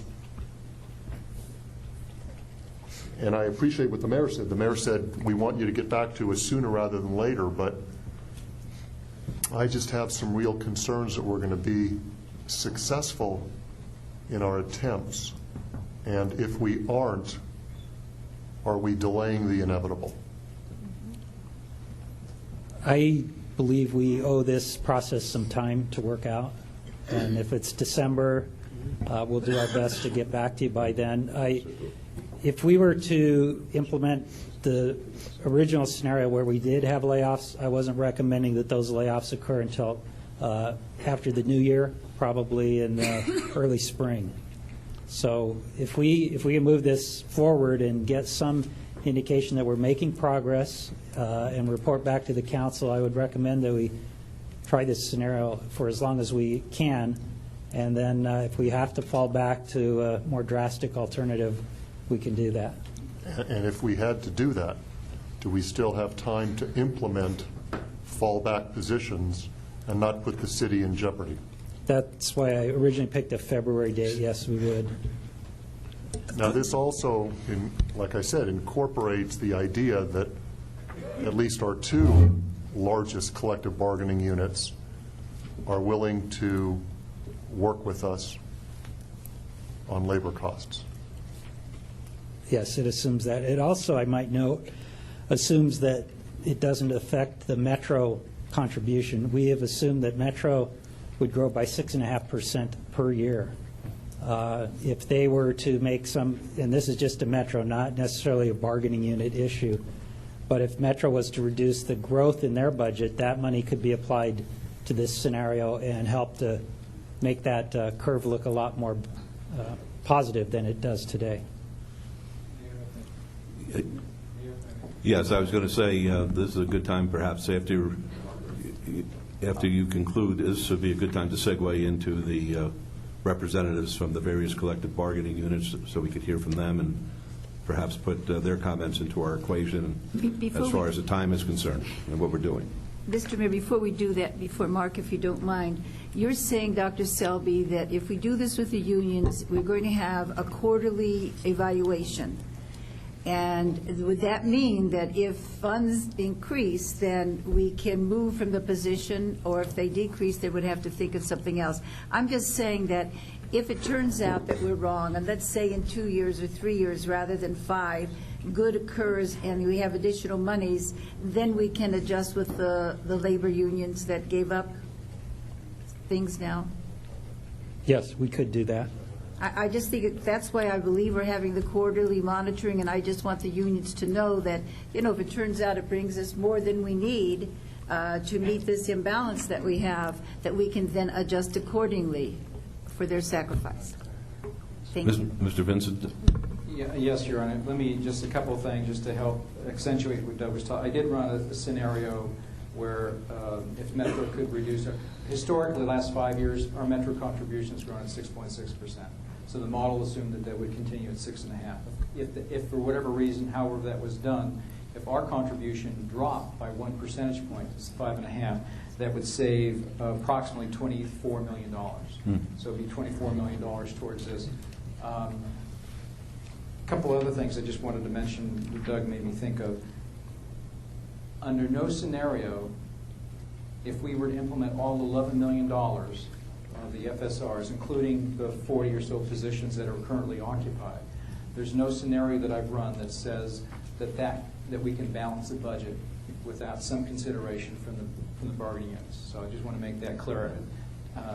Whether this one or even if Doug were to implement the $11 million, it still is not sufficient to balance the budget under any of the scenarios that we've run. And hopefully you saw that in the slides. This particular scenario assumes that, and I may have mentioned, Doug mentioned, this assumes there would be some kind of a 19% reduction in the rate of growth in some fashion. And that's what this scenario would have to achieve. To the extent it didn't, then the only other solution is to go back to program reductions, because that's the only other way to balance the budget. All right, thank you. I just want to be clear about that. All right, Mr. Vincent, may I? Go ahead. Just so that Excuse me, can I interrupt? We've lost the recording. Somebody's cell phones are interrupting the transmission. It's not mine. It's not yours. I don't have one. Is it back on? Okay, it's okay. Thank you. All right. Councilor Barlow. Okay, thank you. Mark, so what I'm hearing, just for clarification, that in order to really balance the budget in the way that Dr. Selby has laid out, it is inclusive, or the assumption that the bargaining units are playing at some level everywhere. Is that accurate? That's exactly right. I just want to bring that home, that it assumes that the model doesn't break it up into different bargaining groups currently. So it assumes it's an across-the-board consideration by all the units. To the extent that we don't get all the units participate, or to the extent that the consideration isn't enough, then Doug has no choice but to go back and do additional reductions far beyond the $11 million he's proposed, because that's what will be necessary to balance the budget. Right. So with that being said, what percentage on the bargaining side, what does that number look like? Well, as I just indicated here, in this scenario, would assume, for example, if the rate of growth of wages is 4.7, it would assume that the rate of growth of wages would drop to an average of 3.9. 3.8. Okay, repeat that again for me. If the current rate, the model assumed the current rate of growth for wages is about 4.7%. I explained that earlier how we got to that. Right. This assumes a 0.9 percentage reduction from 4.7 to 3.8 in that rate of growth. That's about a 19% reduction in the rate of growth. That's what it assumes. So pretty much an average threshold. Yeah, it's just, again, the model works in the macro level. Right. It just assumes everyone participates at that level. To the extent they don't participate, or to the extent we don't get that degree of consideration, then all things being equal, then Dr. Selby only has one other option, that is to reduce programs to Just balance the budget. Pretty much to cut deeper. That's it. Thank you. Excuse me, Mayor Pro Tem, and then Councilman Ross. Is that why you was asking to have this heard again in December? I want to get this resolved so that everybody in the city knows where they stand. Yes, that's the reason I wanted. I know it's a tough assignment, but I want to get it resolved by December the 3rd. I really do. If we're going to cut, then we have to cut. If we're going to work together, like it's our desire, and everybody will get to the same table and try to do what I consider to be the right thing, and then we won't have to worry about that. That's why I went December 3rd. But, Your Honor? Yes. I think, Doug, what you're saying between you and Mark, we implement this now and then come back by December 3rd? Yes. With some answers from the collective bargaining units? Is that the idea, Doug? Yes. I think that's the mayor's intent, yes. That's my intention. Okay. Yeah. All right. This is a good time to hear from the collective bargaining units. Mr. Ricketts?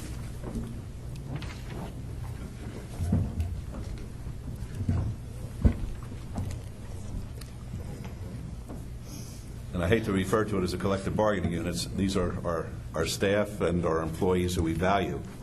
But unfortunately, we live in the real world, and we're subject to collective bargaining contracts and the like, and we have to deal with those. So, Mr. Ricketts, we're happy to hear from you.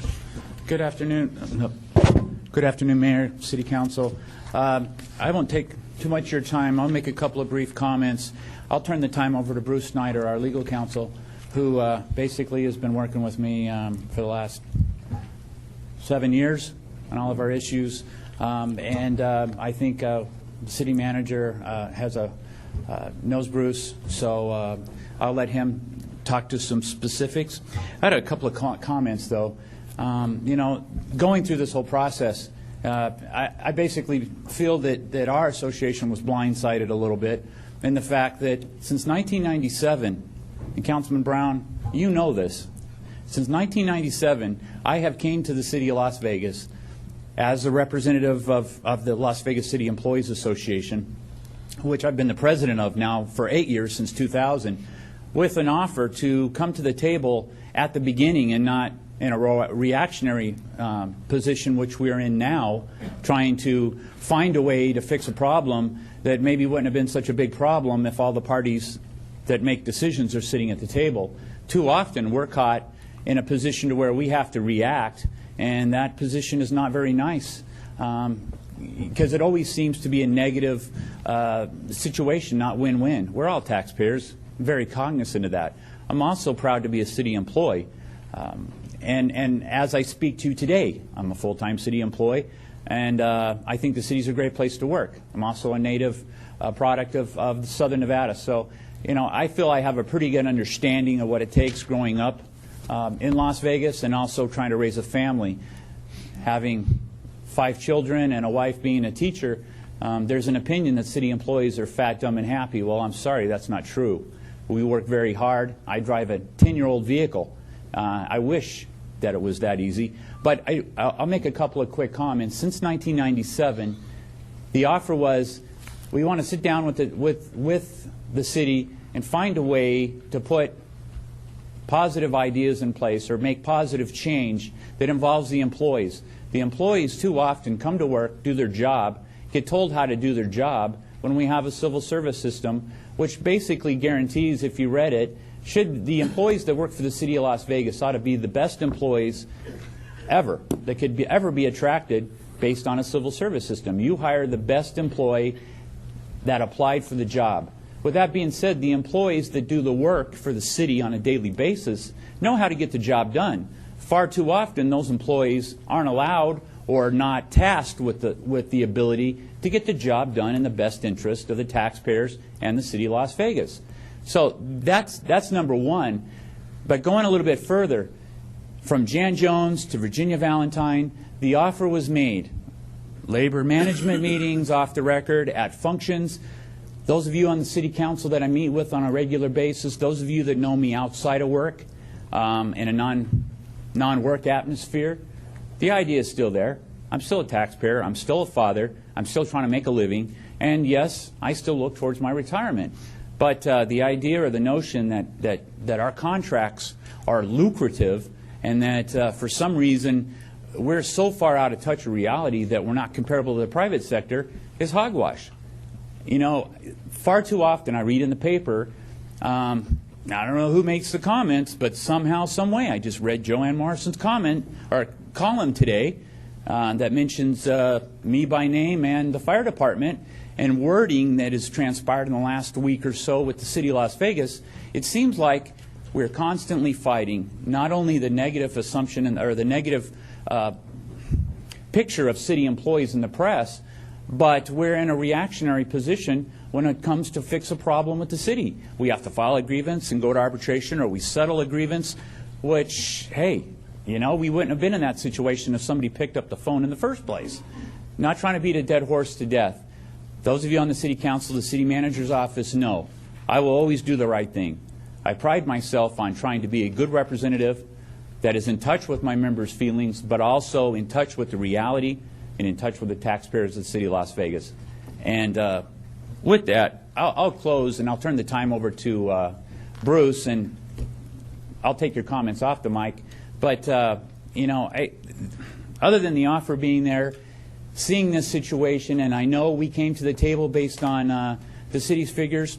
I was in a meeting, Human Resources, last Tuesday with the Human Resources Director, and it took me losing my temper, I feel, in order to get a phone call, which Doug called me and was very pleasant on the phone, to talk to me and say that we were going to meet last Thursday. It shouldn't have came down to me having to basically raise my voice in a labor management meeting to get some action.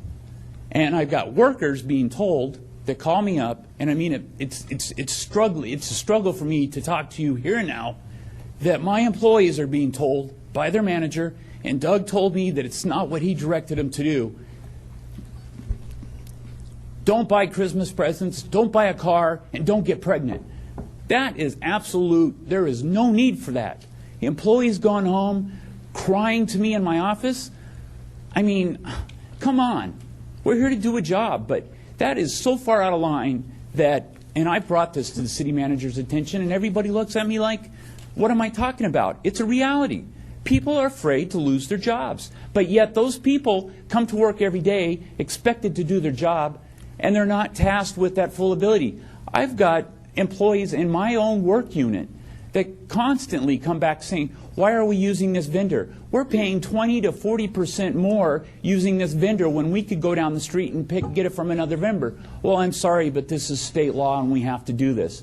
Well, if that's the case, something needs to be fixed. Why is it on the back of the lowest paid employees, which are the classified workers, the city of Las Vegas, to make decisions? When I read the FSR, there was nothing in there of substance that dealt with executive management, appointed employees, but yet when there's 80-some positions, 43, I believe, are actual filled positions, and 16 from my division that are threatened with losing their job, me being one of them, for crying out loud. How come I'm the last person to come to the table and hear this? Why wasn't somebody 6 months ago sitting me down? The offer has been there, and I challenge anybody on this council or anybody in the manager's office to say that I'm lying. I have often said, let's lock the door and not come out until we find a solution. Nobody's taken me up on it. I have offered to meet on weekends, after hours. Enough of that. I will tell you one last thing, on the simple fact that I have offered since 1997. Here is a clear-cut solution to take wages off of the negotiating block. And I'm not saying that this is a firm offer to the city of Las Vegas, other than a suggestion that I've made.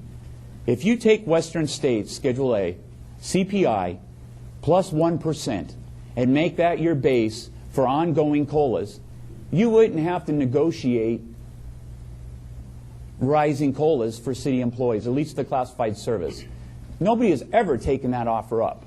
So when we go into contract negotiations and negotiate a contract in good faith, it's just that. We represented the 1,600 classified City of Las Vegas employees in good faith by getting them a decent contract so that they can raise their families and be a stable hub of their communities.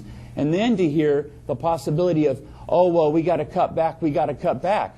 Well, that's fine. We'll do our part. But it seems like we're the ones doing the part every day of the week. We don't see it coming from anywhere else. And I'll end that, and I'll turn the time over to Bruce Snyder, and I would be glad to have any of your comments. Thank you. Thank you. Mayor Pro Tem. Mr. Ricketts, if I could. Dr. Selby, is this true what you told me, saying that we had he wasn't part of this process from the beginning? Why? Early on, I started briefing when we saw we were having a budget problem. I did brief Don King and members of the CEA, but Mr. Ricketts was not available to be involved in those early discussions. So I don't know if there was a communication breakdown, but it was my effort, intent, and desire, and I think I did have meetings and share information. Thank you very much. And we did talk at a labor management meeting about CEA's role in this and the possibility of them being a conduit for city employee comments to come to the manager's office on this subject. But the FSR was completed without any active participation from any one of my board members or myself. And unfortunately, those of you know I was out with an illness. But This report was a total shock when I read the possibility of layoffs. Okay. All right, we'd be happy to hear from Mr. Snyder. And Mr. Mayor? Yes. I just might comment that for a long time, I know since I've been on the council, there has been a concern by this particular group, Tommy and all the others, about working closer together. And I know that the city manager says that they're trying to work close together. And I don't know exactly what the facts are, but maybe as you go through this and you're discussing these other possibilities about finances, something might be done or placed in the record that we have regular meetings with them, that they are able to come and explain some of the problems, because it's a he said, she said, or whatever type of thing right now. And I do know that every time I talk with with you or with one of your members, the thing that seems to be eating at them the most is that nobody's listening to them. And then I hear that they are listening to you. So there ought to be something that could be worked out there. Thank you. All right, Mr. Snyder. Thank you. Bruce Snyder, General Counsel and Business Agent for the LVCEA. I'm going to start off first by commenting on a few things that may have been said this morning from the various presentations, and this is probably going to be more of the negative aspect of my talk this afternoon. Then we'll get on to what we as an association are proposing in this regard. First, with Mr. Restrepo's talk, thought it was a very good presentation on the economic climate. In fact, I was following along on the presentation from a series of slides that I happened to have where he gave the same presentation 2 weeks ago to Henderson, until we came to a series of 3 slides that showed the CPI, and then it showed a slide for each bargaining unit where it showed that line was higher than the CPI for each bargaining unit. And I think those were the series of slides that generated a lot of questions this morning. What I want to point out is that those slides do not show that the total cost of the union contracts is increasing higher and is growing wider from CPI. What I believe the city and Mark Vincent attempted to show later on when he showed a similar slide combining all 3 bargaining units, or all 4, is that this was only an example for someone who was going to be hired this year. A person hired this year is entitled under various collective bargaining agreements to a cost of living increase and is entitled to various step increases or later on in their career longevity. So although over time one employee may be receiving that, it is not true that this is typical for the entire associations, in that some of those longer-term employees retire, and every year, just like right now, you have new employees starting at the base level, and so that you have some employees higher in the pay chain, others are at the bottom. So I think we would have all been better served if those slides just had never appeared. What the city showed from their report, and what is that the rate of growth of labor does not need to go negative from where it is today. What we saw from the Fundamental Service Review is that if the rate of labor was slowed, the rate of growth of labor was slowed 1.3%, then you would end up with having sufficient funds 5 years from now for a 10% fund balance, which is Doug's recommendation today. We also heard today that the rate of growth of labor could even be smaller than that, as long as you slowed it 0.9%. That's what Mark Vincent just told you maybe 15, 20 minutes ago, is that if you could slow it 0.9%, that would be sufficient. Our own analysis, which we gave to the city manager 2 weeks ago, and I want to give copies out to all of you today, or you can give them to the city clerk and they can pass them out later on. Our own analysis, based upon numbers we received about 6 weeks ago from Dr. Selby, is 1.2. Okay, 0.9, 1.2, 1.3. I think we're all pretty much in the same bailiwick. The important point is that labor costs today do not need to be decreased. All that needs to be done is to slow the rate of growth. And the rate of growth needs to be slowed about 1% from where it is right now.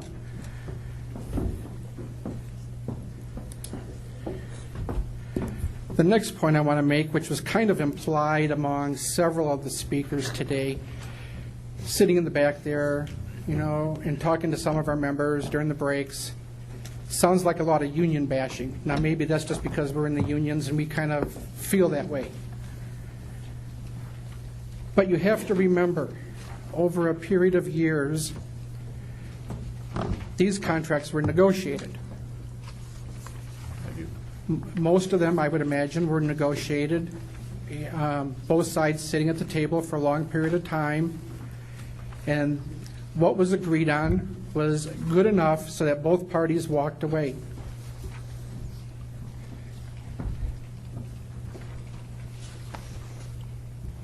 We feel that to the extent that this comes across as union bashing, and I'm hoping it isn't, but to some extent sounds that way, don't blame us for taking what everybody agreed to. Now, despite that, we're willing to work with you today. But this reminds me, I'm a baseball fan. You hear all the time, year after year, baseball owners say, the players make too much money. Look at this player, he's getting $15 million. Nobody put a gun to that player's head and said, you got to take the money. It was agreed to. And so, to the extent that we're making decent wages here that don't appear to be too out of line, since the rate of growth only needs to be changed probably about 1% from where it currently exists, I think we would all be better served if we could have a spirit of let's work together, and not to say, well, those employees are greedy and making too much money. Now, maybe we're just reading it that way, and I hope, and I don't want to, like I said, this may be the more negative part of the comment, of my comments, but it... All right, go ahead, Mayor Pro Tem. Mr. Snyder, in good faith, I supported those union contracts. Yeah.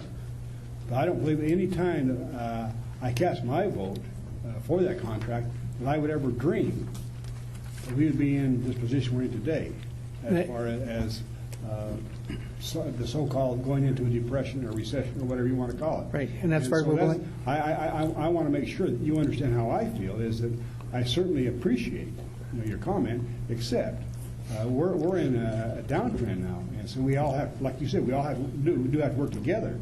But I would never have dreamed a year ago that we'd be here today. Yeah. And they talk about this $670 or $970 trillion buyout that they made it with the feds. I've never heard of anything. I still don't understand it. But yet we are discussing this even on the federal level. So I think it's just proof that we are here doing what we're doing and asking you to work with us. Right, and we're willing to work with you too. And that's what I'm saying. I think we would all be better served if we were focusing on solutions. Now, I really enjoyed Dr. Selby's talk. I thought he had a lot of good things to say. I agreed with his principles in terms of financial integrity. We as a union have no problem with the city maintaining a 10% fund balance. State law only requires 8%. But we understand the need for good bond ratings, and 10% will help you get that. We have no problem with that. We agree with maintaining critical services and preserving jobs. Like Tommy said, the communications could have been a little bit better. There were employees finding out details about what was in the report before we even had our meeting scheduled with Dr. Selby. And so we were being bombarded with hundreds of phone calls before we even knew what was in the report. Right. Dr. Selby called this an inside-outside approach, referring to people inside the city working with consultants. We believe it's more of a top-down approach. And the reason I mention a top-down approach is because nowhere in the process were we asked for our opinions as to, we're thinking about doing away with this group, what do you think? Or anything in that regard. There are some recommendations that he said he would study in the future. One of them is outsourcing the architectural functions. We are going to be passing out to you today some ideas we received in just a matter of a few days from our employees as to what could be done in the city. Some of these are in here include some of the architects explaining why it may not be a good deal to outsource their jobs. So we'll pass those out. You can read those at your leisure. He also talked about outsourcing custodial at City Hall. We would like to remind the council that in settlement of prior grievances and lawsuit, we have a settlement agreement with the city that says the custodians in City Hall will not be outsourced. And any new building would have a city janitor. We agree with the revenue enhancements that Dr. Selby was all for. We agree with the stabilization fund. We agree with his idea at this time not to eliminate any of the positions of the 83 that are currently filled. So there's much that we can agree on. We met with city staff Friday morning. We met with Claudette Enos, Director of Human Resources, Mark Vincent. We met with Orlando Sanchez and Betsy Fretwell from the city manager's office. We had a very good meeting. I know. And in that meeting, we told them about our plan. And we have a plan. We've labeled it the ABC plan, to keep it simple. And it meets the objections that we believe we've been hearing from our members. If there is going to be any modifications to our collective bargaining agreement by our bylaws, it takes a vote of our membership to approve those changes. We cannot get approval of our membership unless we can get these objections answered. So our plan hopefully will address these objections. The first objection is the city really bad off financially? Now, I personally believe what was in the report. I've seen enough presentations. But one of the things we're going to do, and we are partnering with at least one other union, is we are hiring our own independent CPA to review all the information provided by the city. Not for the purpose of trying to poke holes in it and to say that the situation is not as is, but to give us our due diligence and comfort level so that if the city truly says the next 5 years we're $150 million short, we have our own person who has verified that. We explained that to the 4 people we met with on Friday morning. They thought that was a good idea, that was the fair thing to do. Because then we can tell our membership, yes, the wool is not being pulled over your eyes or our eyes, but there truly is a financial need here. We imagine that would only take a short period of time. Mark Vincent has committed to working with this person, to sit down with him or her personally and to expedite things so that this review can be done. We're glad the city has agreed to do so. That's the A part of our plan. It stands for the accuracy of this report. The second objection we're hearing from our members is, what are other work groups going to be doing for the solution? Or are we, as the CEA, the LVCEA, going to be taking on the whole burden? And so we have the B part of our plan, and that's bargaining unit equity. Mark Vincent showed us Friday morning that of all the labor costs in the city, the LVCEA is 47%. This amount is probably a little high because accidentally the hourlies and the temporaries were included within us. It's probably closer to 45%. You heard today that the executives and the appointives amount to 14% of labor costs. What does the B stand for in bargaining unit equity? Our position is, when all is said and done, and you've taken into other things such as reducing non-labor costs, and you're still short a certain dollar amount. If we're 45% of labor costs, we'll come to the table and we'll negotiate in good faith to be 45% of your solution. But we're not going to be 100% of your solution.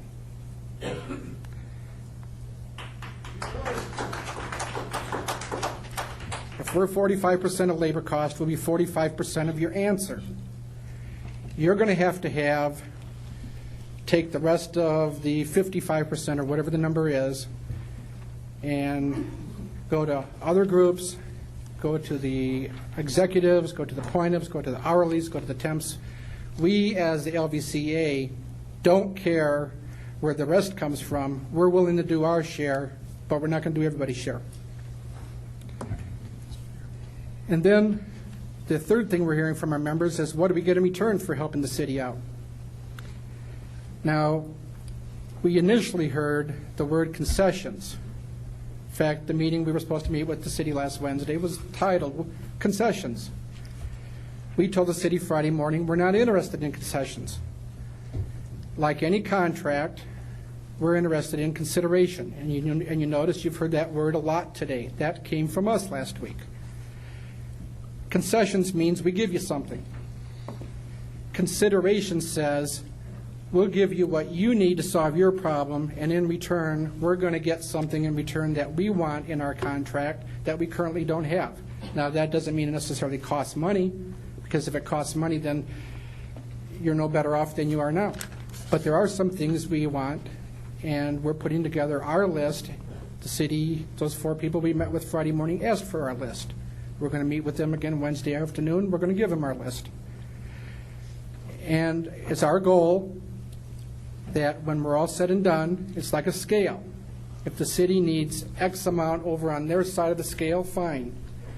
When you're all done, you're going to have to put some stuff on our side of the scale to balance it out so that it attracts our members to agree to the changes in the contract that you want.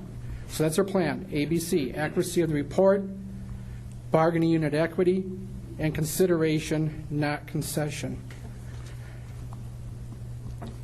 Again, I've agreed with a lot of what Doug had to say as to the recommendations. Here's how I read it. You, without determining the accuracy of the report, I will assume today you actually need $150 million over 5 years. You have a revenue stabilization fund of $47 million. Dr. Selby has identified $26 million he can raise in fees. There's also almost $9 to $10 million in non-labor costs. There's additional money for the 40-some positions in the 83 that are currently vacant. You take all that money, subtract it from the $150 million, and as I determined sitting here today, you need $40 million. If we're 45% of labor cost, assume that number is correct, we're willing to work with you on $18 million of the $40 million. You can get the other $22 million from everybody else. That's not our problem. Again, that goes back to the be a part of our solution. So in summary, that's what we're willing to help you out today. And we're willing to try to meet your December 3rd deadline if we all possibly can. And we'll take any questions. All right, I appreciate that. Are there any questions of the gentleman? I have a comment. Mm-hmm. If you have taken anything that we said as union bashing, I think that that would be erroneous. You are our workforce, and it just so happens that many of you are members of unions. It's not a question of picking on anybody. From my perspective is we all better work together, all of us, or else we're going to be casualties. And the one thing that I don't want as the mayor is I don't want to lose people from our workforce because, as Tommy said, we should value the workforce, which we do. But unless everybody works together, it's going to be very difficult to accomplish this on a piecemeal basis, as you suggest. So if everybody does their fair share, we're smart enough where we can come to reasonable resolutions of this. But if there's hard-nosing, it could be a disaster for some people at a very bad time of year. Yeah, that's good, and we agree. And like I said, we're willing to work with the city to try to be part of the solution. Good.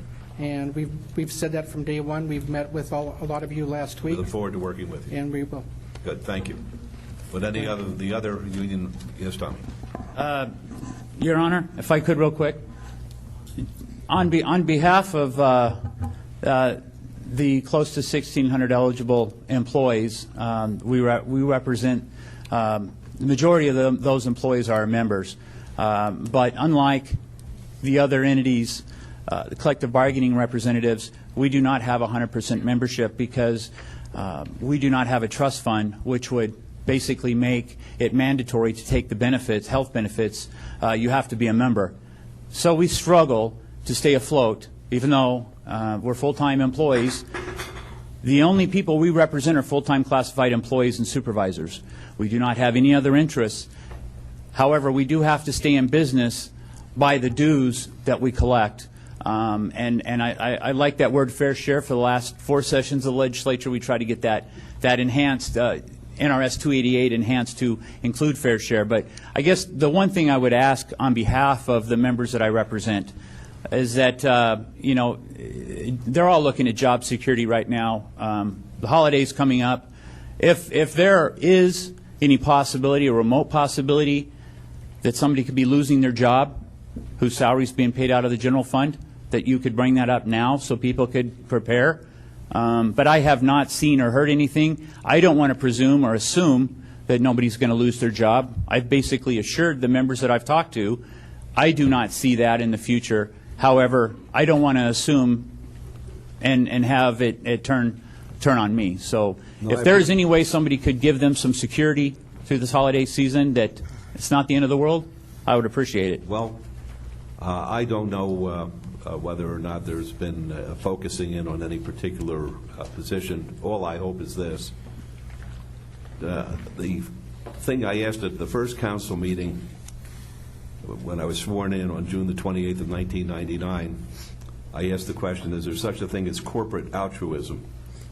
Whether or not the corporate side of our community steps up and helps the city out with civic projects, and everybody laughed at me. They thought that it was almost a joke, an oxymoron, corporate altruism.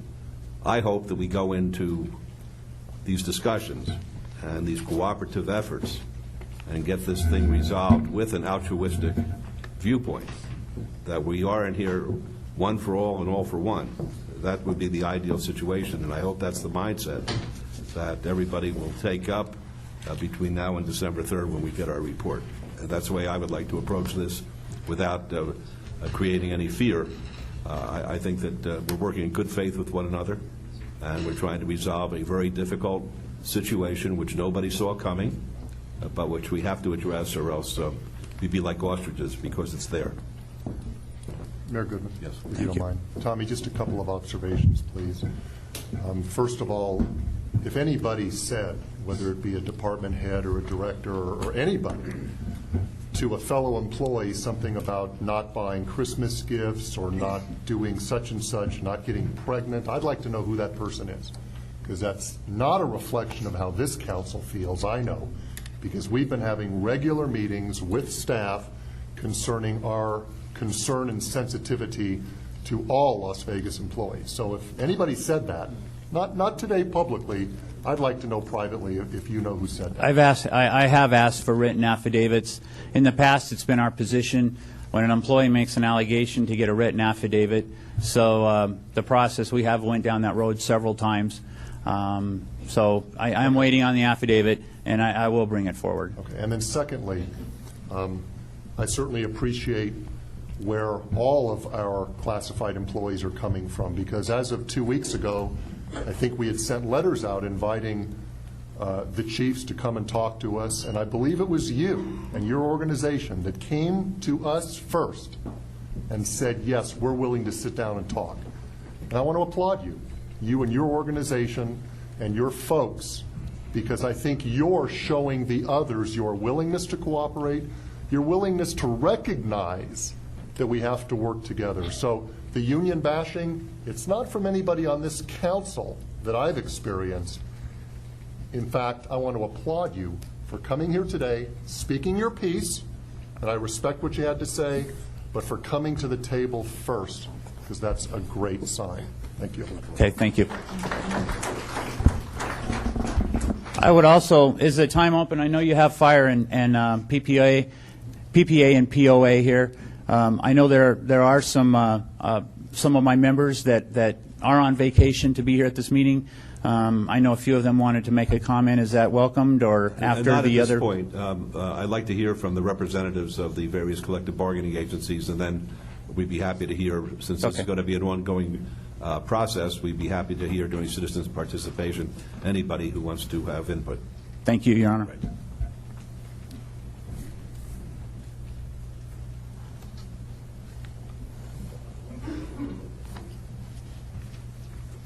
Good afternoon, Mayor and City Council. My name is Chris Collins. I'm the Executive Director of the Las Vegas Police Protective Association.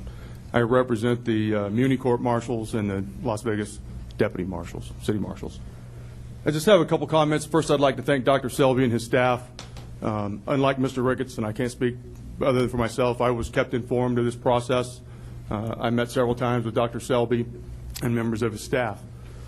That would bring me to my first comment, though, is that this has been an ongoing process now for 8 or 9 months, and you, Mr. Mayor, are asking us to digest this and help the city come up with a plan in 2 months. Quite honestly, I don't think we can do it. I'll have to go back to the membership. Hopefully we're going to try, though. We'll work on it, I'll say that, but I just don't think it can be done in 2 months. In the meetings with Dr. Selby and Mr. Vincent and some of his staffs, maybe like the other unions, maybe not, I have had the city's books analyzed already. Quite honestly, we have and left those meetings agreeing to disagree with the numbers that Mr. Vincent uses. Today, I still disagree with the numbers that Mr. Vincent uses. I'm in the process of having those books analyzed for the 3rd time in 12 months. It's expensive, but it's important to the membership that we have the right numbers to work with. So I think the first process to get into resolution is we're going to have to agree on what those numbers are. We're not going to accept Mr. Vincent's numbers at face value, I can assure you of that. The first number that comes to my mind is a 39% PERS contribution. And he talks about a January actuarial. Well, I can assure you there was no January actuarial. Those actuarials are done in even years. The increases come in odd years, and that actuarial is due out in November of this year. No one knows what the increase to PERS will be, if there is going to be an increase to PERS. To assume that there will be a 6% increase is flat out wrong. Therefore, again, we do not agree with the numbers. How do we come to the 0.9% slow or growth in labor? I didn't like option 7, but at least it gave us something to work with. This gives us nothing to work with. Obviously, I could come up with a plan, the city could come up with a plan, the other union members could come up with a plan, or representatives. I would have liked to have seen the city put forth a recommendation of how to get there, so at least we'd have had a starting point. One thing I will assure you, and I'm not going to put other cities, counties here in the western states under the proverbial bus, so to speak. But there are agencies, law enforcement agencies, fire service agencies, and civilian employees of other municipalities within 500 miles of here who have received a 14% increase in pay in the last 2 years. And their city is in the same financial straits as our city is. There are municipalities much closer to home, and I'm sure your staff will tell you, who have quite lucrative contracts coming in the next few years. This is going to be a difficult sell to the people I represent, why their lives and their families are worth less than the families and lives of other public safety employees here in this valley. I quite honestly don't think I can do that, but I will try. You have my word on that. I will try. Well, I have to interject myself here. Nobody on this council would ever suggest that your lives are worth less. You know that. We're talking in terms of addressing a very serious, what we've been advised is a very serious monetary situation. It's certainly not taking a black-hearted view towards any of our wonderful employees who service our constituents so well. And I'm sure you agree with me on that. I absolutely agree, Mr. Mayor. But that will be the question I get asked, just as I did in 2005 when we went to arbitration for the first time ever. Why are we worth less money? With those other agencies paying more, I can only speak for law enforcement, but if you go down the list of the people waiting to be hired by the various law enforcement agencies, you'll find those people's names on 2 or 3 of those lists. They come to Las Vegas, they want to live here, they want to be in law enforcement, they test. They're going to go where the money is. I think anyone would hiring on as a new employee. So I guess what I would say to you, I will, again, try to do my part to help the city in this endeavor, but I can assure you that a reduction of some monetary value will hurt public safety in Las Vegas. And that's just a fact. People will go to work in other cities and other counties, and we will all suffer for that. I thank you for your time. All right, thank you for coming down. We appreciate it. Are there any questions, Mr. Collins, at this time? All right, thank you once again. Would any other union representatives like to be heard at this time?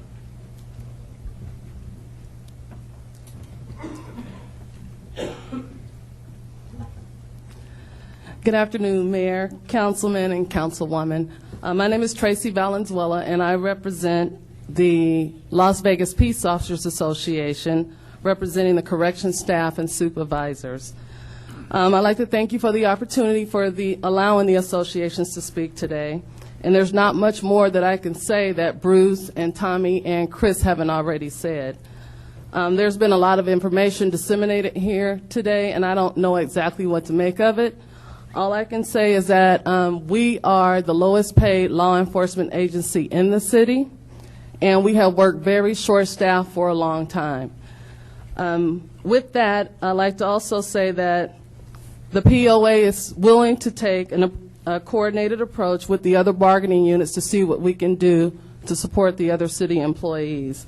Our number one interest is the stability and continuity of our membership's employment. So thank you. Thank you very much. That's good news. Thank you. I was just backing her up. I've been the president for the last 2 years. She just took over 6 days ago. All right. So I just want to make sure I got backed her up. Very good. Thank you. All right. Would any other union representatives like to be heard? All right. All right. Yes, Mr. Fletcher. I was hiding from you, Mayor. Not from me. Hello, Dean Fletcher, president of the Las Vegas Firefighters. Real briefly, I sent an email to Dr. Selby last week explaining our position. We are kind of unique. We're the first ones up for negotiations starting next year. And in the past, our bargaining unit has always taken into consideration the problems with the finances for the city. We plan on doing nothing different in this negotiations, but honestly, I concur to have an answer back in any kind of manner. I'm just being honest with you, Mayor. It's not going to happen by December the 3rd. We have too many issues with our personnel and their personnel and all get together. We can't possibly have an answer for you by December the 3rd.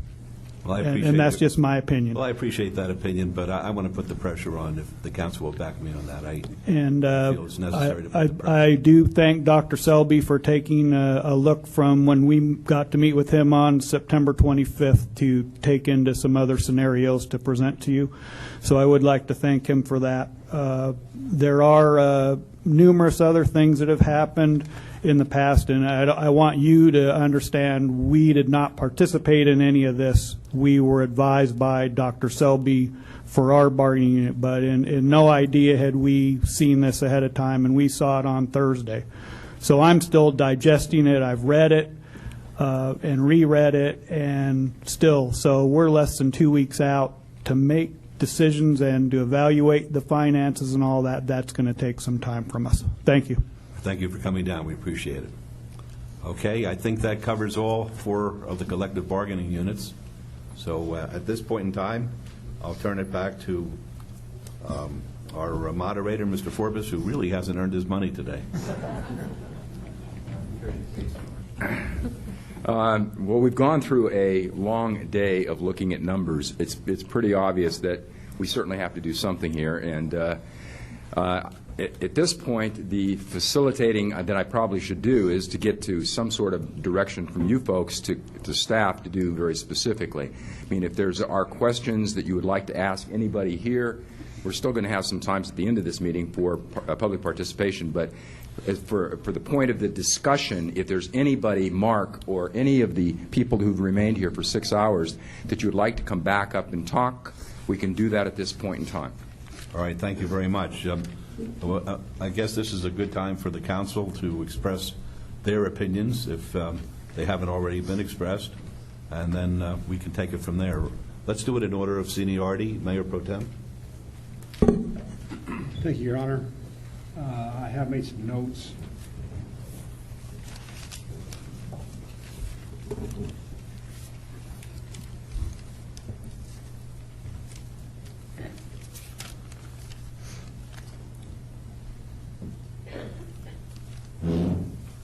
Again, I want to thank staff for the job they've done. I really believe that if our staff, through Dr. Selby's leadership, hadn't done what they've done in the last 2 years, we'd be in a lot worse shape than we are today. So they're to be commended for that. I do want to thank those union members, those representatives that have come before us today. I know that I've been a union man all my life, and sometimes we have to make those tough decisions, and I just hope that those members that are out there will look at their brothers in other sectors of the city and say we need to all work together to make sure that we can come to a good conclusion here. I think that the recommendation that Dr. Selby has put together here is definitely not what we'll see be finalized by this city council. But it is a starting point. And I do have questions. I'm going to ask Mark to prepare for me. I guess I hate to have people say, what's that old saying, figures don't lie, but liars figure. And I would just hope that the figures that we always see are comparable to anything that may come up, that we're not really surprised by other so-called experts saying that this is not really the way it is.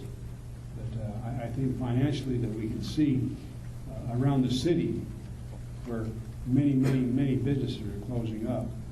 And I heard some of the reports this morning about the real estate, the new commercial centers are being built. And I know in Ward 3 that I represent, you go up and down the street and see some new, but they're saying they're empty too.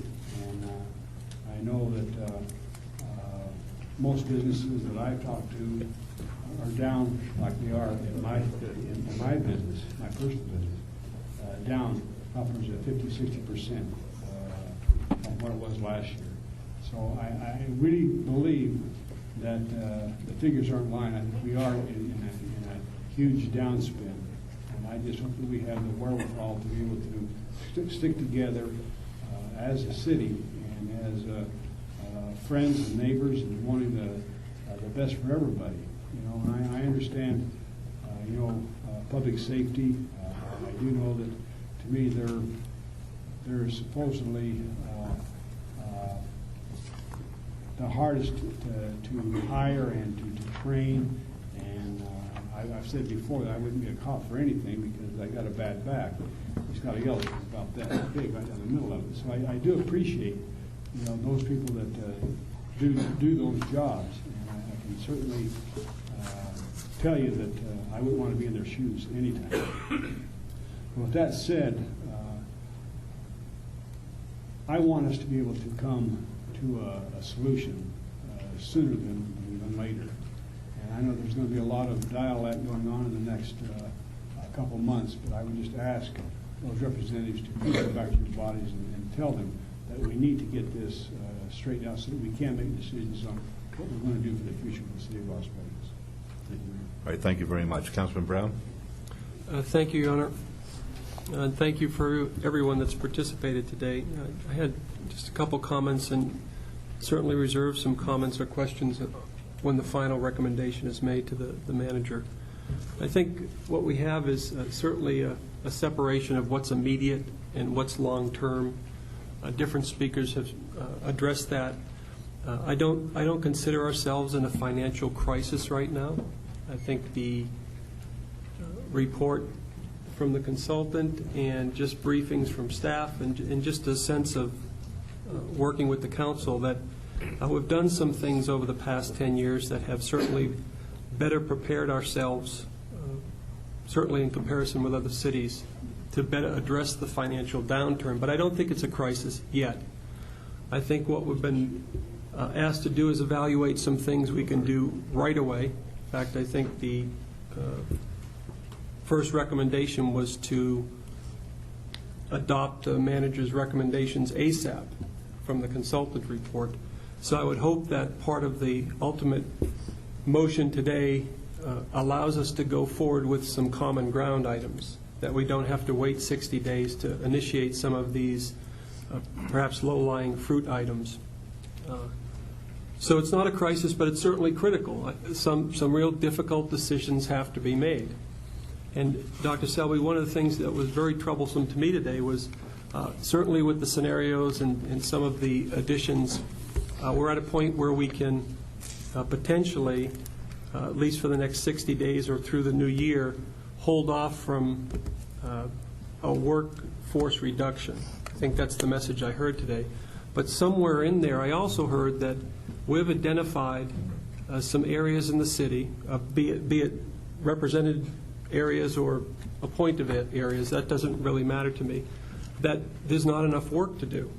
So we have people today at the city without work, but we're keeping them on. And as a general comment, I don't really care about the 90%, 10%.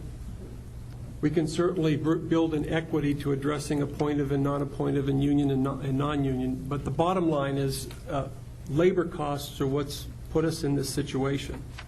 And labor costs are what we have to address more than anything else. Other things are going to get us further down the road, but ultimately, be it in 60 days or 6 months, we're going to have to make some serious decisions that impact the way we handle labor at the City of Las Vegas.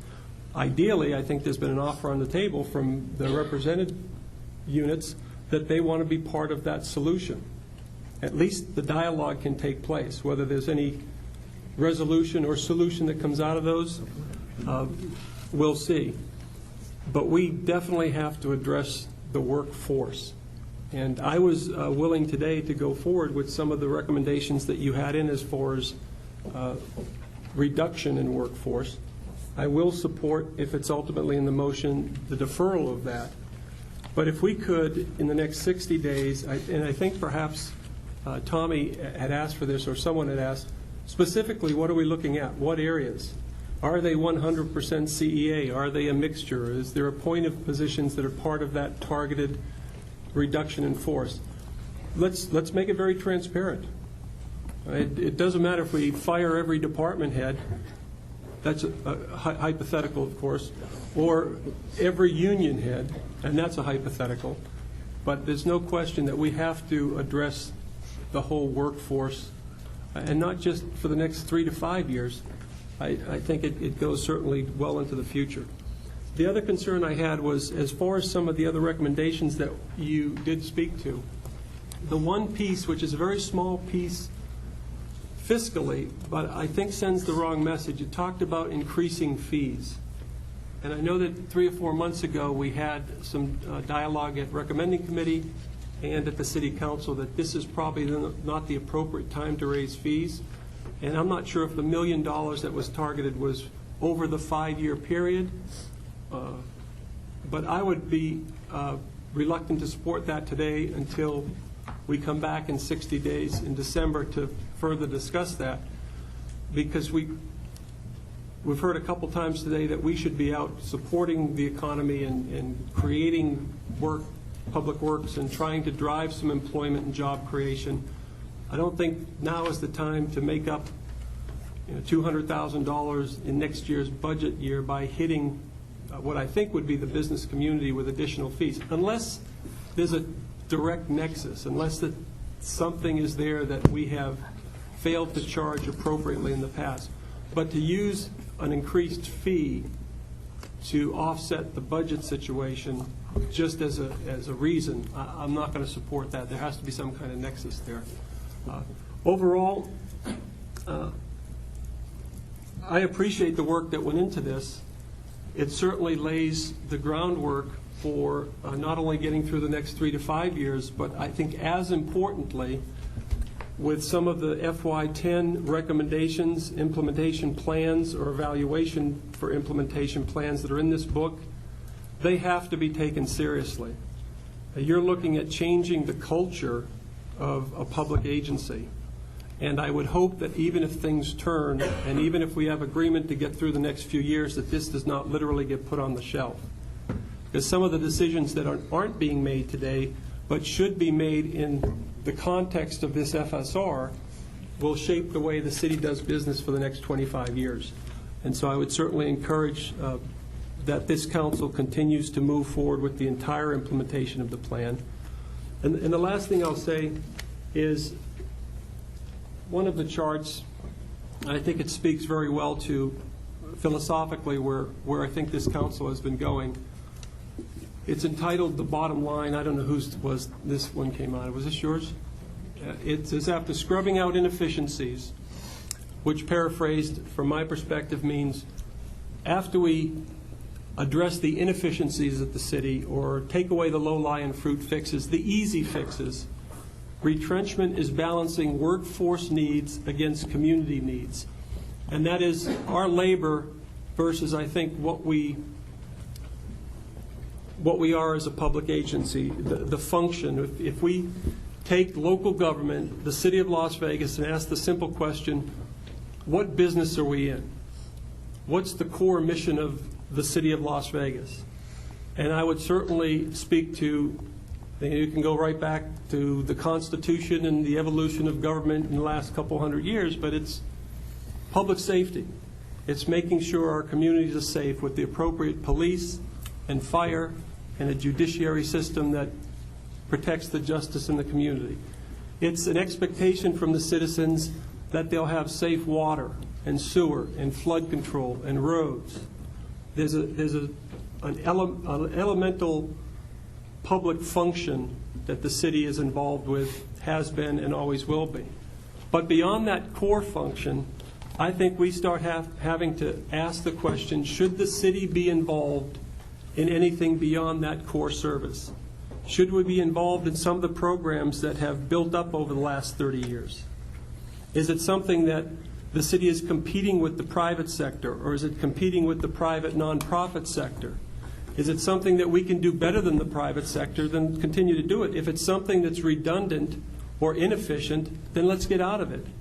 And let's not get out of it tomorrow, but as part of this FSR, let's work towards changing the direction, changing the priority, changing the culture of what we do as a city. And that fundamental question is, should we be in the business of fill in the blank? I think that in itself will address a lot of the long-term questions, and that comes down to this bottom line. Our workforce and the entitlements to their jobs versus the community needs. Not what we think the community needs, what we know a public agency should be delivering as far as community needs. And I think that bottom line is a telltale sign of what fundamentally this FSR should do over the next 60 days and certainly over the next couple of years with some of these implementation plans. Thank you, Your Honor. Thank you. Councilman Wolfson.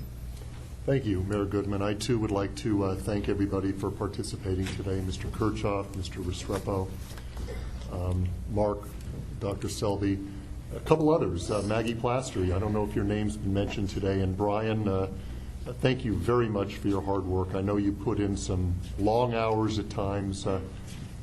Dr. Jackson, you too, so thank you very much. The bottom line is we must bring our labor costs in alignment with our revenue growth. That's the bottom line here. The only question is, how do we do it? I want to applaud our union representatives from coming today. I want to continue to encourage the talks. I want to make sure that our staff, where's Mark? Mark, are you hiding back there? There you are. Stand up, Mark. No, just kidding. He is standing. I just want to make sure,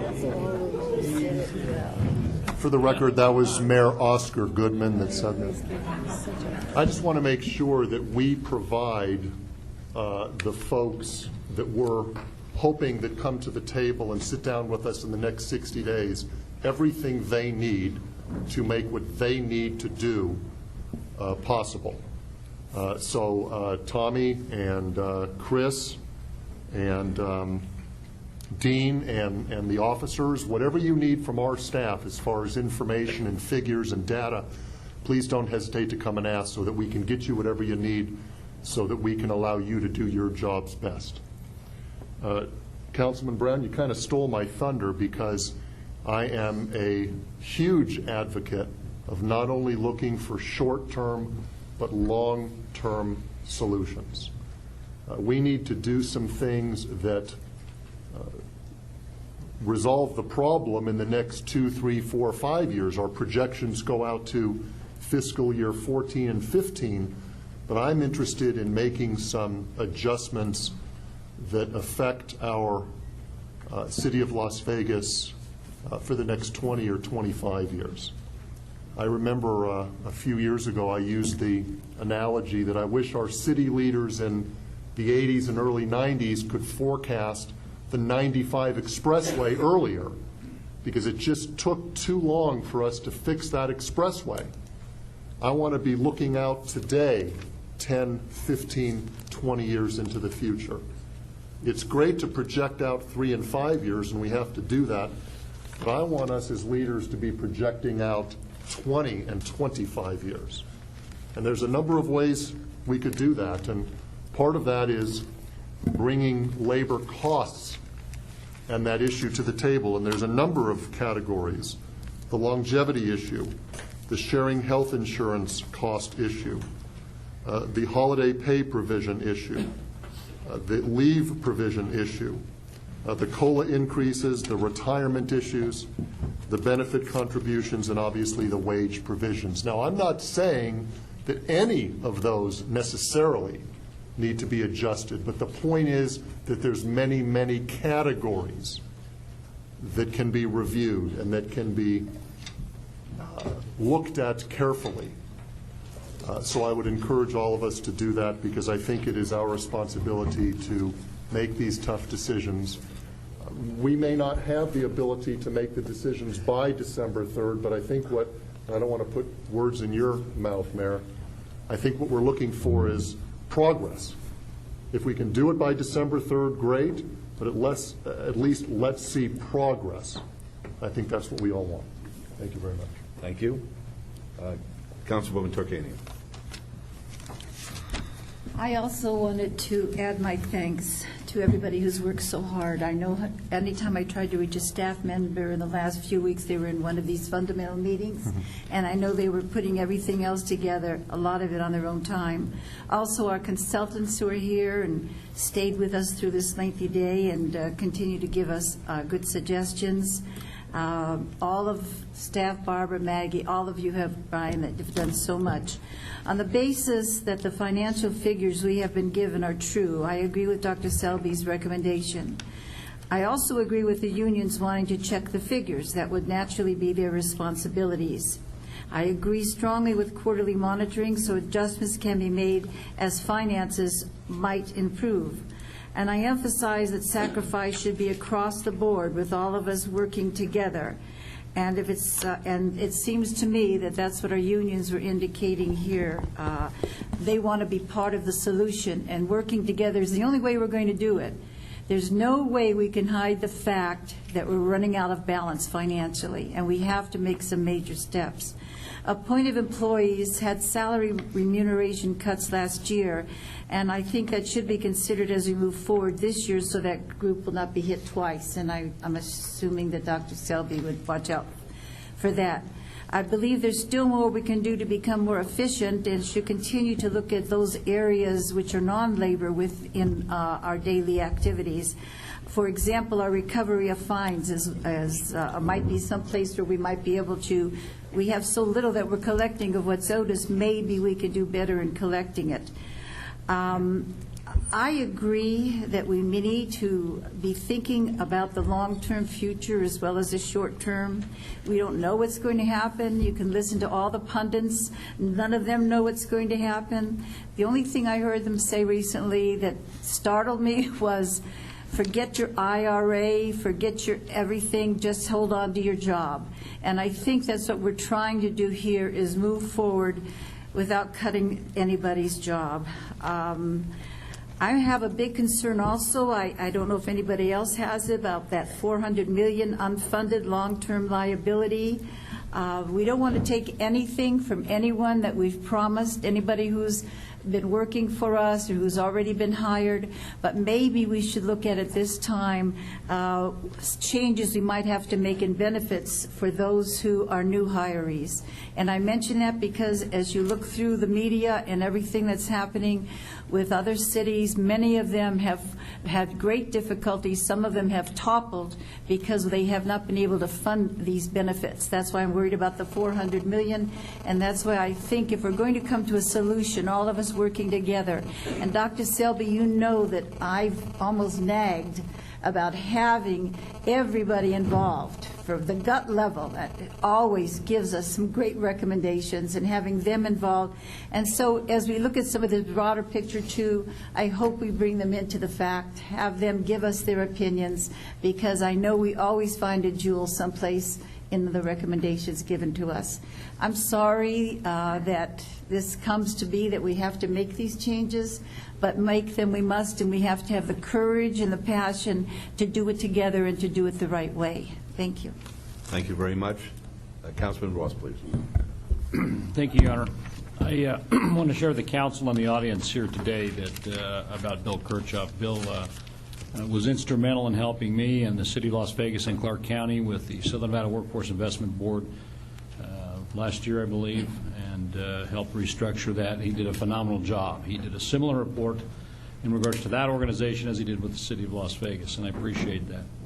And Bill, I want to mention to you, you said something about having 100 workshops to kind of figure things out. And let me tell you, I would go to 100 workshops if it saved one job in this city and it got us a balanced budget in 5 years. I'd do it, and I think the rest of my colleagues would too.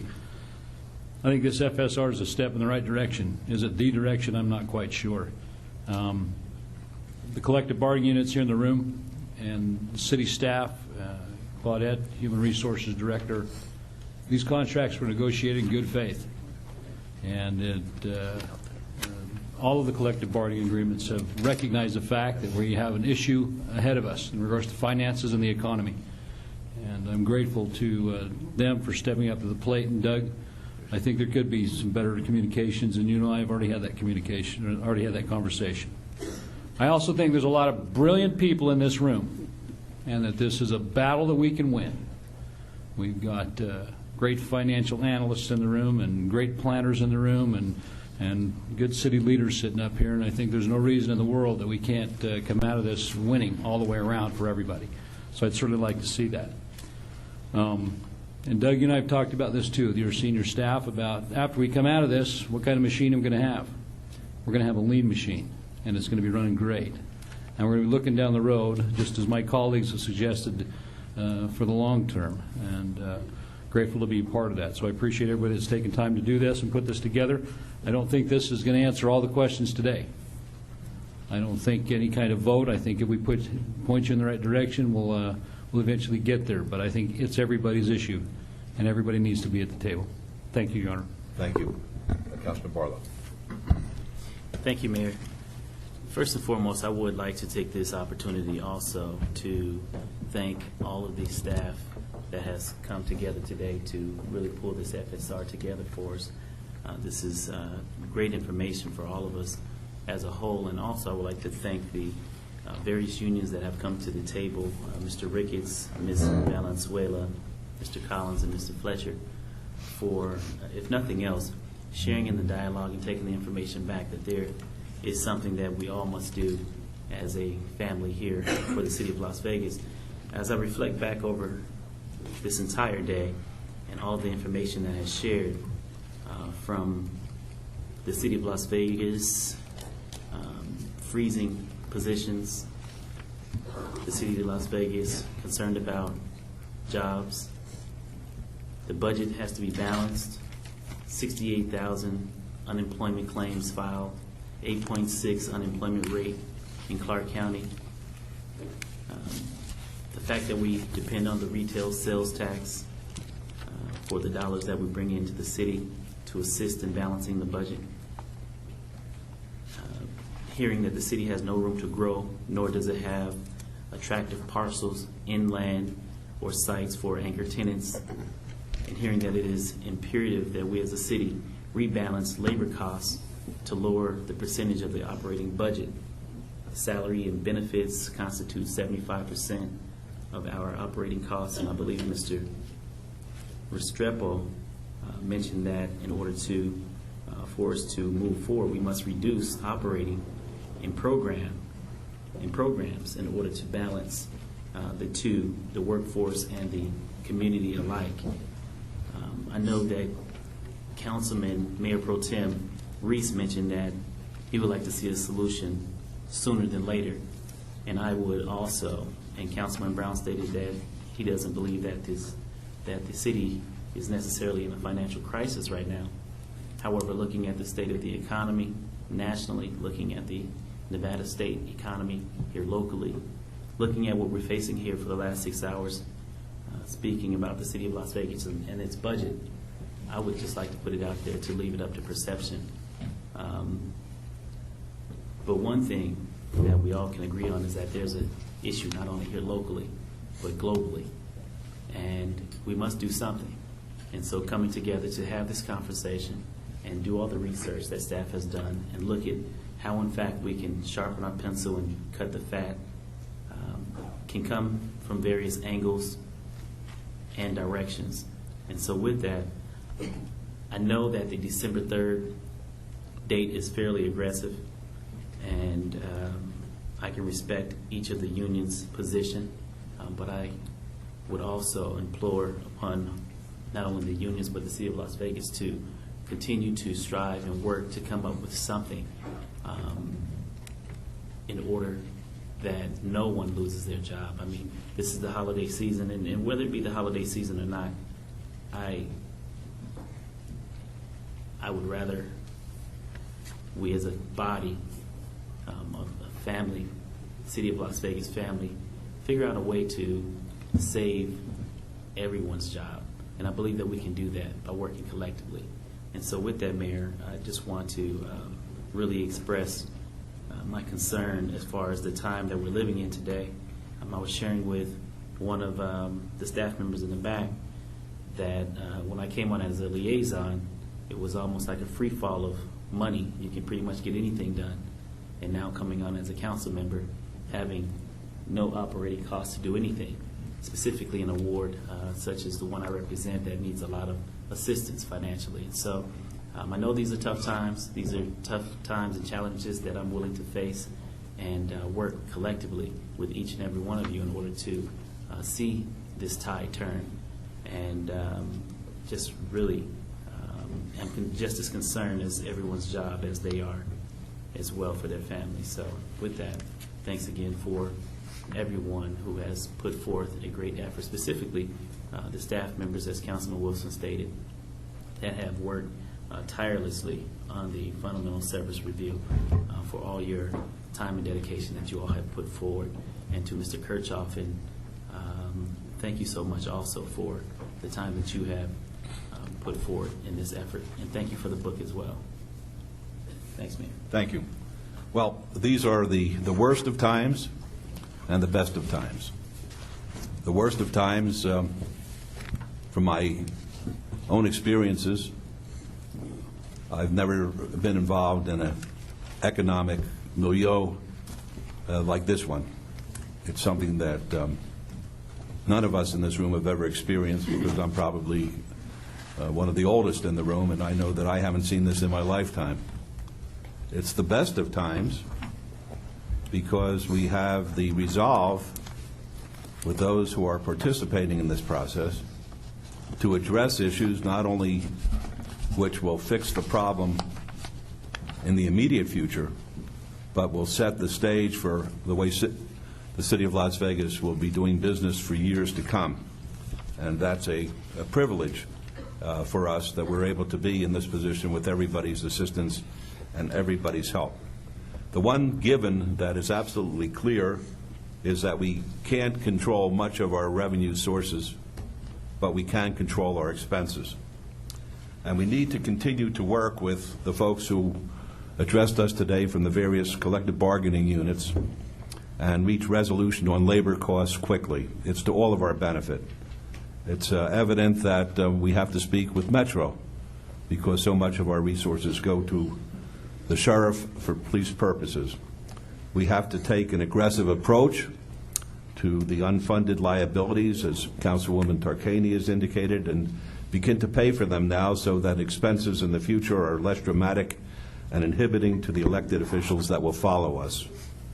As one of the councilmen stated, it may have been Councilman Wilson, that he wishes that perhaps those who were in positions of responsibility would have looked at the various matters more carefully in times past so that we would not have had to be burdened with them. But that's the way politics works and that's the way institution works, but we'll try to do something about that. We need to work on the legislature to begin to reduce demands on our resources and give us more discretion to manage without so many unfunded and mandatory statutes regarding benefits and how we deliver services and how we compensate our employees. Much of what we're doing we don't have any control over. We're just going within the statutes and the rules as given to us, and we don't have much discretion at all, but we'll try to do the best we can for the time being, and perhaps the legislature, if they're following our efforts and our desires, they'll be able to address those issues and make it more easily for us to manage and to govern and to take care of issues like this and give us our destiny. Let that be in our hands rather than their hands. And we have to effectively talk to the legislature and make sure that with all of the problems that we've heard today, that we're not going to have to worry about what they're going to do with the way they perceive our economic situation and try to take money from us and put it into the deep, dark hole up in Carson City. I'm very proud of this organization. I'm proud of everybody who's participated in this process. As Councilman Ross often says, we're ahead of the curve on this one. We're the first ones to step up, as Mayor Pro Tem indicated, and addresses these issues.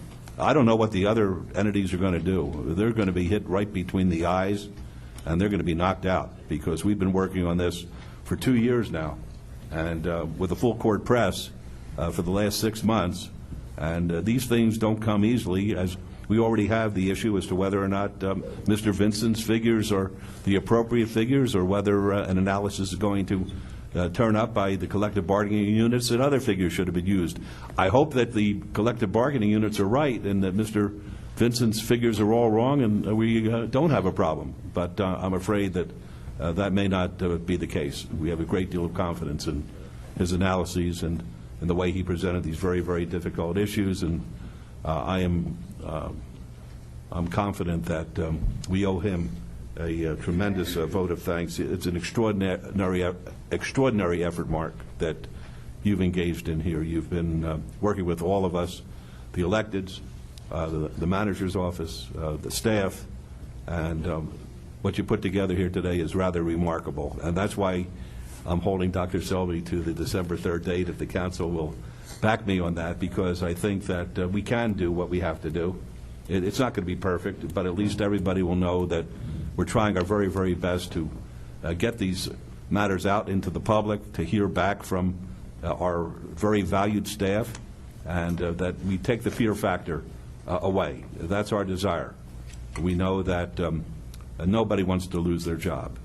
We know that none of us want to see anybody lose their job. But we also know that as time goes by, unless we rectify this situation, we're not going to be able to pay your salaries. And we're not going to be able to buy the services that are so sorely needed in our community. So we have to work together.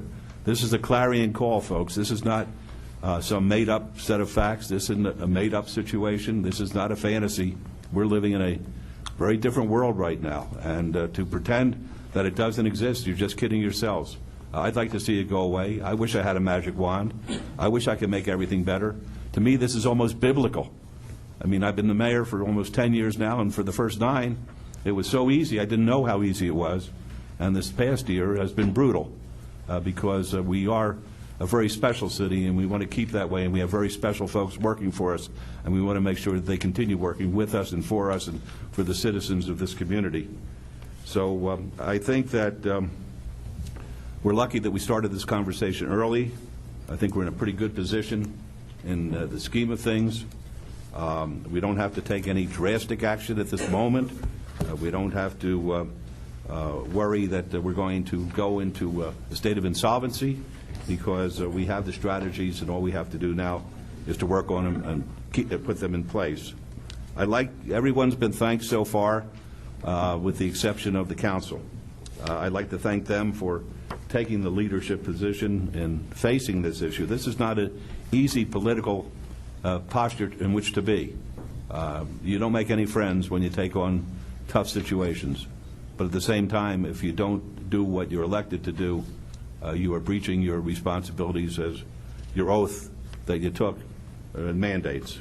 So with that, I want to thank Bob Forbes as well for helping us today, along with everybody else who has been thanked. Bob has done this gratis, without any compensation, and when I fired him earlier today, he didn't care, because it had very little economic impact on him. But basically, we'll hear what Bob has to say, and then I'm going to ask the Mayor Pro Tem to make a motion. I would just like to say the courage that the city shows right now, the leadership that they show, will ripple throughout this whole state, I promise you. I believe that every one of these municipalities, north and south, will look at your leadership today, and they will say, this is what we need to do. So that is a good thing, and you folks deserve the credit. Your staff deserves the credit. The employees have stepped forward and said they will help. This is a remarkable moment in time. You don't see it happen too often. So with that, I just want to make sure that whatever motion is made, it's very clear to Dr. Selby and his staff that what their marching orders are for the December 3rd meeting. Thank you, Mr. Forbes. Mayor Pro Tem. Yes, Your Honor. First of all, I'd like to ask Councilman Brown. Now, you made a comment about the implementing the phased implementation of the fee increases. Can you explain that to me one more time, please? Thank you, Mayor Pro Tem. Just on Dr. Selby's recommended actions, perhaps if he could briefly go through and indicate if that's something he wants approval on today. He'll come back at the December 3rd meeting to ask specifically, or something beyond that. And then I could more directly answer that, Mayor Pro Tem. Thank you. Mayor, Council, the recommendation is to go ahead and do a phased program of fee increases to generate roughly, I think it's $1 million? $1 million a year. Of course, those increases would have to come back to the City Council for approval, and in many cases be adopted by resolution or ordinance. So you would see those in front of you again. They wouldn't just be automatically implemented. Dr. Selby, is that, along with some of these other ones, are you asking for approval to move forward today with those, or are you coming back on December 3rd for approval of an overall package? Well, today I'd like to get approval of a package that we can come back to and report on December 3rd how we're making progress on the package.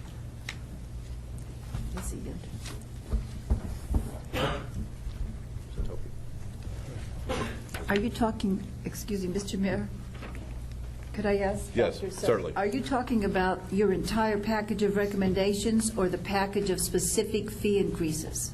I'm talking about the recommendations. The specific fees would come back to you for consideration. Okay, I just didn't know if that was what Councilman Brown was Sure. asking. Thank you. Mayor Pro Tem? Yes. May I please? Yes. I just want to understand if the contemplated motion is for us to come back on December 3rd. December 3rd is one of our regularly scheduled council meetings. I don't know what our calendar or agenda looks like for the December 3rd meeting, but would it be more prudent to schedule another special city council meeting? I don't know if we can handle this matter in a couple or 3 hours, and I don't know what impact that's going to have on our December 3rd meeting. I was contemplating that on December the 3rd, the manager's office, after many briefings with us before that date and updates with us before that date, will indicate whether or not they've come to any kind of a resolution that then suggest to us to take action. If that's the case, then we would probably move to set a specific date similar to what we did today, so we could have a full airing on it. So more of a date when we'll receive a Depending on how follow-up report, if you will. basically, but a final report, if there is such a thing, within this process, and then the final report would say we need more time, or the final report would say we have recommendations, and if it gets to the point of recommendations, we would have a special hearing. Mayor, if I may clarify, there are certain efficiency measures that we could start working on immediately And I that think don't we should. affect employees. I think we should. Okay, if we get your... Whatever the motion's going to be should not affect our addressing these issues that can be addressed immediately. Okay. And Mayor Pro Tem? Yes. Your Honor. Mark, could you just make a comment as far as if we suspend our 12%, that's one of our adopted budget policies, and by suspending that, you're simply indicating that you want to be able to use that additional 2% and move that down to a 10% fund balance? Yes. Is my mic on? Yes. Let me just try to clarify a couple things. One of the reasons why we adopted a 12% fund balance was we didn't have a revenue stabilization fund. And so if we are successful at clarifying some of the language in NRS 354, and you all give us some direction to take some of that $47 million and put it in revenue stabilization fund, then I'm much more comfortable about being able to sell a 10% fund balance to the raters and the municipal finance community. Right now, at this point, I think we're all in agreement that in order to get through, that is our new target. Until we create a revenue stabilization fund with some funding in it, I would be reluctant to change our published policy. We'd be operating underneath that threshold temporarily. Okay, and that's where I was heading with that. I certainly do not want, even on an interim basis, to take any action that's going to impact all the hard work you've done over the last decade to get us, especially from a bond rating perspective, where we are today. So if you could do a little more research on that to make sure that inadvertently we're not sending a signal or indicator to the private sector that our fiscal situation is worse off than it actually is. Can do that. Mayor Pro Tem? Thank you, Your Honor.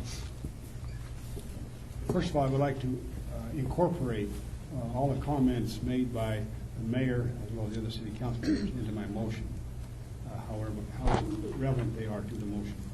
I'd also like to move that we follow the manager's recommendation and ask that we continue to move forward with CIP projects that do not have personal operational impacts on the budget in fiscal year 10. I would also like to ask the clerk to post a follow-up item on December 3rd, 2009 City Council meeting to receive a report from the city manager. 2008, I'm sorry, 2008, on the status of the implementation of the recommendations. I would also ask that at least on a monthly basis that we receive a briefing from the finance director to provide financial report to the council and other council members on these negotiations. And I would ask to follow all of those staff and city manager recommendation actions that we can implement as soon as possible. I would ask that we would protect all of our city employees against any layoffs until after the first year, hopefully. And with all those things said, that would be my motion, Your Honor. All right. Does that give you sufficient guidance, Dr. Selby? Yes, sir. All right, very good. Let's vote on that. All those in favor, please say aye. Aye. Opposed? Motion carries. Thank you very much.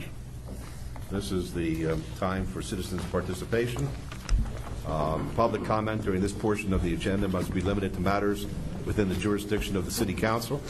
No subject may be acted upon by the City Council unless that subject is on the agenda and is scheduled for action. If you wish to be heard, please come up to the podium. Give us your name.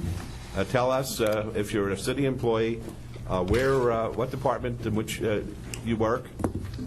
So we'll be able to attach the relevance of your statement to your particular job position.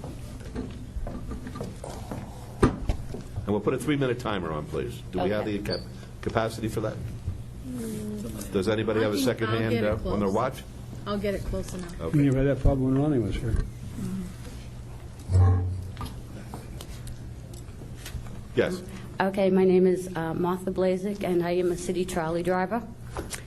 I have brought about 50 petitions from the Fremont route. I'm a little bit nervous, too. I would like to ask Dr. Selby, there was an article about the Fremont route that CAT and RTC ran the same route, and they don't have any of the routes that we run. Well, all that I could tell you regarding that is there appears to be a bit of panic on the part of some of the riders. Correct. And I think the panic, in large part, to be quite frank with you, may be caused as a result of comments on the part of the drivers to them. And that's certainly the driver's prerogative, but I think we're at cross purposes when that takes place. I'm advised, and I'm happy to be corrected, and I hope I can be corrected, that any route that you're driving at this point in time is also covered by the RTC. If that's not the case, then please bring it to our attention. Yes, that's not the case. Okay. RTC does not cover my route at all. Okay. If you would tell us what your route is, then we can see that your riders aren't put in a state of panic. Okay. I leave the downtown center, and I go along Casino Center to Ogden, all the way down to 15th Street. I'll make a left and go on to Fremont, and then a right on to Bruce, which there are no buses, into Albertsons, back out of Albertsons, along Fremont, left by the Westin Hotel, along Carson, Casino Center, Main Street, and back into the downtown station. Thank you. Okay. Can I give, we made up some books and everything for the councilman. You can just certainly to see our routes. hand them to the clerk, please, and she'll make sure that we get it, Ms. Bridges. Okay. Thank you. Thank you. Thank you. Would anyone else like to be heard at this time? Yes, ma'am. Hi, my name is Vicki Traylor. I'm not a city employee. I'm just a concerned citizen. And I wanted to talk to you about the outsourcing. I have been involved in where I formerly worked. We had outsourcing. They do not screen the employees like you would screen a city employee. They take pretty much who is available. A lot of them don't speak any English, and it's very hard to get good work. In another department that they outsourced, they hired some of the employees that had been terminated before because of not doing the good work. I don't feel that outsourcing is a good option when you want honest, good employees that you would screen yourself, because some of your floors have confidential information on that floor, and they're not supervised. All right, thank you. And I also wanted to ask about the directors who have a $500 monthly car allowance. Has that been looked at as maybe something that could be eliminated? Everything's being looked at. Okay, and then I don't understand moving people from a day job to a swing shift job, paying them differential to do the same job that they did on days. Has that been looked into? Everything's being looked at. Okay, thank you very much. Thank you. Next, please. Hello, Mayor and distinguished council. My name is Steve Aguilar. I'm also a city ride driver. I'm not here on myself. I'm here to speak for the citizens. Mr. Ricketts represented us very well, so I was to speak for the citizens, our seniors, and our disabled. I coined the slogan SOS, Save Our Service, to ensure our people do not lose one of the few privileges they have. In a summary posted on the wall in our break room, it suggested that the RTC offers many similar and precisely the same service. Our passengers would disagree with this statement. If any of you were to need or use our service, you would disagree also. For our downtown passengers, we provide service to the Albertsons of Charleston and Bruce already mentioned. There's not another store in the downtown area. Without us, they would have to travel on more than one bus and greater distances. As for our senior routes, we provide them with transportation to the pharmacy, the bank, mail centers, and Walmart all in one day. Some of them shop for others that are unable to leave their residence. We also help them carry their packages to the door when needed. The summary also suggests that the RTC provides service at a slightly higher rate. With rising bus fares, higher store prices, and stagnant income, a slightly higher rate is a lot to our citizens. With the RTC, they would have to pay up to 3 times as much for just one ride. When you consider that we do not restrict the amount of packages they can bring on the bus, where the CAT bus does not allow them to bring those $20 metal baskets you see with the wheels that so many of our passengers have, this allows them to make fewer trips and buy more at one time. The summary also suggests that the elimination of our service would affect a small percentage of our residents. I don't know how you would consider the people who live and work in downtown a small percentage. They are vital to our downtown gaming industry. I don't know how you would consider the 11 senior complexes that we service as a small percentage. They have done their share of the work they need and deserve our service. Our passengers have come to rely on our timeliness and short ride we provide to shopping and get home. They know when they get home that their meats will be cold and their ice cream will not be melted. Very few of our passengers have other means of transportation. I have been told by many, my God, how am I going to get to the store? We are their arms and legs. Please do not cut them off. I also have 300 signatures for the petition, and I know that from talking to people that of 3 different wards that you've already been contacted by phone, fax, or email. And if you have any questions for me. All right, thank you very much. Thank you for your time and consideration. If you'd be kind enough to give those to the clerk. Thank you. Would anyone else like to be heard at this time? Mr. Mayor? Yes. I would just like to add, and I know I've spoken to you about this already, the very, very numerous calls I received from citizens. And the RTC does not cover every place that we have been covering. And these seniors are panicked about getting their prescriptions or getting their groceries. Maybe instead of eliminating the whole thing, we could do something and work with that silver line that the RTC has. We're not allowed to take any action. No, I know at that. this I'm time. just throwing that out as a suggestion. No action, just a suggestion. Thank you. Okay, thank you. Anybody else like to be heard before we adjourn? Well, thank you very much, everyone, for showing your interest in the welfare of your city, and the meeting is adjourned. It's not that